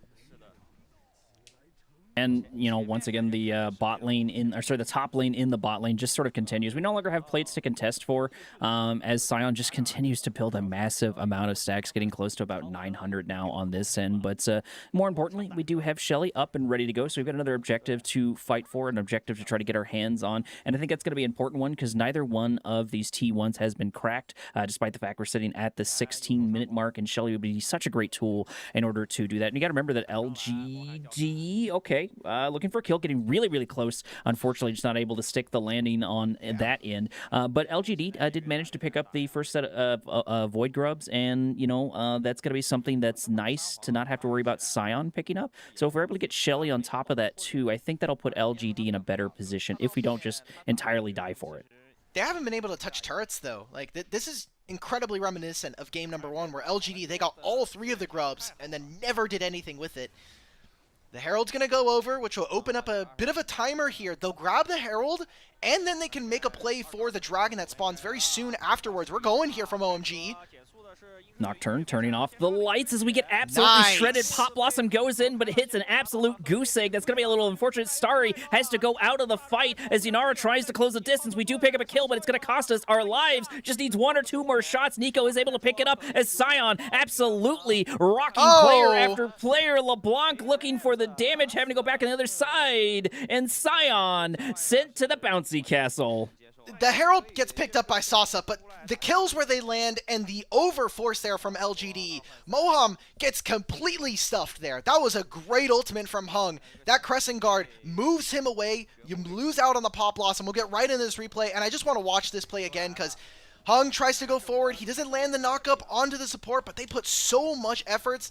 Again, that Crescent Guard right there, beautiful stuff there from Hung, but Xiaoya kind of having to put his carry pants on, like he wants to flash forward, he wants to kill Starry, but he trades his life, he loses his flash in trade, and Azir is just getting so much gold during this play. Same thing with the Kai'Sa. That's where I'm worried, where now you're going to have a slightly more accelerated Kai'Sa and Azir combo. They're going to get to their second items a bit quicker, and that means more evolves for this Kai'Sa, and that means an even stronger Azir as this game goes on. Third Dragon now the play for LGD. They need to be able to confirm this so they can have themselves on Soul Point and give themselves an edge in this game with the Infernal Soul. Infernal Soul, the entire team is going to love for obvious reasons. We're still looking for a number advantage, not taking the objective just quite yet. Or at the very least, just trying to take a couple of camps away, deny them for the other side. Sion looking to start a fight over here, going down to about half HP. No response here for OMG just quite yet. Sion just takes so much damage and does indeed go down what feels like for free. Nocturne going to turn off the lights as we try to lock down and go, and we do actually find the real LeBlanc, but we cannot close the distance just quite yet. Yes, indeed. We are able to grab it there on Azir, picking up 1 for kill. That is a 1-for-1 trade. What a weird interaction. Sion going down, just no real response, and then the same thing with LeBlanc, and we still got to fight over here for this Drake. I don't think this is very free. I mean, Starry could always fly through with a killer instinct. This is dangerous here for LGD. They don't have a ton of buttons. Also, Moham, half HP, doesn't have flash, but he does have Pop Blossom. Bouncy Kessel is up, locking down the Nocturne. There's going to be the Crescent Guard. Drake is still up, but it doesn't matter as the Nocturne goes down. Azir going to about half HP. This should be a free Drake for LGD. And yes, indeed, we're able to pick it up, the first little part of Infernal Soul, and that's going to be a lot of much-needed pressure, a lot of tempo for LGD. They got the top lane tier 1. No one's going to answer Sasa for the time being. Harry is able to make his way over here at the very last moment. I was kind of worried because you have a 2 grubs, you have a Trinity Force on this Yorick. If no one immediately comes to this lane, that turret goes down. A few kills going over. Like you had mentioned, Harry and Rio falling in that play opens up a Infernal Soul Point here for LGD. Gold is only 2,000 in their favor, but they need this soul. This soul is going to open up basically a secondary win condition for them. You're going to have a LeBlanc that's going to have additional ability power available to her, so she can burst out these champions like the Azir.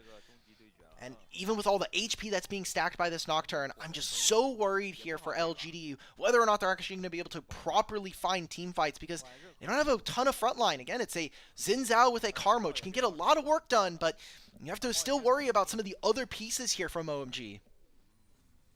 Well, and the ADC for OMG has really struggled to just find a way to pop off, not only on the previous game, but in this one is a good example. And the one time we were able to pick up 1 kill, we had to go pretty deep for it and overextend and got taken down for it. Yannara's just really struggled just to find their mark, you know, but that does sort of go towards the telling of the game overall. We're sitting at 20 minutes, and there's only about 9 kills so far. SantaCon, that's debuff, I'm going to call it, because it mind controls teams into death. That debuff is indeed up. We're looking for the advantage as Nocturne comes in, looking to try to lock down the Yannara, but we're going to fight them underneath tower. That's going to be a 1-for-1 trade the long way around, and I got to imagine losing Nocturne right before Autocon pops is probably not the best thing for your team. Oh boy, well, that's going to be incredibly problematic. I mean, there's no Autocon for you to be able to kind of contest around, no jungler there, but Xiaoya is a big portion of their damage. Hung is going to start it anyway. There's a play in mid lane. They're going to just go for Sasa in the mid. Maybe go for mid tier 2 or mid tier 1 as well. Azir's on this side of the map. LGD are just stuck trying to answer both sides of the map, and they get nothing for it. Yeah, Autocon's still up, still ready to go, and we've managed to split things up on OMG, pushing in the bot lane, pushing in the mid lane, so still a lot of back and forward. And then when it came to, you know, Yorick just get taken down here, it was just sort of like a 1-2 thing. It just looked like they were making a trip to the grocery store, picking up some eggs, you know, picking up a kill on Yorick, and then heading home immediately. We didn't get the T1, but, you know, was basically a free kill. Azir gets some more free waves. Probably going to finish that Shadow Flame on the secondary items. Once he hits the recall button and finishes that. And now we're in that spot. 2 items on Azir, 2 items on Kai'Sa. Starry's gonna have the evolves coming on through. And once now that he's gonna be closer to his 3rd item, like, I think LGD are in a very tough spot right now. They are matching, they're on parity with their opponents right now, but everything after this point, if the dragon's not secured, if they don't get this 4th dragon, I think the game is in really a really tough spot for them. They're basically jeopardizing the game if they're not able to grab this Infernal Soul. So Sion's still sacking 1200 HP off of Soul Furnace. That's that's what, like 11 almost? That's 11 ruby crystals? That's a lot of HP, guys.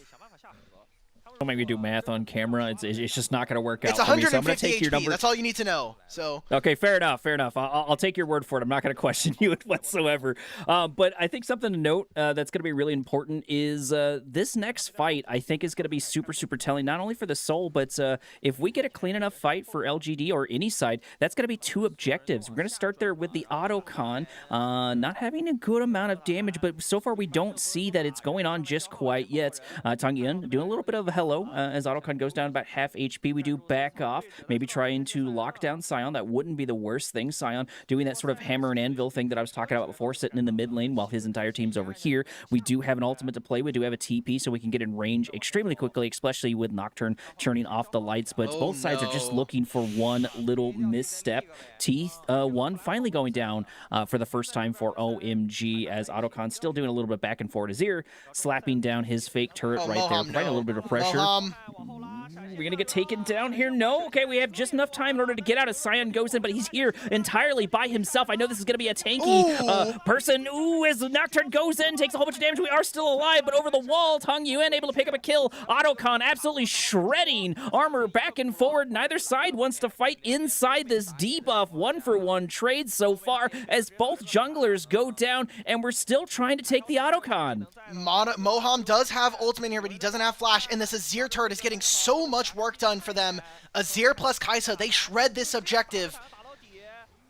Speaking of shredded, look at these HP bars as more and more go down. Pop Blossom on 3, but do we have a follow-up? No, we do not, as Starry is not in range. Autocon still absolutely up. 8 seconds on the clock for both junglers. We do pick up a kill. This Sion absolutely paying out dividends. Starry! As YCX looking for a kill, but only going to fight death instead as the Q comes in. Kai'Sa picking up a double kill. Can we get the triple? No, unfortunately we cannot, as Flash to safety, but the Autocon ultimately goes down. Starry grabs the Autocon and he completely owns this fight. A couple of misplays there from OMG. They burst Hung out of the fight. Dragon now is up. That could be their play. I mean, Hung is in the area. Rio as well must have respawned on during this time. They make all of this play doing the investment, get both junglers out. Tangyun finds the enemy Nocturne as he comes back over the wall. And like you're mentioning, this Autocon is getting a lot of work, but while this is happening, LGD are losing out. The mid lane wave is stacking in their favor. The bottom lane wave, because they have this Azir turret, it's so much easier for them to play. So now they get the Autocon, and we still have a Dragon. OMG now win big time on these objectives. And pretty good Pop Blossom. A little sad to see there wasn't an insane amount of follow-up, but that was more time in the sun. Starting to fight now as once again Sion goes in. Crescent Guard getting activated. That's going to be ult for ult. Bouncy Castle coming down and going down just as quickly. Nocturne turning off the lights. And now we're looking for a angle to start the siege here on mid tower. This is a good spot for them to go. It looks like Tangyun looking for an angle here on the backside. Going to run directly into 2 pinks. Harry taking a good chunk of damage, getting super close to going down, but still that tankiness coming in clutch, those stacks continuing to build. And something I wanted to double back to is Harry, that previous fight, sat on Autocon the entire time. That's a lot of tankiness. Yeah, he doesn't have a lot of magic resistance either right now. Tangyun does a hell of a lot of damage with this LeBlanc right now. Getting closer to 3 items. And like I had mentioned 4 minutes ago when we had the soul point going over to LGD, if they don't get that fourth dragon, it calls into question their stance here in this game. They're not quite out of it. Gold is incredibly even at this point at 26.5 minutes, but every Drake that you lose out on, you're just giving time over to your opponents. OMG are getting more points put down into the shot clock of this game. You don't want to be doing that. You don't want to be giving 3 items. You don't want to get to a Sion who's at that point and getting 3 items. They'll get the tier 1 in bottom lane, but this Baron is very, very important right now. I mean, OMG, they have such great ways of bursting out this objective with this Azir and Kai'Sa. And that's basically kind of the big worry here. As soon as they don't see Azir, then they have to start saying, okay, well, as LGD, what are we doing? What else can we do? Can we actually push out on a side lane? If not, are we finding picks? Are we forcing out summoner spells from someone else? Well, and a lot of these fights that have won back and forward really could have just flipped on a dime. We just needed a couple of, less mistakes or, a couple of better executions on either end to turn things around. So really, really neck and neck, which does make a lot of sense considering the scoring for both of these teams. Because, like we said before, both of them are 2-0 for their series or 4-1 total, fighting literally the same people, having sort of the same matchups as they run into. Finally, it looks like we're going to crack the T3, going to take that down. That's going to be some much needed reprieve, some much needed pressure for OMG. All right, OMG, they get control of mid-wave, thanks to them having the mid-tier 1 still, clearing out all these wards, and this is where the anxiety starts to come through. They need to have a Sasa teleport come through. Tangyuan has his teleport ready, but he's leaving base now. Look at how fast this Otacon disappears. PP coming in. Nasher looking for an angle to lock them down. We do the little spear to say hello, but OMG, I think, is just trying to bait this out. Reset on Nasher as we go back down to half HP. Gonna do a full reset for that one. Tongue in, poking in, saying hello, trying to get this pink ward down. Fight for that vision. Ooh. We do have fake Nocturne over here in the background. We're gonna start a fight there as Zen goes in. They can't see Guard Moham. activated. We're gonna go on the other side. Pop Blossom on 4. Is this the opportunity to turn around? OMG looking for the damage. Azir comes in for the 1-2 punch, and we're looking for the ace, and there it is! Full team wipe! What a fight! 5-for-1 trade, didn't even care about the Baron. OMG played that incredibly well. The vision denial from the Nocturne. They don't even see Moham in the back line, and he lets it rip with a Pop Blossom. That'll be the inhibitor going down, and with the long death timers, this just might be the end of the game. OMG might just take this in 2 games. Absolutely, and there's just nothing we can do. Yeah, there's no response. We got 6 seconds on the deal for Karma, and what's she gonna do? Go in there, pop down an empowered Q, and then immediately die. Yeah, both towers down. Couple of seconds, Karma is up, and That's yes, it. indeed, we're looking to 2-0. This is the end of the series. Kind of a night and day difference. We didn't go to a 50-minute mark, Alk. And I'll call it right here. Before we got into this game, I was worried that Haichao was going to jeopardize the game. I was very worried. I saw the Twisted Fate from the other night, and I was not impressed. But look, it ended up happening right there. We got to see him on the Azir. Really good control of space. And that was the timer that LGD put themselves on. They got all 3 of the first Drakes. They weren't able to get the soul because they messed up the Otacon fight. And Tangyuan on this LeBlanc kind of just felt meaningless. Like, he didn't do very much. We didn't get much out of the matchup in the laning phase. And in the backline, we weren't able to burst out players like Starry later on. So it became almost impossible for them to fight it later on in this game. We got to see it live in time. Yeah, and just the entire time, OMG was buying them time. And I called it out sort of there in the beginning that we had the fake Nocturne coming around the back, and it just set them up for such a great Pop Blossom, an absolute phenomenal start. And then just OMG stuck the landing in a lot of different ways. So that's a little devastating for LGD, but massive GGs for OMG. Not only just because of the last play, but just sticking the landing overall. Oh, and for OMG, I'm very impressed with what they were able to put forward in Demacia Cup. I was worried. I think a lot of fans had the right to be worried because this team had been relegated alongside, and then you pick up 2 other players that were, you had multiple players on your team get relegated. You barely played any of your games in LDL, and you're thinking maybe they were going to come out as the 3rd best team. They looked over at Thunder Talk. Maybe they could have done something with some of their rookies that we'll be seeing later on tonight. But a 2-0 here, a very confident stamp. My worry now is moving into stage 2.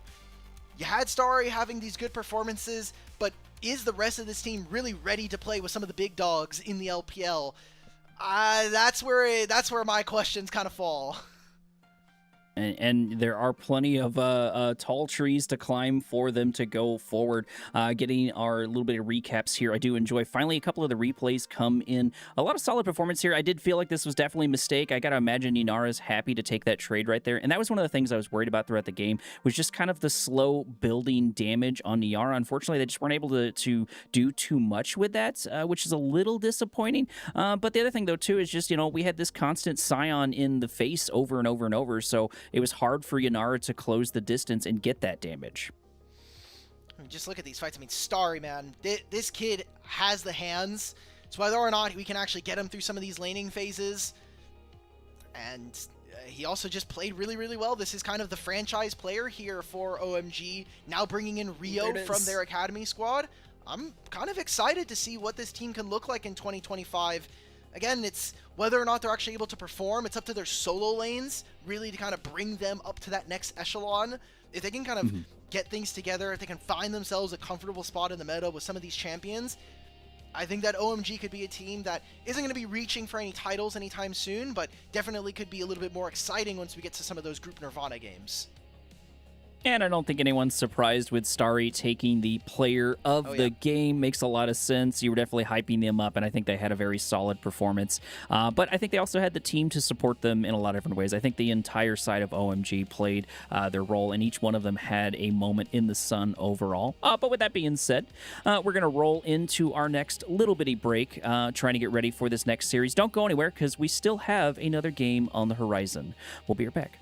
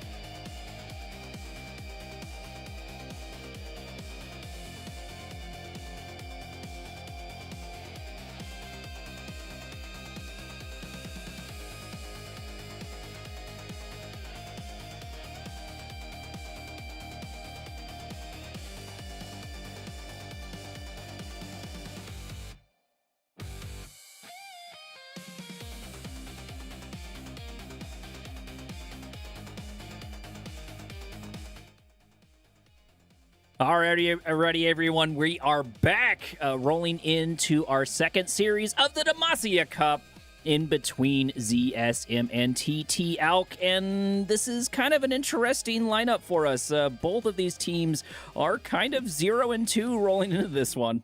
Yeah, they're already locked out of the groups, and this will be our last game of Stage 1, so it's kind of already going by pretty quickly. We'll be going into Stage 2 tomorrow, which is more best of threes and more of the teams you're familiar with. Again, BLG, JDG, IG, a couple of those rosters are all going to be playing in tomorrow's games, or at least in the next stage starting tomorrow. So really exciting to see what we get there. Let's jump immediately into our streamer team here, ZSM. Some older names, especially players that have been playing in some of these non-LPL tournaments, Old Man Cup, Demacia Cup. We've seen them a couple of times. Ala, Ning, Fofo, LWX, and Southwind. Southwind coming in for Iwandi, and it's been a long time since we've seen Southwind pick up some games here in the LPL, so exciting to see what we can get from them, because they're the only one of the two streamer teams that have actually won a single game. Neither of them have gotten a series, however. little devastating record to go for. But, I think that's kind of the fun of it, especially considering we have that blind pick when it comes to game number 3. And I think there's a pretty decent opportunity, even with TT and ZSM, for us to make it to that blind pick, which just kind of turns into absolute shenanigans. And their opponents, Thunder Talk, running with another revamped roster. Honestly, it's Thunder Talk every year. It feels like, how many good players can they pick up? How many of these LDL players can they kind of bring up and maybe see if they can develop into some better prospects here? Keshi, formerly LQH, Junhao from Ultra Prime last year, and they've got Harrow, Ryan, and Feather, the only returning member from Thunder Talk coming in from 2025, and unfortunately he's been separated from his man 1xN. It was always fun to watch these two and kind of be the highlight of TT throughout the year, but now we come into a project that really feels like it is Junhao and his kind of team to mold around him as one of the more exciting prospects from Ultra Prime.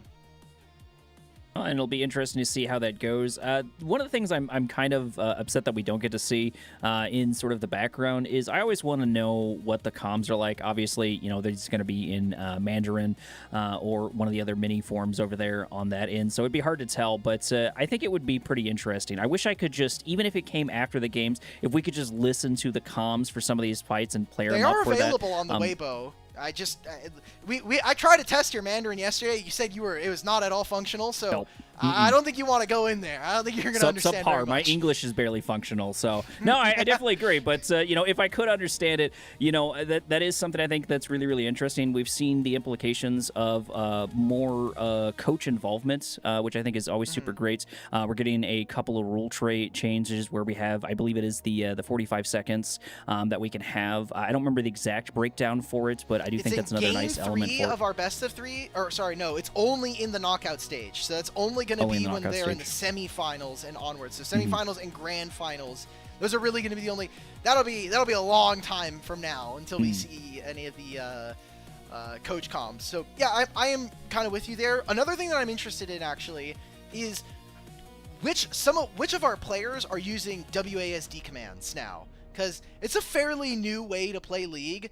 I am never going to get used to it. I tried to play like an ARAM of it, and I was just sitting there like, I can't use any of my abilities. I don't know where any of these keybinds are. I probably have to give it a real college try to see how it feels, but I wonder if any of our teams currently or any of our older players are able to adapt to this, because it is definitely more of an accessibility feature than necessarily like a big change to the game. Yeah, and for a couple of the up-and-coming, newer players, it might just be easier for them to start off with it, and I think it's going to be interesting to see if it's better overall. I saw a lot of people putting a couple of apprehensions towards it, where they were sort of worried that maybe it'll turn into, the new meta because of just sort of the functionality. That doesn't seem to be the case, at least from what I can tell. But yeah, I think trying to figure out if some of these streamer teams were set up for that would be pretty interesting. I also forgot that with the streamer teams, we get a lot of the wacky backgrounds.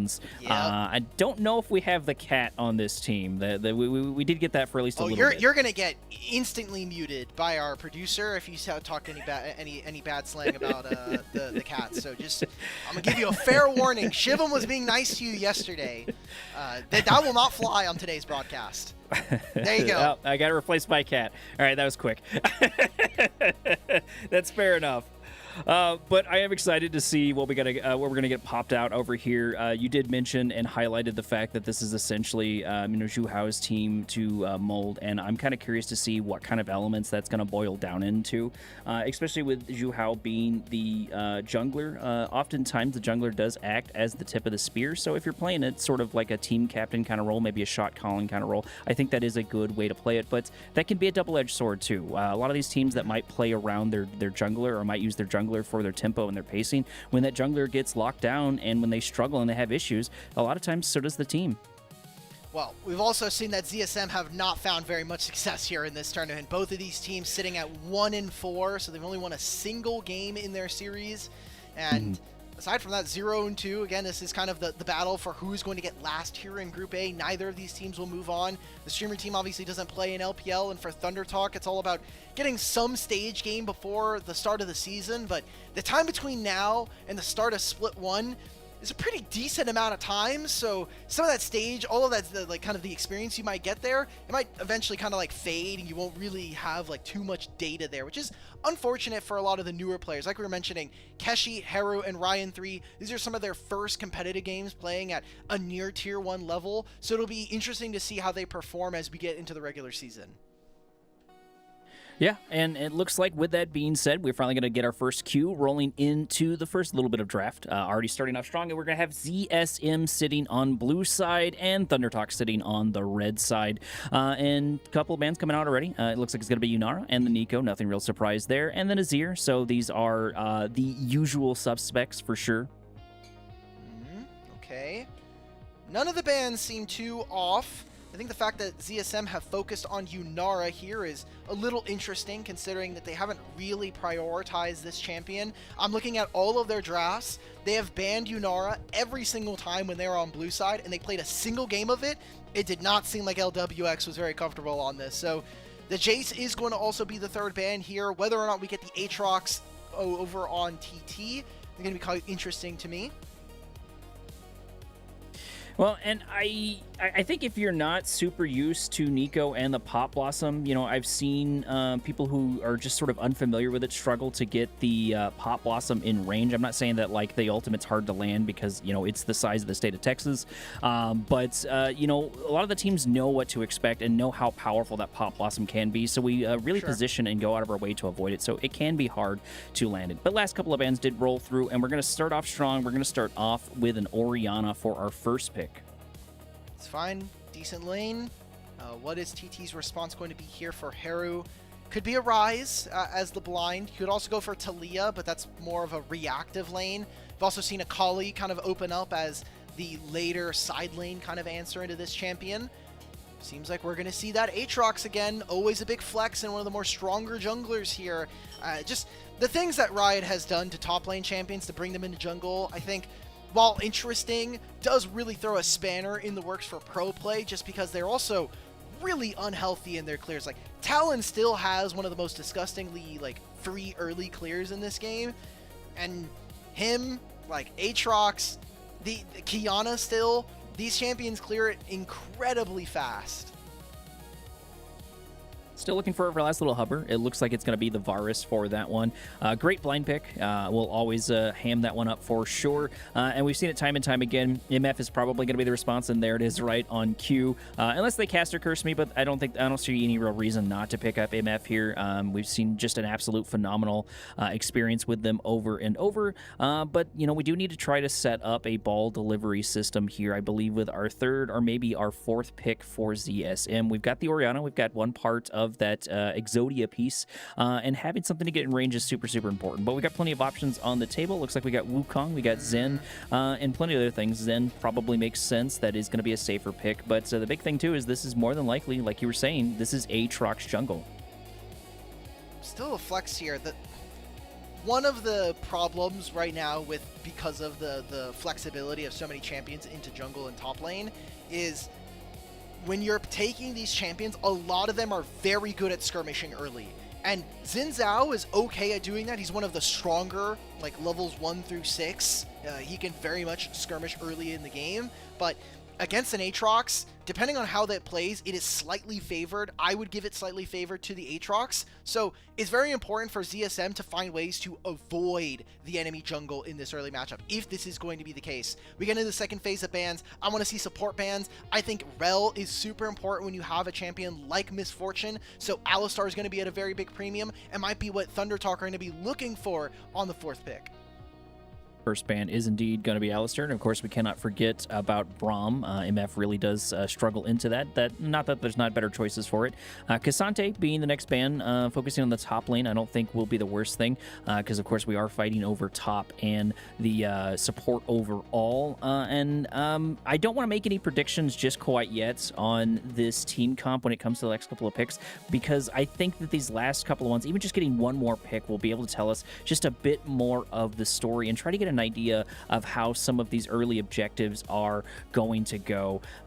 TT, though, I think has started out very, very strong. That's a lot of insane damage, and so far, two of the members between Aatrox and the Akali can be very difficult to get away with, or get away from, especially if you get in the range for Aatrox. I kind of put Aatrox in the same category as I put Trundle, to where Trundle kind of struggles to get just in a little bit of range, but as soon as you get in range of that pillar, they absolutely eat your entire lunch, and I think Aatrox does that to a greater degree. They're going to go for Nautilus. I like this. I want to see a bit more flexibility. Remember, we're still kind of on the fence as to whether or not Aatrox would go top lane. Honestly, this is looking like a Jax game. This could be one where they just send the Aatrox anyway into the top lane. You have a Misfortune that's going to be immobile. You're going to have an Orianna later in the game. Has a great style, a great 1v1 into the Xin Zhao as well. So Jax, in my mind, is really starting to pop out. Also, some of the easier matchups are already gone. And if Ala goes for like a Renekton blind here, he doesn't really know what kind of matchup he's walking into in top lane right now. So you can do that. You can maybe look for some of these other ones. Like, I still think you can go Jax here. Like, the Aatrox matchup is favorable, yes, but I really want to see a Jax on 5. I think it would absolutely make it difficult where TT have enough dive and enough poke thanks to this Varus that ZSM don't really have the great setup to be able to get off what they want to do in team fights. And looks like they're agreeing with you. We're hovering the Jax so far, so not sure if this is going to turn into a troll or an actual pick, but I do agree with you. It would be nice. I haven't got a chance to cast a lot of Jax in the LPL, so it would be nice to see here. And indeed, we're going to get the lock-in immediately for TT. This is good. Has a decent spread into the Renekton, and the value that you get later in this game I think is great. A problem that might end up being the case here for Thunder Talk is their engage is a bit limited. It essentially all comes from their bottom lane, and if Jax has Flash Leap Strike into the Counter Strike makes it very easy to find ZSM's backline, but if they don't have access to that, then ZSM I think can really hold their own in some of these games. The range is going to be important, and anytime you have an Orianna, my thing that I'd like to talk about is controlling space. If you are walking into an Orianna, if you have to walk into the ball, you're just asking to get shockwaved, you're asking to get poked out around a fight, and same thing with a Misfortune. She can immediately control space incredibly well. So ZSM, it's all about, can they control battle zones? Can they get to objectives first? Because if they're second, they're never going to have time to really plant themselves and get themselves ready for fights. I think the angle they might be shooting for is that pick potential, because as you mentioned, we have the bullet time, we have the shockwave. Orianna likes to play in those confined spaces around those neutral objectives, around Atakan. That is something to watch out for, but if you just try to avoid that entirely, which is a very valid strategy, you recognize, hey, someone's really powerful, or hey, they're very strong in this category or that category, so let's play around it. Let's get a pick before the fight happens, or as the fight's going on, let's able to get one pick, regroup, and then turn that into more picks, and we've got plenty of that potential. Just Nautilus alone can absolutely lock someone down, overall, and we got Change of Corruptions, we got Jax, there's just so much to play with. But with that being said, we're going to roll into game number 1 for our last series of the day, of course, between our two teams right here, ZSM and Thunder Talk. Can ZSM find the first streamer team series win and the only one going to be left in the tournament here? Both, it seems, unable to continue forward in this event, as they are both 0-2. We just saw the two victors of the group, OMG and LGD, earlier on today. Haru's getting a little bit of damage down. There is a lot of members of ZSM here. This might just be an early flash. There to follow it up. Are we not going to flash? Okay. That's a lot of control, honestly. That's not the worst thing. We lose a couple of pots. We should make it back to lane in time. Maybe miss one minion, but we should have plenty of time to make it back there. I think he's fine. Just mostly that pot being missing is really important, like you were kind of alluding to. Not having access to that is very, very big. Junhao not going for any early invades. They could go for it. I mean, he has to basically just start his Q on the Darkened Blade. He gets spotted on the roam here, though. So Ning is going to not even start up any of these buffs. He's going to look to try to just push Junhao off of this. We're going to go for the Krako special here. Oh, he got all of it. Oh, no, that's a little frustrating to deal with. And now we're going to try to go over the wall. This could just turn into a my God, Junhao. We're rejuking this? What is going on? This This is absolute shenanigans. Ning's really on the hunt, trying to lock him down. Aatrox over the wall once again, still trying to find it. There's division control, but we went top. We saw the pet right there at the last second. No way we walk away from this. This is silly. Beautiful. That is a great vision toggle from the observers, but still, end of the day, Ning got almost all of those chickens. He hits level 2, and while the flashes are traded, Junhao gets massively stalled out on his camps, while Ning just gets to go into his Krugs immediately, goes to his red buff, and he'll be slightly ahead of the curve here. Junhao might not even finish any of his bottom side camps. He'll just go wolves straight into top side and hope that he can kind of rubber band back once he goes back to this side of the map. It's a small bit of delay and definitely a good spanner in the works early on in favor of ZSM. Well, and that's the second little push towards ZSM's favor, you know, able to grab the pot in that early game. We just saw this. Why are we getting a replay? I think this might just be, they might be doing, like, the comms, the team comms, so that makes sense. Just, man, this is hilarious. I'm glad that Junhao is playing with a little bit of a sauce here. I mean, I think it does make things pretty spicy. I was thinking there's no way we're getting out of this, but I'm happy to be proven wrong. It was pretty funny overall. Definitely a clip, I think, to remember and to hold into your portfolio. You know, it's not going to really get you into anything super, super amazing, but I think it's decent, funny bragging rights at the very least. Keshi getting pretty owned in this fight right now. You're supposed to be able to use the Grasping the Undying to survive the early lane, and then you can kind of be a bit of more annoying, but maybe you just took a few too many bad trades. Well, WX. Speaking of bad trades, MF taking a good chunk of damage. Ryan trying to close the distance, trying to lock him down. And yes, indeed, we're going to be able to get the MF almost for free. First kill going over to TT, and soon to be the second one. This should be plenty of opportunities. Yes, indeed. And that's a lot of gold over for Thunder Talk on the Varus. Oh, Ryan gets 2 kills, and the wave is pushing away from him. Like, that's a pretty big win. He's going to teleport right back into this wave. And ZSM, their bottom lane, not doing very well. It's been a while since Southwind has played some competitive games. And LWX, after his time on FPX and kind of moving around the league, he really hasn't found the same level of wins afterwards. This was a tough engage here from ZSM, and you want to be able to whittle away at your opponents a little bit more as the misfortune before you're going in. It's also a reason why this matchup, the Rel versus Nautilus, is tough. Nautilus can hook you out of your crash down, and then everything after that is kind of a tough ask afterwards. So some small mistakes from TT early. We go back into live, and Keshi has teleported bottom lane. There's no summoner spells for LWX. He dies again. That's really frustrating. That's a lot of time spent in the gray screen for this misfortune. And that's going to be a lot of free waves, unfortunately lost to the other end, giving Varus just a little bit more of a lead going forward. Okay, we're getting a replay for it right there. It looks like MF was just pushed a little bit too far forward, just not respecting, you know, the overextension. I wonder if he got confused because he would have seen the teleport, but he wouldn't have known if it was Ryan or not. So maybe just thinking it was going to be Varus and Nautilus wouldn't have been there, so you could kind of stay in the 1v1. Very smart play coming in from Thunder Talk and just making these lane swap happen.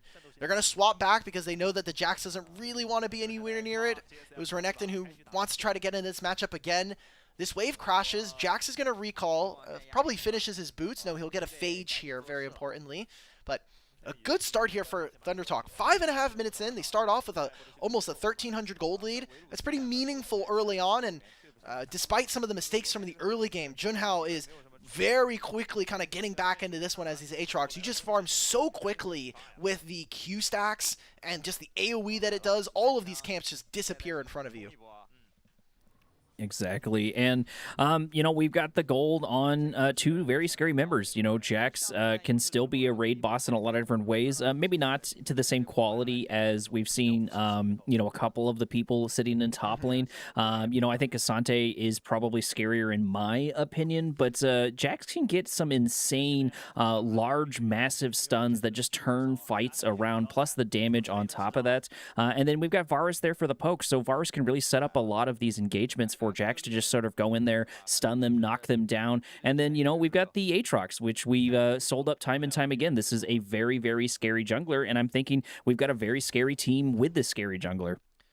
Oh, pings are coming out. Junhao wants to move in, but he doesn't have vision, and he doesn't quite know where if he can even make this play, because they don't have eyes on Southwind. Southwind doesn't show when he moves through mid lane here. Also a teleport being answered by Feather.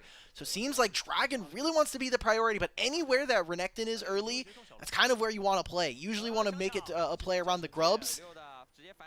Speaking of plays, we're going to try to lock down this Aatrox. A couple of reinforcements trickling in. Feather choosing not to take a hook so far. Going to take a whole bunch of damage. Hook to That's safety good. along with a heal, and we're able to get a relatively clean getaway. A couple of resources down, but most importantly, we didn't get taken down overall, and it kind of just sets the tempo back to where it was. Why didn't Fofo just use his ultimate here?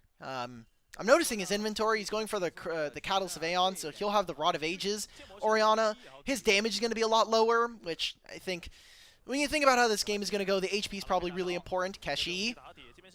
Ollie's starting to fight here with Keshi. Keshi does seem to be in a better shape here. Renekton really struggling, already popping his ultimate down, so that's going to be a tool no longer available for them. Looking for a plate here, trying to get it for this, but we do need to be cautious. Hitting that 8-minute mark, which means we're going to have Void Grubs up and ready to go, which I've got to imagine that ThunderTox is going to be positioning and looking to grab here rather soon. It looks like immediately Just right do on it cue. now. It's up. We're just going to go over the wall and take it. Yeah, Ning's nowhere nearby. They don't know this, but with all the Bullet vision that they time have, gonna get oh my god, Ryan activated. lives just barely. Look at that HP. That's got to be like, what, 50, maybe 20 in total on top of the Varus, and that would have been a very, very nice shutdown. We did stop taking the Void Grubs. That does make sense after losing that Prio in top lane. Ning was really poised to make their way there, and so we backed off. Did we get one grub? It looks like we did get one grub, so that should at least be a little helpful. And most importantly, I think Varus didn't get shut down. I love the positioning, by the way, because Feather knows that if he's directly in front of his AD carry, the double up takes him down. Feather does have flash, but this just might be a death by himself. I think he has to just give this one up, brother. Oh my god, the shield on the W just saves it. Okay, fine. Haru will teleport back up. This is Jack's going to be teleporting here. They're going to put this Varus automatically in the mid lane. And now we're getting to the most favorite part of the game, guys. We're already kind of out of the laning phase already. Ryan's close to finishing his first item. This opens up Feather to kind of move around the map. Still has flash. Going to be getting level 6 very soon as well. And with Dragon still up and available, wonder if we'll see ThunderTalk actually prioritize this objective or just keep looking to finish some of these camps. I mean, Jin now has 2 of them spawning in the bottom side, and you also have the Scuttle Crab. Yeah, and we're getting closer and closer to that 10-minute mark. Looking for, once again, a very, very late Drake here on this one. It does look like we're going to start off with at least a Cloud so far, which can, I think, favor right now ThunderTalk, I've got to imagine, but it's not like MF is a slouch on that one whatsoever, so getting that little extra 2% doesn't sound like a lot, but it can really add up, especially with the T1 players able to capitalize on just small, tiny advantages. This is tough, man. Like, you're down a full level top lane in this Renekton Jax matchup, and it doesn't get easier for you as the game goes on. Seeing Keshi just, perfectly use not only the leap strike, but also just the ability, just the counter strike is so deadly to use. As this Renekton matchup, you're basically just having to use the Q, and that's kind of your play. You can use your Q and your Ruthless Predator to move, or the Slice and Dice to move in and out of fights, but it's a bit of a skill check there, and thanks to having a decently ahead Varus, it is so much easier for ThunderTalk to have control of the mid lane wave. So it's going to be the Aatrox starting up this Dragon. It is on Vision, but I think Ning is going to have to make a one-way trip for a steal on this one. Gonna look for some sort of angle, but we should have plenty of damage, especially with the conjunction with Varus coming in there, throwing a little poke there, right there at the end. Varus still happy to stick around the mid lane, looking for a couple more of those plates. I don't think we've been able to get too many plates on either side, just sort of onesie-twosies, mostly, I think, on Keshing for that one. We're gonna start a fight over here in between him and Ale, but just think better of it as Renekton goes back in, seizing their opportunity. We gotta take a tower shot, going down about half HP, so that does trade, but you gotta keep in mind, Renekton likes this skirmishing back and forth. We have a decent amount of Omnivamp on the champion itself, a decent amount of HP we can get back in between these fights. So when we're even, the Renekton should be in a relatively decent spot, despite the fact that we're down gold. I think vision control from ZSM is pretty decent right now. They have a lot of wards out. We haven't seen ThunderTalk push their vision line in a more meaningful way. like to see which lane they want to play for. It seems in general that they're fine with letting Hero and Fofo just sit in a side lane. No one's going to really interact with these two. A lot of attention has gone into playing around mostly Keshi on this Jax, because if he gets ahead, if he gets even more ahead, then I think this game is very, very tough for ZSM, and you already have this 2-0 lead who, outside of the kills, we're going even right now between him and LWX, so I think ZSM, outside of some early game woes, are doing fine. Here is the pain point, though. Ooh. Now you've gotten solo killed. You don't have a ton of grubs, but you're going to get this next wave and maybe another turret plate, and there's no objective to play for from ZSM, so what exactly are we looking for? A fight, apparently. Bullet time going to get activated, hitting down a whole bunch of people as Southwind has to go out. The exhaust coming down, trying to lock down Ning. Able to pick up 1 kill on the Akali, looking for more. Finally put a point on the board, at least for that mid laner, Aatrox. Able to absolutely rock the competition. Fofo sort of left here holding the bag, going down about half HP, but it looks like the flash is going to be good, and at least a couple more members make it out, but that's going to be 2 relatively free kills for Thunder Talk. Fofo, where is my ultimate, man? Like, what are we doing? Are we saving it for next game? It's a fearless draft, so you're not getting Orianna until you get to game 3. Cool, we did it now. Way too late at this point. Like, we are 6-0 now if you are Thunder Talk. You walked right into an Aatrox. It was a good attempt there from ZSM, but you're just losing everywhere on the map. You're losing in the team fights. Now Allah's getting solo killed in top lane. That was pre-steel caps being done here. Now that Keshi has this is almost impossible from this matchup unless Keshi makes massive mistakes. Cool. Grandmasters might leap strike plus the empowered auto from his W. A great fight, but like, what is Fofo waiting for? So he's not in this part of the fight. This is another problem that you have. The cleanse coming out a little too late from Southwind, and like you were mentioning, the bullet time just really doesn't land onto too many folks. Fofo, just put the ball in between the river ramp here, and there's nothing that TT can do. You don't have a ton of damage. You're also going for the Rod of Ages build, so it's kind of a damned if you do, damned if you don't moment. Yeah, and saving it into Oblivion, I think, is going to be a little unfortunate. I do like what Thunder Talk is doing here. They do have an advantage, so they're going to be trying to bully Ning, try to lay down the pressure. They're going to take their blue buff. I don't think we're going to respond too much for it. We don't have bullet time, at least for a couple more seconds. It's hard to tell here on the overlay on me. Maybe I'm just old and blind. But we're going to maybe potentially see a 2v2 fight over, once again, another small objective. Ning going to about half HP as Jax goes in. Flash over the wall, looking for the kill. We are indeed going to pick it up. That's a 3-0 Keshi, a 3-0 Jax, and now we can just probably turn around and take this tower.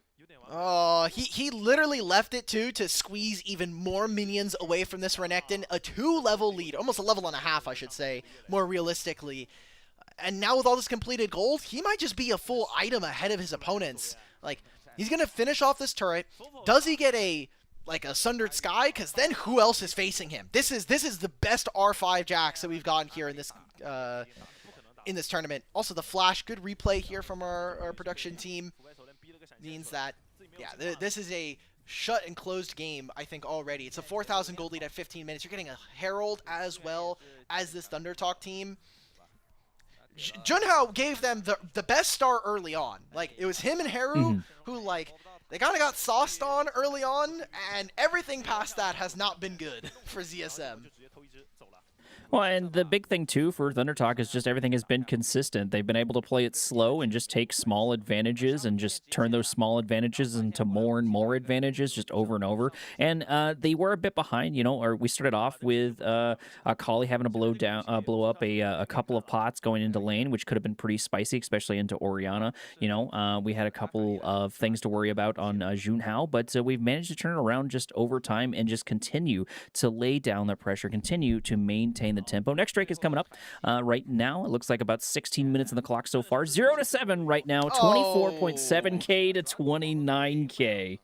Wow. The Scry or the Farsight alteration, just catching them on this death brush that they were trying to set up. ZSM Didn't even get to try to make the squeaky play that they were looking for. Now here's something, maybe on the feather. Starting another fight, Ning going in, but it looks like most of the attention is going to be on top of the support, which is not you want. As Akali goes in, able to rock and deal a good chunk of damage. Fofo going down about half HP as Akali responds to help out their teammate, knocking down another one, and that's a long-winded 1-for-2 trade in the favor of ThunderTalk. And the big thing, too, is Keshi is still here knocking at the door, continuing to keep this Gator in top lane. That's a level 13 Jax into a level 11 Renekton. That's a bit devastating. Yeah, thankfully for Allah, the wave is underneath his turret, so he gets to farm some of it. Second Dragon goes over to ThunderTalk, and a big win for them as they pick up 3 kills off of that.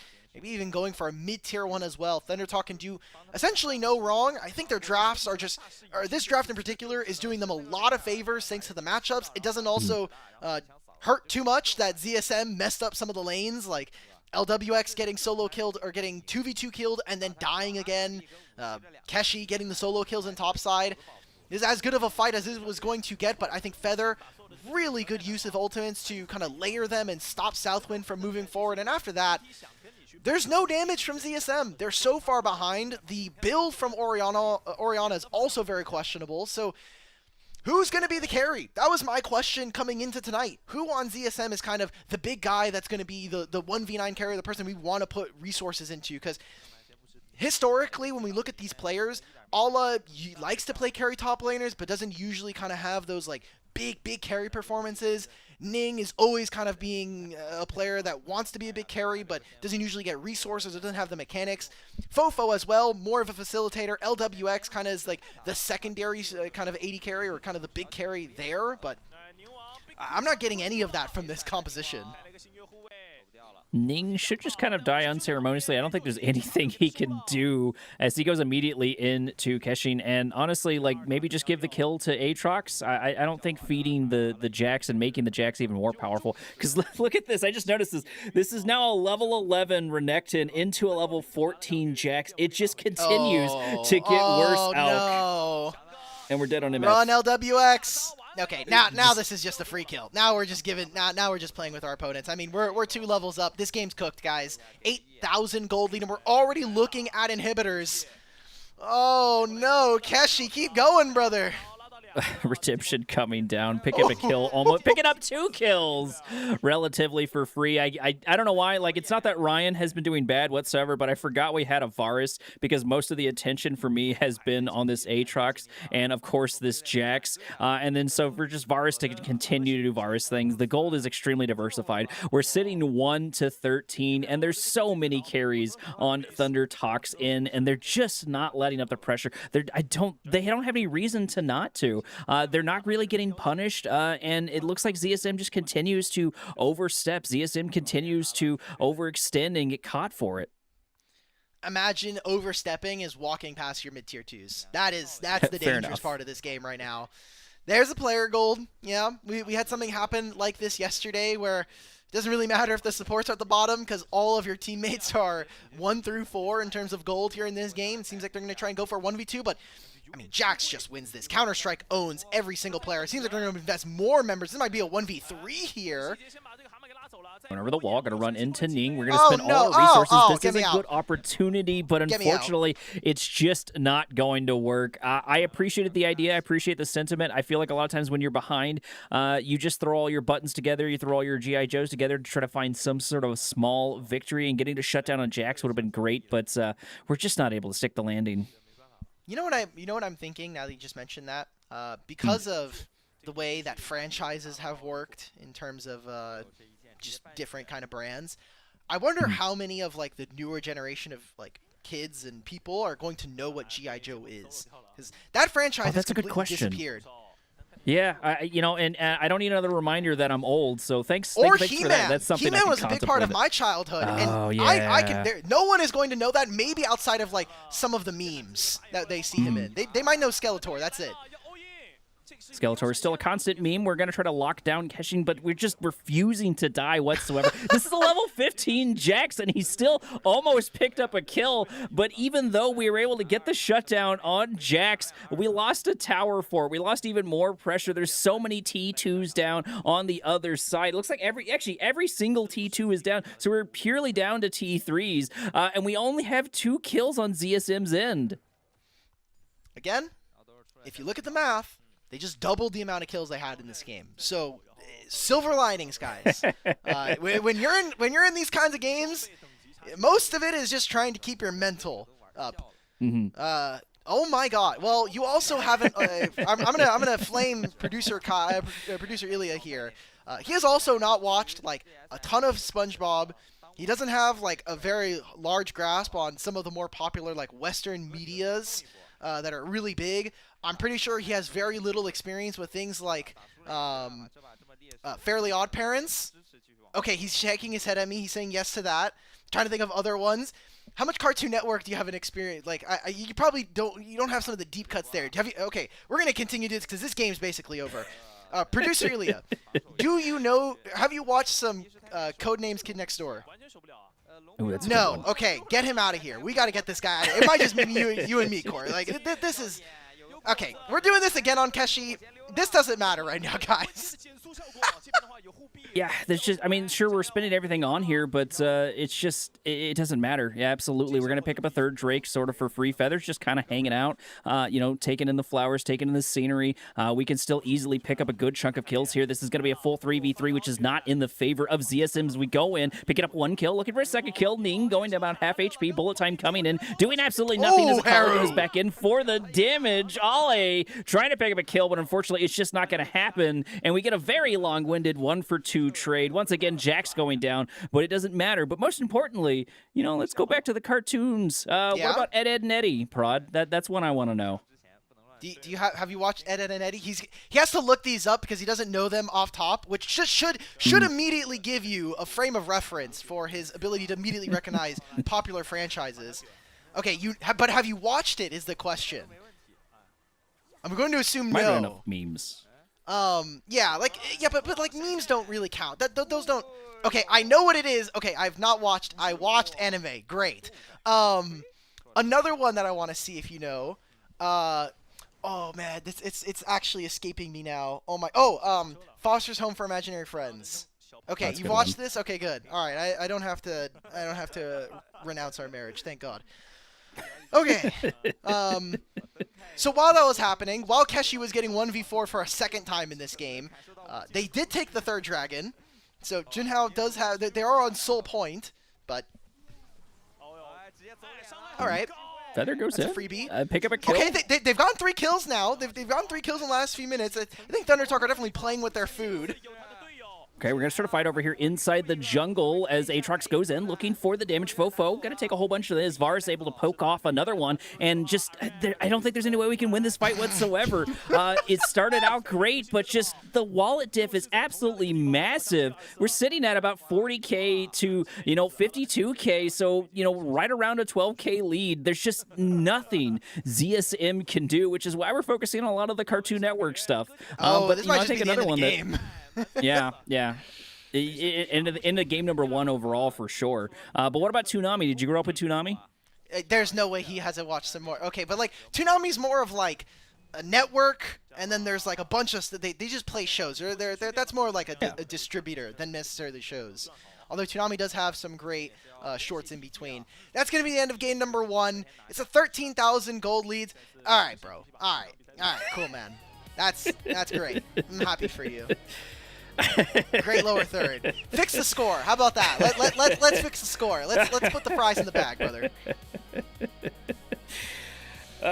Should be rolling into a couple of our replays here in a moment, but I can't imagine there's really too much to watch except for maybe in the early game. We got a okay fight sort of at the ends, but just absolutely devastating. And, going back to what I was saying, more importantly, with Toonami is even though Toonami was a broadcast sort of like the Cartoon Network for their side, they still had a lot of like anime, a lot of shows that were very quintessential. Now look at that graph, just number go absolutely red side.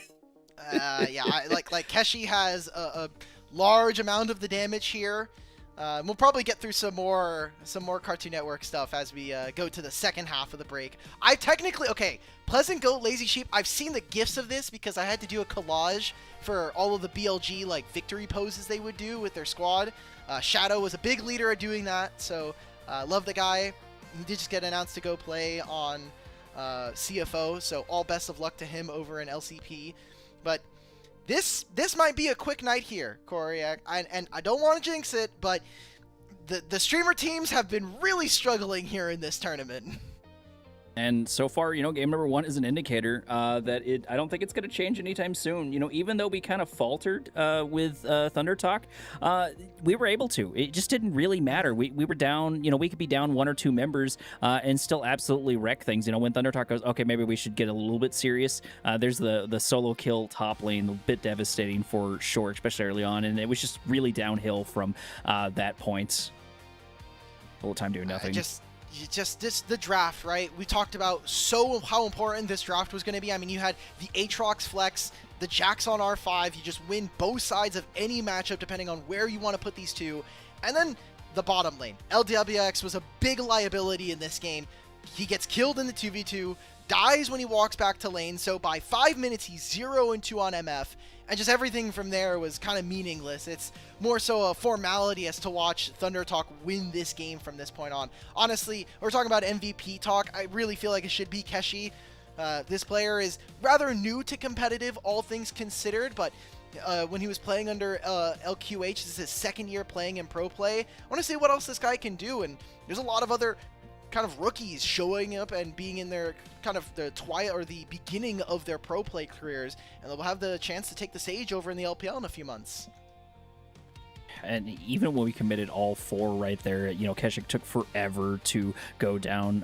And it's just, we weren't able to do too much. And there's another bullet time right there. At least it was able to get the bot lane, but it just didn't matter. The goal diff was just absolutely phenomenal. I do think there's a non-zero chance for ZSM to turn this around, but it's going to be uphill at best. And then even then, what's kind of muted is we're fighting over the bottom of the barrel, as we mentioned before, but Thunder Talk looking in better form than ZSM for sure. Just give me the MVP. Yep, there it is. Keshi deserves it.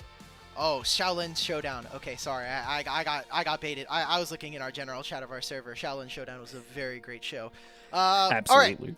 All right. For everybody at home, we're gonna take a short break. ZSM are gonna try to retool, find a better draft. Maybe they can get Iwandi to come back into the games for the very last ones here as we close out Demacia Cup. And when we are back, we're going to have Game 2 between Thunder Talk and ZSM.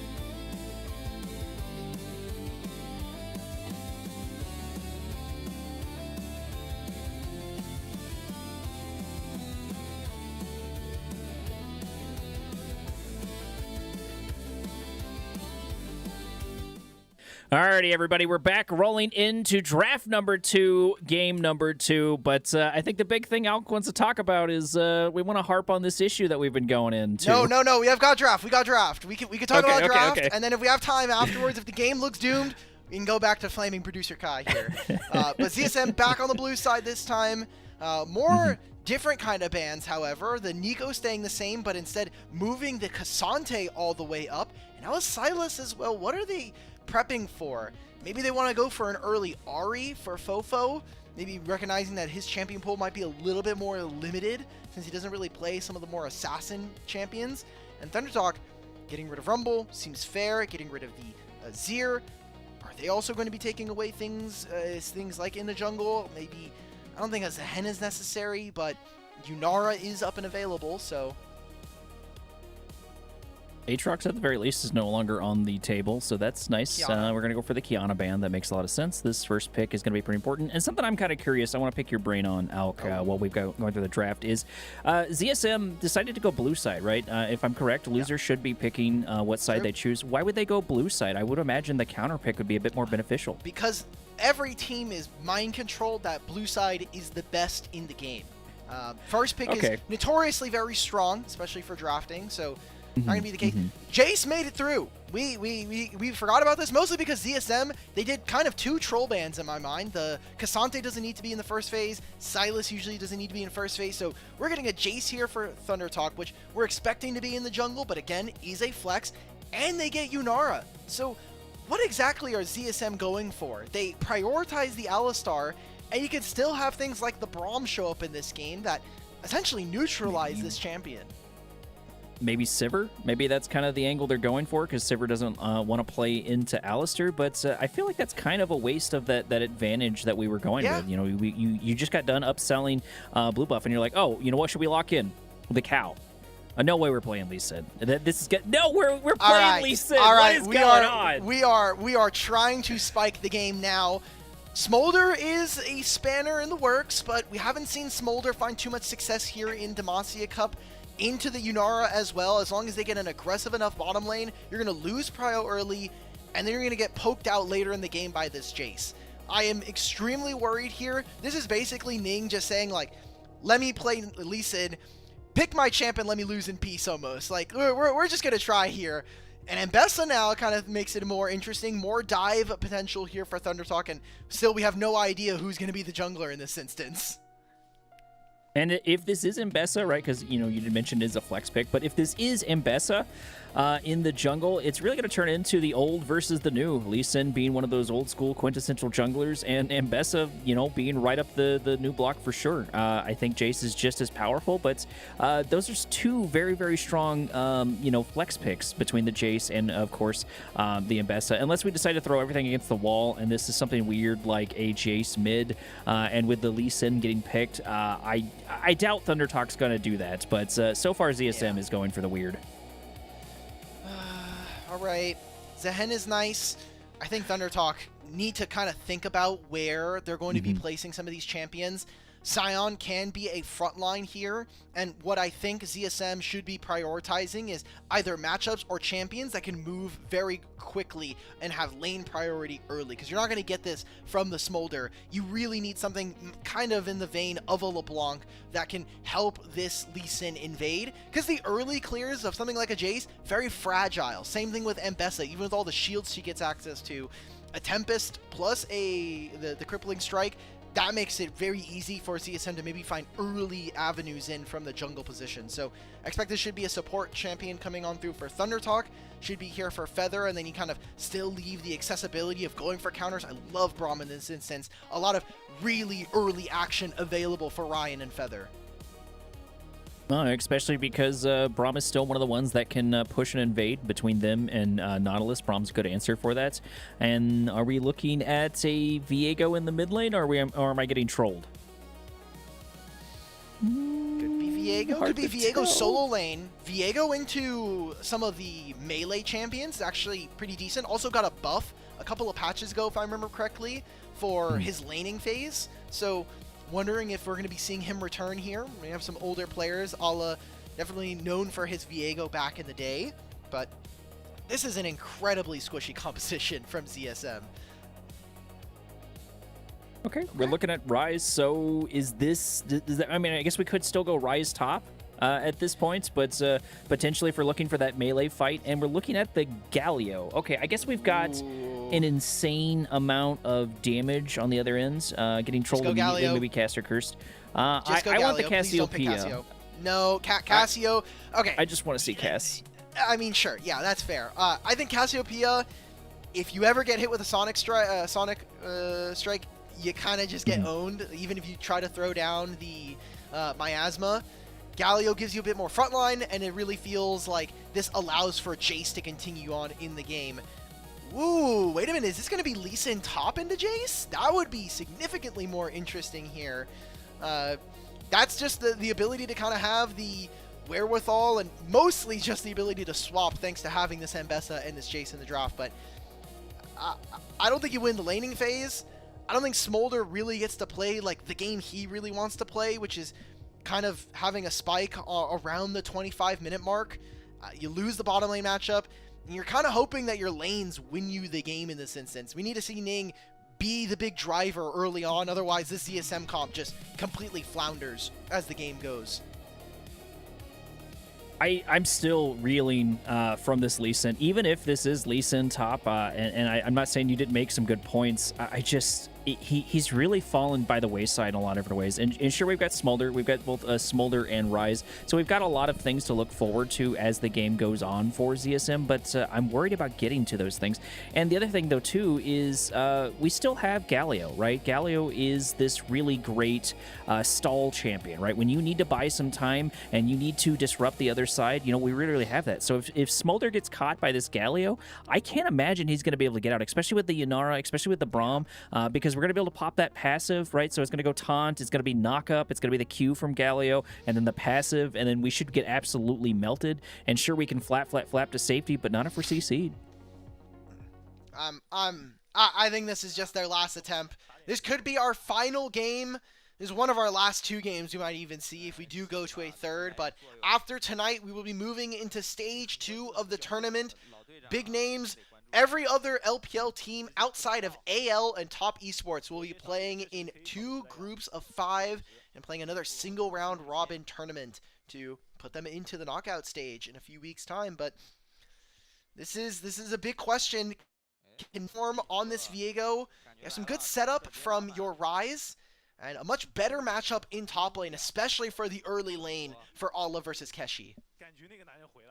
Keshi going down about half HP. Lee Sin already starting to be a little bit of bully. Ooh, almost stopping in the back. Not going to be in enough time. And Keshi should be able to make it back with plenty of time. Are we going to try to proxy on the Lee Sin? We're just going to keep up the weird? Are we going to go for harassment? Okay, I think we're going to go for a little bit of early harassment. Oh, yeah. Keshi doesn't know. He's like, he could be in this wave. He could be sitting in this brush. He could also be sitting in the Krug brush right now as well. Keshi doesn't get spotted here. Allah has to know he's going to be sitting in this brush soon. Oh, Keshi gets him first, and he's just going to be able to go forward. It doesn't matter, yeah. All right, well, early jungle pathing. Junhao's going to go for his Raptors. He's going to go Krugs and then hit his red buff here. And Jace clears the jungle incredibly quickly, and he's going to be a danger as this game goes on. And then we've got Rise into the anti-mage, Rise into Galio for the mid lane. Looking for that really nice level 2 advantage also in bot lane. Now sort of think about that too. And I've got to imagine if you're Braum, you're going to be loving this fight. Braum loves to get those Qs off. Ale already taken a good chunk here from Keshing. And I've got to imagine with the performance, if Keshing manages to get a solo kill, I think that's just going to sort of spell the doom for top lane and maybe the entire game. We've seen what they can do with just a little bit of gold on Jax, and Best is going to be able to do the exact same thing. We're already down to half HP. And Bessa just fights inside the minion wave so much better than Lee Sin does. And Tempest is cool, but really the only kind of bright spot for this game in my mind is this mid lane matchup. I think anytime you have a Rise versus Galio, Galio gets eaten alive by this champion. Phase Rush especially makes it incredibly easy for Fofo to move around and really push this champion. The only thing that this Galio has going for him is that he's going to be able to pick up a Merc Treads for free, and then it's going to be tougher for Fofo to 1v1 him, but wave clear is always going to go in his favor, and until he gets his first item, Galio is essentially locked into the lane and has to use his ultimate to get around the map in comparison. Yeah, and Ale still continuing to struggle in the top lane, still sitting about that half HP. It looks like we did hit level 3, so we've got another advantage to try to play up, which we're trying to do. Unless we get caught here in like a really, really bad spot, I don't expect to see too much happen, even though I expect Thunder Talk to try to find some sort of angle in the bot lane, because if you can shut down the Smolder and just continue to apply the pressure, they just sort of completely fall off. But the nice thing is, with there being a Braum on the other side, Smolder at the very least has plenty of time to build up stacks. We're already sitting at 15, getting close to the 4-minute mark. Looking at our first little set of downtime right now, as Keshing is actually fighting into Lee Sin, so far losing a good chunk of damage. Still could go either way. Unfortunately, we do miss it right there then. However, Ning might be able to pick up a kill under tower, but and Bess is no slouch for these early ganks. I don't think this is happening. I think you should just recall and go towards your camps right now. Keshi will TP back into this play and hopefully be able to force Lee Sin to get trapped in this game. I mean, he'll pick up this next wave. He can actually hold it since it's pushing away from him. He's not going to do so. Lee Sin will be able to recall there. And Jace is just continuing to farm up. This is very problematic here for ZSM.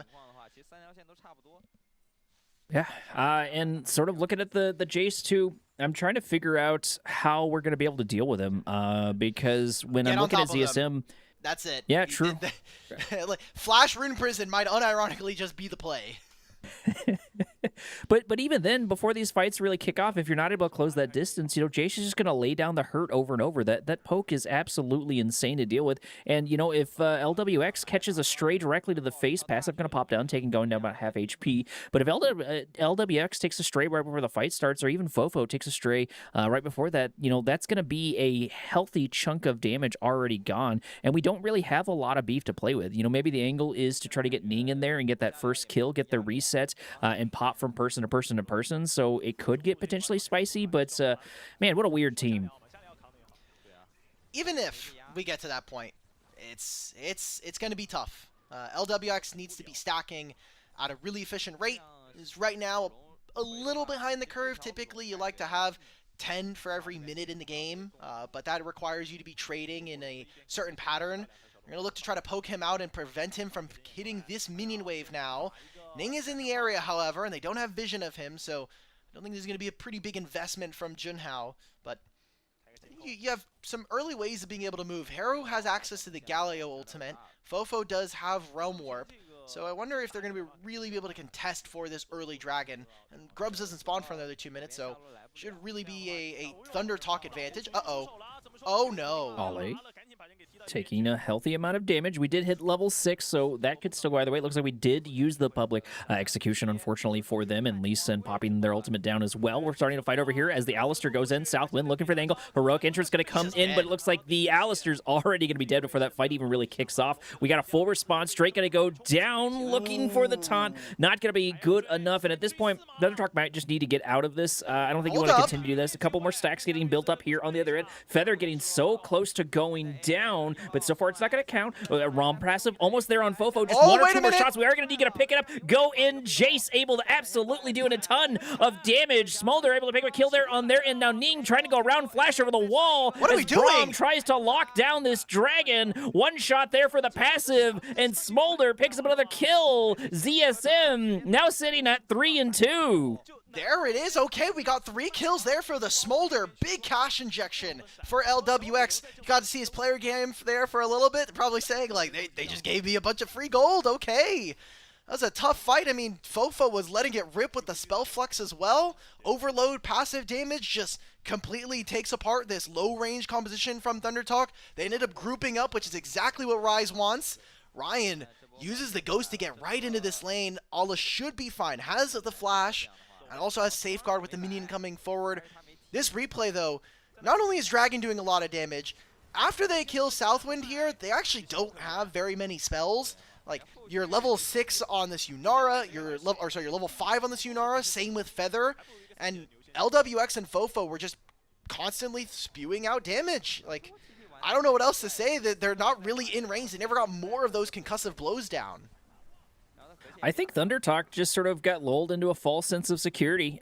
We did pick up a kill, it looks like, on the top lane as things just continue to fall pieces even more and more for ThunderTalk. Yunara going down, trying to close the distance. We are indeed going to lock down Feather. Feather should be taken out there, and more kills fall to ZSM. Man, that is a little frustrating, and especially with a couple of those going on Lee Sin. So Ale is now officially online. They get 3 grubs. Junhao's going to move into the bottom side of the map, start to take some of these camps. Maybe they catch Fofo in rotation. Peru can look. Oh, he gets that taunt down. Okay. Phase Rush pops, though. Fofo should be fine. Oh, no. We do have Cassius here, and this should be a pretty easy kill. Yes, indeed. So that's at least a point back in ThunderTalk's side. We are going to pick up the Void Grubs. Looks like we're going to pick up every single Void Grub for ZSM, so that's going to be a nice neutral objective. Even though the Drake did fall to the other end, looks like Mbess is not going to go for any plates, just going to go for the reset instead. But the tempo, at the very least, is looking better, and we have a very, very accelerated Smolder sitting at that 3 kills, and we cannot forget that. Looking at the stacks, though, we're getting close to, I believe that is 80, if my eyesight's not fooling me, or 79, pretty close to it either way. But we're going to pick up plate and top lane should in a couple of minutes. Oh, Feather, you gave him the in. Also helps that he did a flash safeguard combo with the kick, so good job from Ala there. But yeah, that's a pretty decent mistake from Feather and a great punish from ZSM. Getting not only the grubs but those kills. Oh, hey, we get to look at the spectator client there for a little bit. But yeah, I'm not surprised to see that ZSM are at least playing with a little less caution. They know that they have to kind of play in the face of their opponents. They're not, I wouldn't say they're like on a huge timer. People, I think, really over-index on the Smolder execute. It's a great mid-game spike around 25 minutes, but after that, you don't really get much more because they took down the execution threshold being enlarged by the Dragon practice stacks. So from there on, I think that you hit 2 and 3 items, you're going to be kind of in the same boat as ThunderTalk, where you're going to be in a really, really tough spot facing off versus like this lethality Jace in particular. Southwind taking a little bit of harassment. Ale able to return a bit of the harassment there on Keshin, and this is going to be at least feeling a bit liberating because we really did get destroyed by the Jax previously. And honestly, you know, this is kind of interesting. I didn't think that I was going to be able to cast Lee Sin in LPL for this. I did not have that on my bingo card for a lot of good reasons. And ZSM seems to like the weird, and there is an angle for weird to work against meta. It's just not as likely. That's what I was saying for Ultra Prime, is that you're usually not going to be able to see them play meta too well. So just play what you're comfortable with. Play some of the kind of off picks, because that is what's really going to give you success here. Now, Kesha needs to be careful. Yeah, okay. He just gets killed. You're down an item, right? Like, Ala already had the Eclipse completed. It's now done for this Embesso. She'll TP afterwards, but you can see that ThunderTalk are falling a little bit behind the curve now, as ZSM continue to keep the pace in this game. 3 grubs as well means that Ala will not only pick up a first plate, he'll get a second plate here as well, and he gets the kill, which feels even better. And Dragon is nowhere near being started here by ThunderTalk. And all of the gold right now is on two champions, or at least all of the kills right now is on two champions. It's on Lee Sin and it's on Smolder. So that's a lot of things that they can play with. And we picked up another bounty on their side. So it's a 300, 250, and 100 bounties to go for. So there's plenty of angles for Thunder Talk to sort of get their way in there. And I've got to imagine when the tempo shift happens, when we get closer to sort of that mid fight, there's plenty of opportunities for them to try to lock them down. But the big thing is you can't keep giving kills over to this Lee Sin. You can't just kind of allow Smolder to keep doing whatever they're doing, because we're still building up stacks. And, I do agree with you. Smolder has been just a little bit muted, to whereas the stacks don't have the same kind of oomph that they used to, but it is still something to look forward to. It is a nice little tiny power spike to add a lot to your team fight. It's nowhere near as big as of Sivir, like when Sivir gets that fourth item and sort of just kind of turns into a god in a lot of different ways. But I think it is still something nice to look forward to. Is a little bit of scaling in your game. Starting up the Dragon for Thunder Talk. They have control of the mid wave for now. Galio can also just stay on this bottom lane wave to answer with the heroic entrance. It's tough though, because the only way that they can frontline is either by bringing Fofo over or having this Alistar tank, and that's kind of problematic right now. You can see that Southwind's looking for it. Jiaohun going in, doing a decent amount of damage. It looks like we're going to try to follow up, but they're going to get called in, but going to get stopped immediately by the other side. Keshin just barely surviving a very, very scary Lee Sin. Still looking for an angle to try to lock down this Drake. I could see plenty of angles for Thunder Talk to try to turn this around with Soul, whether they just use the momentum of Soul or the momentum of taking the objective to put things back in their favor could be pretty nice. I do hope that Galio is able to get at least some good moves on. Ooh, Keshi going to run directly into Ale on this side, but I can't even imagine at this point that we're going to try to dive underneath tower right now. Oh, what is Ning doing? Ning? Oh, Ning, please Dying. don't do this. We're dying. Oh, Yep, we're just down. Braum passive too strong. Now, all that Looking for can an be angle. dead here. Public execution available. Here we go. Okay, flash over the wall as Ale is able to keep themselves alive, but it We're looks like we've got diving, plenty of boys. opportunities to go for the dive. There it is. There's the snipe. There's just no reason it's not going to happen, and that's going to be some nice gold for Jace. That is from bad to worse, because Ala not only used the flash, but he tried to teleport out of that play. They're not able to get very much. That was 2 kills. That was the shutdown as well from Ala going on to Junhao, who takes a blue buff, and maybe they'll get some good damage down onto this top tier 1. The only silver lining during that for ZSM is that Smolder got some more damage down on mid, and this Rise is starting to scale. Level 11 soon on the cards, and already getting close to finishing that Seraph's Embrace. Take a replay as to how Ning, or why this happened to Ning. Okay, the red buff doesn't quite go over, but with Ryan just right over the wall, flashes over, gets the red buff. That is going to be an important summoner spell. I will note. The shutdown doesn't feel great, but I think getting that flash from Yunara when we're so heavily indexed around potentially looking at dragons and we still have some game to play here is a decent boon, even though it comes at a cost. Yeah, absolutely. And now sitting almost at the 15-minute mark, we're sitting at 6-5 so far. ZSM was looking really, really good, but now they're starting to falter as the time goes on. Doesn't look like we've been able to crack any of the towers just quite yet. So we should have Shelly up. Yep, there it is, right there at the 15-minute mark. Shelly already good and ready to go. So it would be nice to try to find that position. We're going to use, once again, that objective to try to crack open one of these T1s and then try to snowball the game from there, at least objective-wise. Herald's already been started. It's half HP right now. Lee Sin has Prow, and Fofo is now teleporting for this play. Don't think that Thunder Talk can get to the objective in time, but maybe they can look for a turn with this Galio ultimate. Southwind in, heroic entrance, going to go on top of the Alistar, going to take him down. That's going to be a support dead on the other side as Ale has to go for a run. Going to run directly into Mbessa, but unfortunately we're going to miss the public execution, and now we're fighting a 1v2. The Cavalry's trying to make their way over here. We're going to be able to close the distance. There's one shot on the Braum passive too, as Ning gets isolated in the jungle, taken down, as Smolder just cannot close the distance. Ale trying to figure out where to run away to. That was really smart from Feather and from Keshi. Both of them flashing towards each other. Now they're looking for Ryan. Remember, he has no flash. This will be a good kill going over to them. Stacks onto LWX is nice. Looking for another dive, but he's just going to kill Keshi. Oh my god!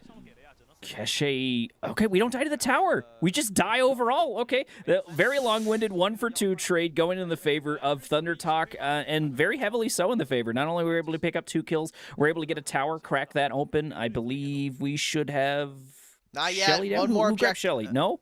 ZSM got Shelly. ZSM did get Shelly. The next objective is going to determine feats of strength. Dragon spawns in 2 minutes, and a minute after that will be the Otacon as well.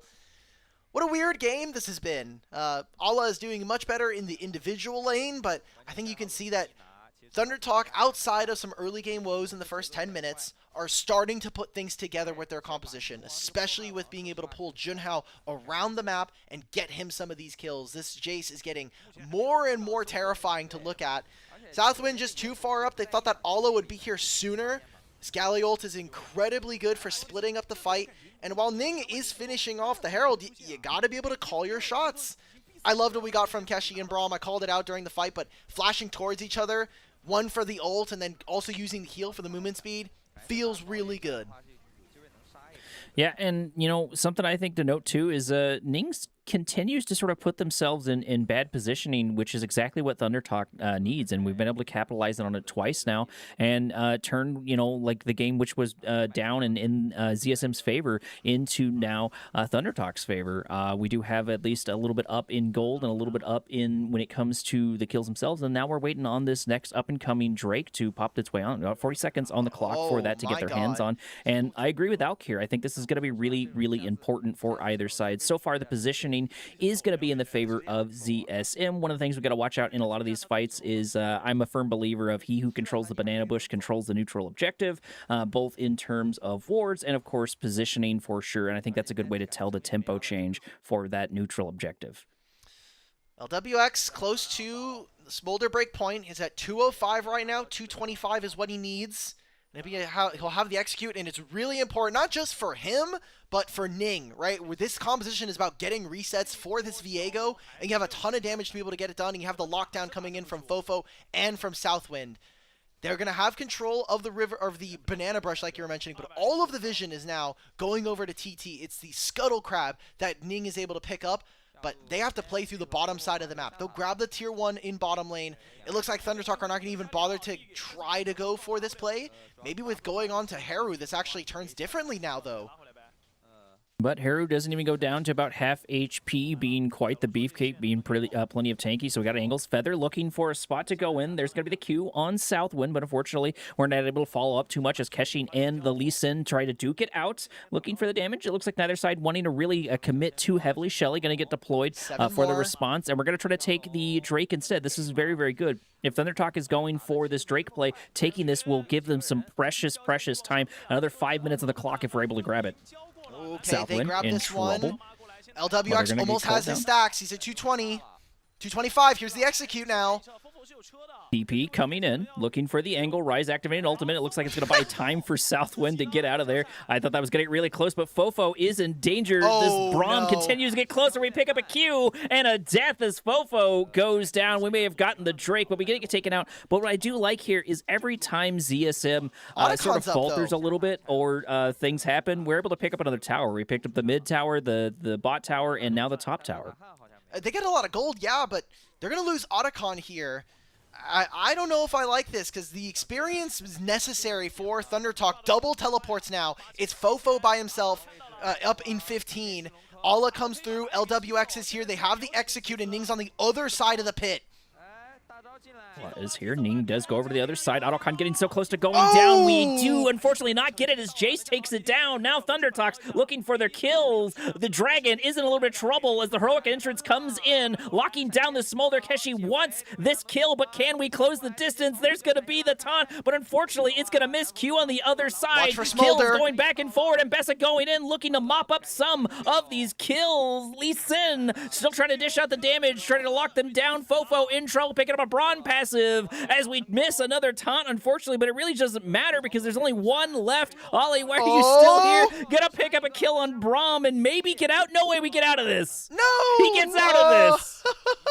He lives. It's 4 for 2 in the trade. Otacon still secured there by ThunderTalk, so they'll get a little bit more experience to themselves. But Fofo just died twice in a row and wasn't able to get very much off of that.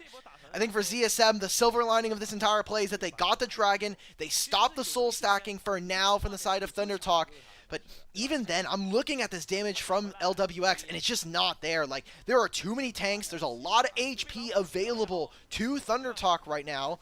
Great public execution prevents Ning from walking into the pit. And while Allah's trying to fish for a little bit more damage, what I am just so worried about is this team is basically just waiting for the top side of the map to come online. And if you're going to fall behind, if you really can't deal that damage, then everything's for naught. That game plan goes right out the window. You have no dragons that you're kind of looking for to try to stack, and you're still losing out on some of these plays. Look at the top side of Thunder Talk. They have all of these shutdowns. If you can grab these for ZSM, you're in such a better spot in this game. And we're looking to do exactly that. Sitting about 22 minutes on the clock, it's going to be 8-13. Ooh, what a good time for the player goal to pop up. Most of it being on the Jace and the Smolder. Could still be spicy either way. But Smolder, despite getting those 3 kills early on, hasn't really been able to pick up too much more after that. And I don't think that's necessarily on them, but I do think that is something noteworthy because we were really worried about them getting accelerated. Speaking of getting accelerated, okay. So looking for a gank over here. Should try to lock them down. Rise goes in with an ultimate that should... Yeah, okay. There's just no way. Reset, indeed. So there's still plenty of opportunities for ZSM to turn this around because Thundertalks, I think, is floundering just a little bit.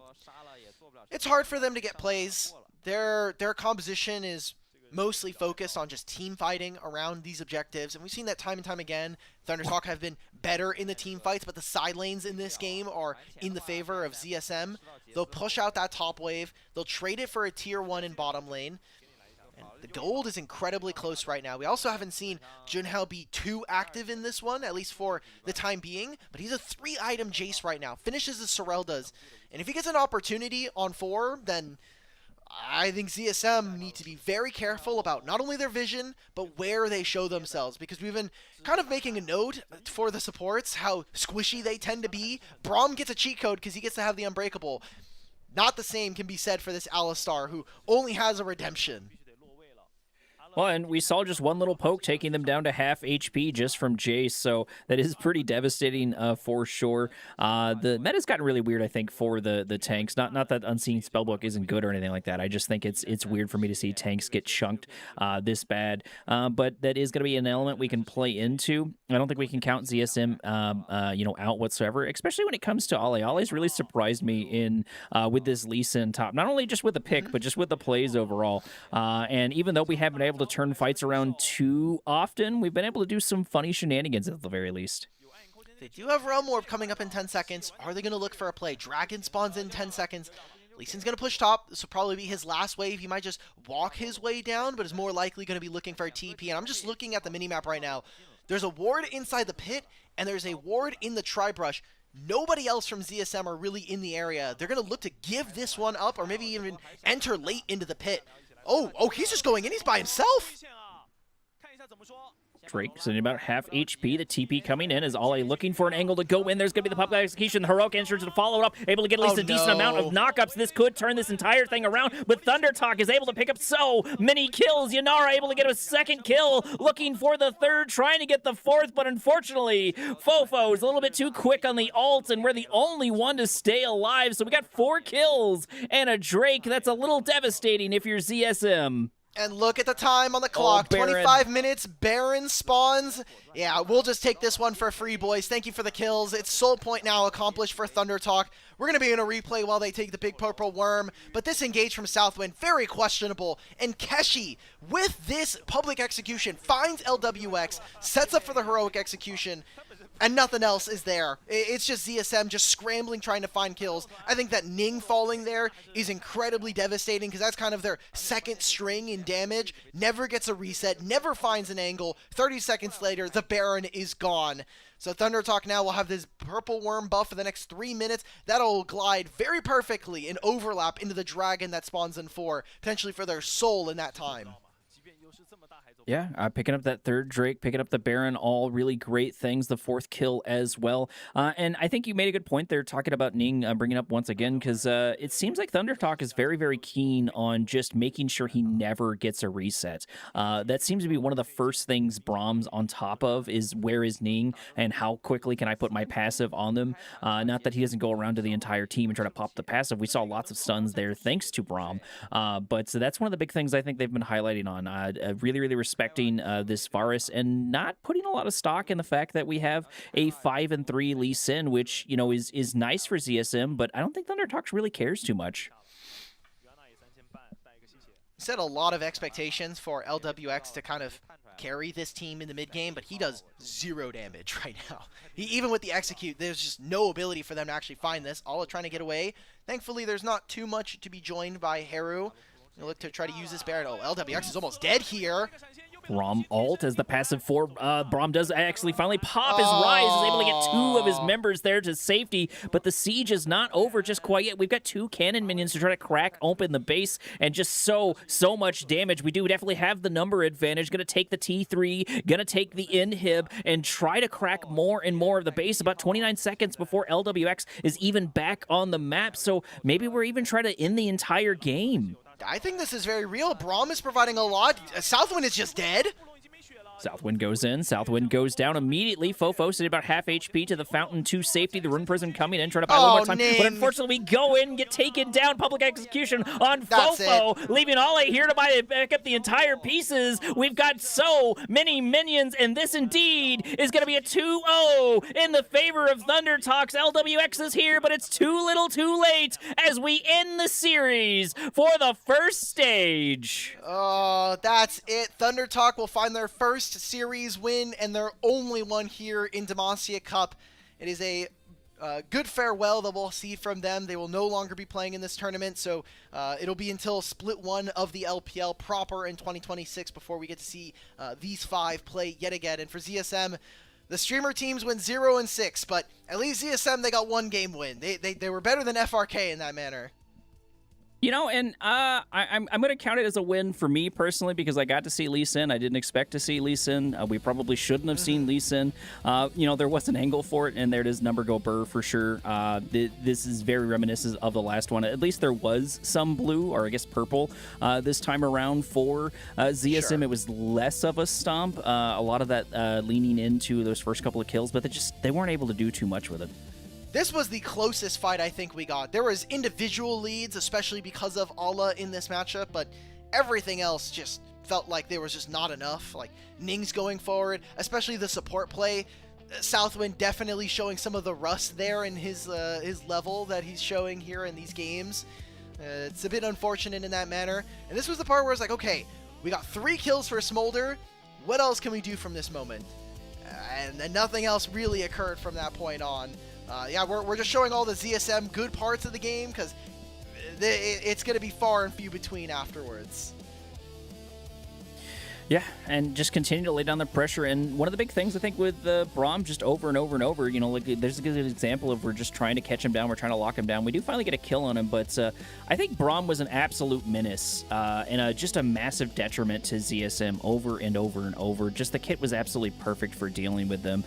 Losing the fight here in Autocon is pretty devastating. LWX really just not living up to those early expectations despite all of those kills, all of those early on objectives, and just ZSM just not able to hold things together.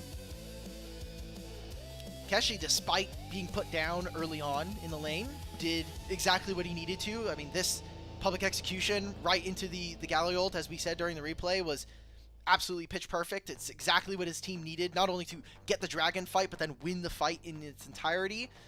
And I'm just excited for ThunderTalk as we go into LPL proper. I am hopeful in the sense that, kind of similar to OMG, I think aspirations of winning a title are out of line, but there's a lot of fresh faces, and when you have such talent coming into the league, I'm always going to be kind of rooting for some of these rookies, especially because there's been a lot of talk from the community on their end about, well, LDL, we don't have a lot of rookies coming up right now. LDL in general is looking like it's starting to slowly contract backward to a slightly smaller league, so any kind of up-and-coming talent is always going to feel really nice for LPL. Yeah, absolutely. And finally rolling into MVPs? The player of the game for MVP. Yeah. It's going to go to Keshi. That's kind of surprising, though. I would have figured... Yeah, I guess it's harder to get stats on Braum overall. Braum was the MVP, at least for me. But you can't deny the KP. You cannot deny the damage. And Keshi, I think, really had a massive, profound impact on game number 1. Oh yeah. His game number 1 was good enough to kind of give him some stock into game number 2, even if he did get solo killed in a bad matchup. Very important, as we were noting. And yeah, that's kind of the end of our stage 1. Really quickly, actually, Producer Kai, if we could get the format explainer real quick, just because folks at home may not be super familiar. We are now done with stage 1. The teams that are going to be moving on are LGD and OMG and LNG and WE. They'll be going off to face off against some of our other Stage 2 teams. So, as you can see, IG and BLG will be in Group A and Group B thanks to their performance going into Worlds. But EDG, JDG, NIP, and Weibo will all be teams that we'll be seeing over the next couple of days as we get ready for Stage 2. And with that being said, I wanted to throw a nice little thank you to our elite Ko-Fi supporters. Of course, Aaron Soup, we've got Ming, and we've got Forest Without. Their pledges financially and contributions really help level up the broadcast, continue to keep things going here, keep the lights on for LPL, and we really, really would just want to express a large thank you to them overall. But this has been an absolutely phenomenal cast. Like I said, I'm just still reeling from the fact that we got Elise, and I have been super, super excited to continue this and go forward. We got to see the player of the game. We got to see everything else out, and we're going to roll into Stage 2 coming up in the next couple of days, so keep an eye out. Watch out for the schedule. We got more casts coming for you, but most importantly, I've been your host from the evening, Korak. We have had Alk Battery, of course, on color, and this has been LPL English.